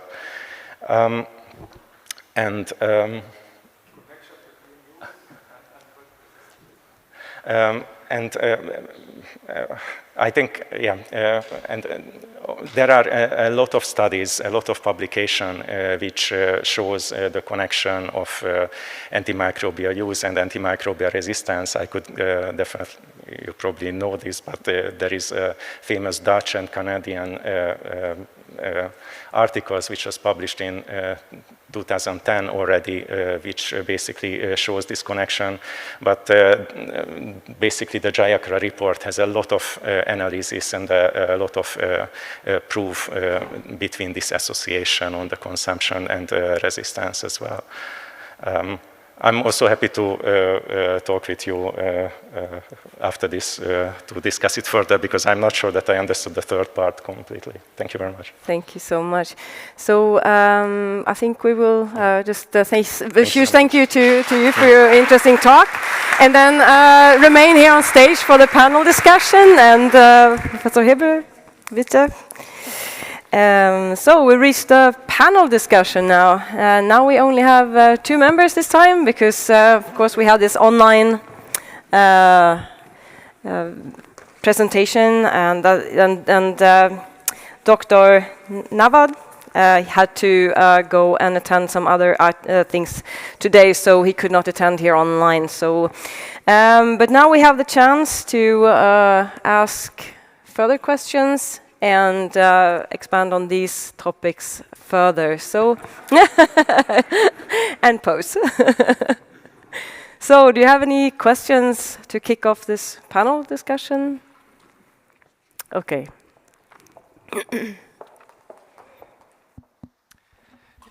So the success in reducing the antimicrobials used or sold in the field of veterinary medicine and animal farming are amazing. So I'm wondering what's the natural lower border in further reducing without coming in danger of collateral damage. And the question also, especially to your data, so who is assessing potential side effects in reducing the antimicrobial use? So how many more animals are ill, how many more animals are dying? So I have not seen some kind of these data in all your listings. Despite this is a major success, but I'm wondering about potential side effects. Yeah.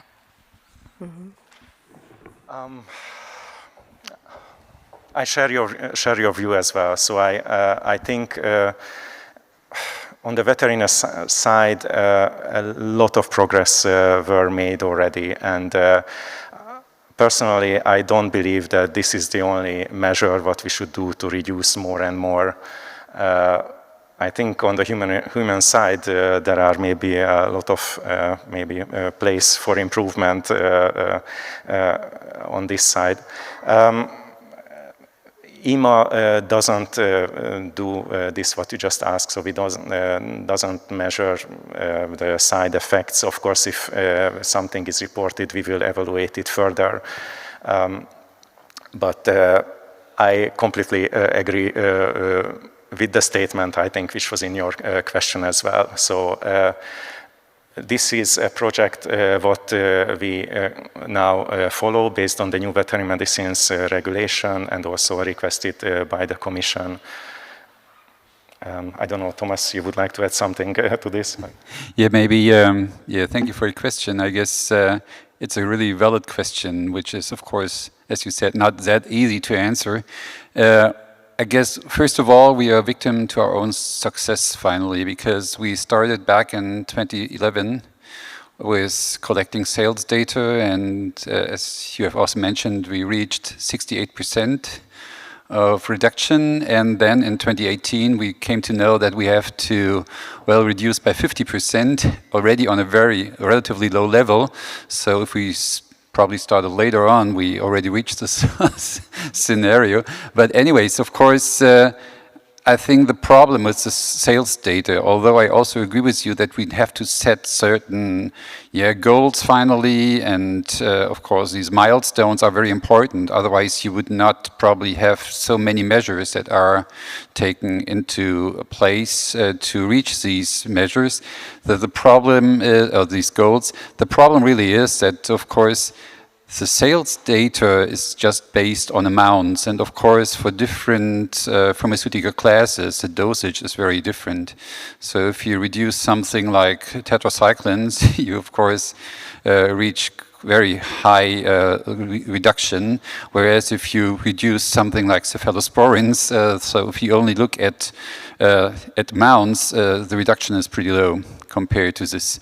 So this is, of course, it has some backlashes, this approach, on the one hand. On the other hand, of course, it also has something to do with the number of animals you're raising. If you're just decreasing the number of animals you're raising, you also save sales amounts.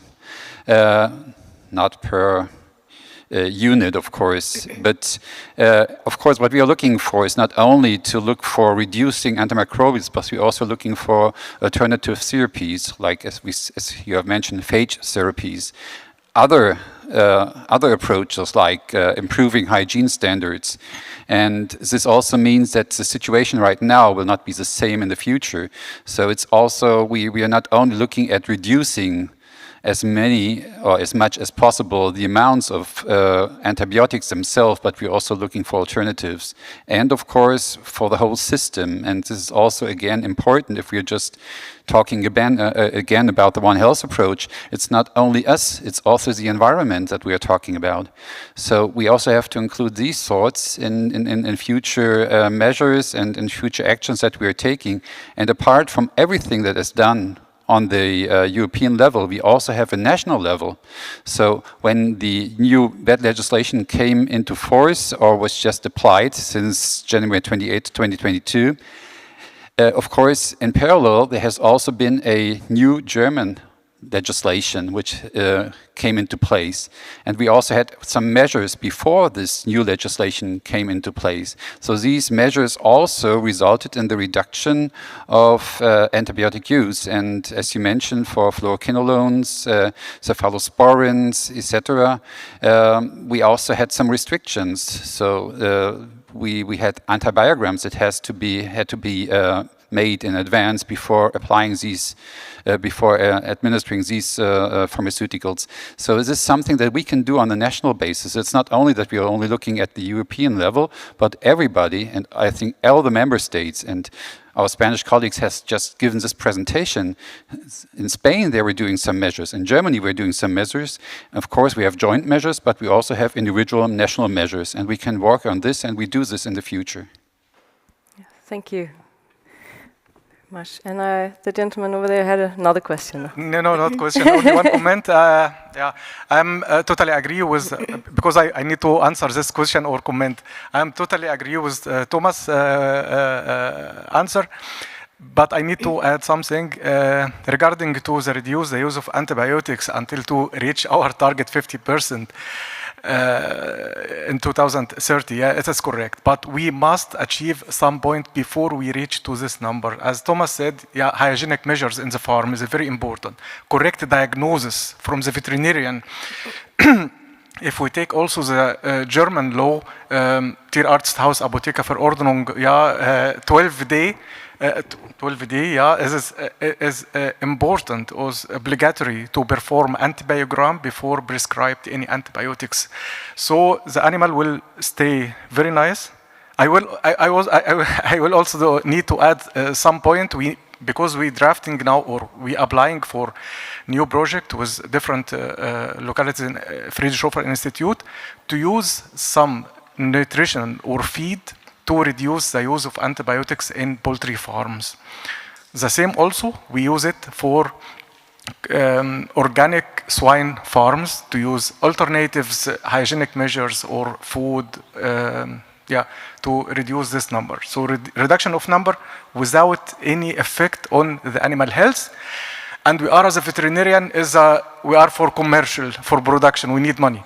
So we need also to keep it beside antibiotics reduction. Thank you.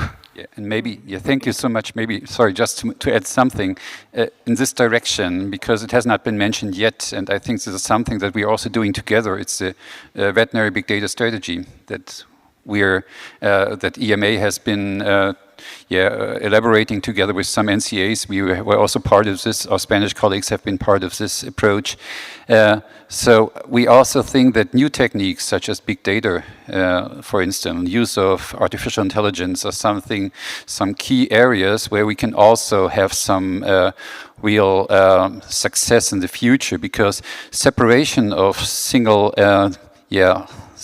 sick animals from herds is something that we're going to approach with such techniques. So I think digitalization, big data, artificial intelligence is also an option that should be used, and this is also included in the strategy. So we want to use big data for pharmacovigilance, we want to use it for antimicrobial resistance, and also for environmental aspects.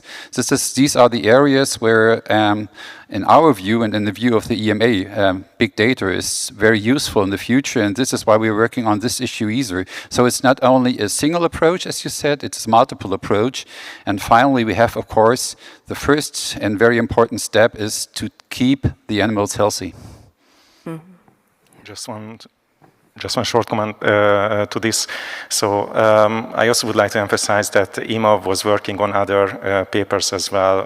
What you mentioned on the animal husbandry, of course, it's very important. I just would like to mention the RONAFA report, which was developed by EFSA and EMA, again another acronym. So RONAFA is the reduction of the need of use of antimicrobials in food-producing animals. It was published a couple of years ago. Some parts were already implemented in the regulation, but I still go back to this quite often, and it has a lot of measures for the reduction of antimicrobial resistance. At the end of the report, there is a chapter for the different recommendations, which basically mentions the importance of hygiene, the prudent use, alternatives, not only vaccine, bacteriophages, but heavy metals, and so on as well. Thank you very much. Thank you. I also think it's important to not lose track of the other fields and spheres out there that are not in medicine or directly in biology. I'm thinking about the engineers also, to have good and interesting solutions that can be developed if we just speak between our subject borders, so to speak. So, for example, green infrastructure can reduce the stormwater inflows to the combined sewers, and then we have less problems with the environmental E. coli that basically are released. So, but then we need to talk with the architects and the engineers and so on and so forth. So, but I think there's a lot of interesting opportunities in these cross collaborations, and also these cross collaborations here today. So I think it's very, very wonderful to see that we have these events where we can meet up and talk. Do we have any more questions for the panel? Yeah. One more there, the gentleman in the middle. Because we are the people who are responsible for information and data, during the time of COVID pandemic, is play role in the reduction of antibiotic use in veterinary medicine or not? Because since 2020 until 2021 or 22.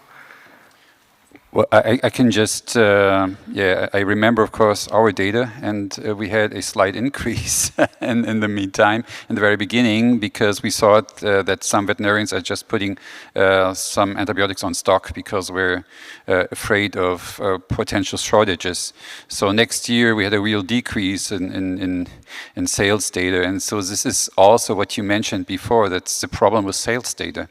So of course, we're collecting sales data from wholesalers and from pharmaceutical companies who are donating their pharmaceuticals to the veterinarians, who are finally those who have these, which is quite German, of course. They have their tierärztliche Hausapotheke, it's German, so it's veterinarian pharmacy, and they're donating the pharmaceuticals and also the antibiotics to the pet owners or to the farmers. So this is, of course, a system which works quite nicely if you get the data from these companies or from the wholesalers. And the new approach of use data is, of course, much more challenging on the one hand. And of course, the data is the data that we always wanted to have. And I think Dr. Tenhagen is also one of those who also said, we need use data. And of course, BFR already collected use data within the project. And we said, well, we need use data also obligatory on the whole European scale, which is now in force. So I think this next step is, of course, very important. But as you will hear tomorrow, it's not easy to install such systems because you need the data directly from the veterinarians, which is really challenging, and it has also to do with digitalization. And it's the next step that we are taking. So I think the first step of the sales data was very helpful. And as you said, it was a success finally. So we don't want to say that sales data are not valid because it was a real success in just decreasing the amounts. But the use data is the next step that we have to take. And of course, we are looking forward to it, although we are still a little frightened if we're going to manage everything just on time. Absolutely, and just add to this, the sales data will be better as well, and going back to your question about consumption and sales as well, so it will be real sales data. Until now, the member states had the opportunity to provide their data according to their availabilities, how they could provide sales data. Sometimes it was not direct sales, but this will change with a new collection of data in the future. So we will have real sales and use data. Thank you. Okay, wonderful. Yes, you need somebody to develop a little plugin that goes directly from the financial data from the pharmacy and just collect it automatically. So if it's somebody... It's a little bit similar to the CSRD sustainability data that needs to be collected in some way. So I'm sure it can be solved somehow. Thank you so much for sharing your experiences and thoughts. And warm applause.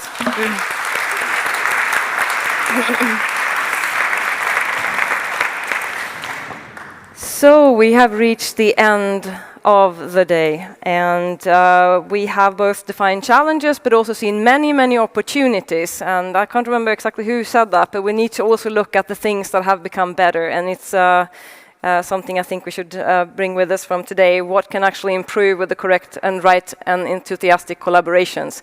And so firstly, I want to thank you all speakers for their wonderful contributions, and the forging of partnerships and alliances continues further in the evening, because we are having a dinner now, and it's in the same place as the cafeteria that you already have visited. And yeah, so it's called Silent Green, this place, so I hope they don't serve Soylent Green. But so I kept rereading that wrong the whole time and the whole day. So anyway, for you who haven't seen Soylent Green, don't. And yeah, a warm applause to everybody who has contributed as well for this day. And tomorrow will be another exciting day with many, many like inspiring speakers. And we also have the Federal Ministry of Health coming and having his concluding remarks tomorrow. So, well, thank you very much for everything, and see you at dinner.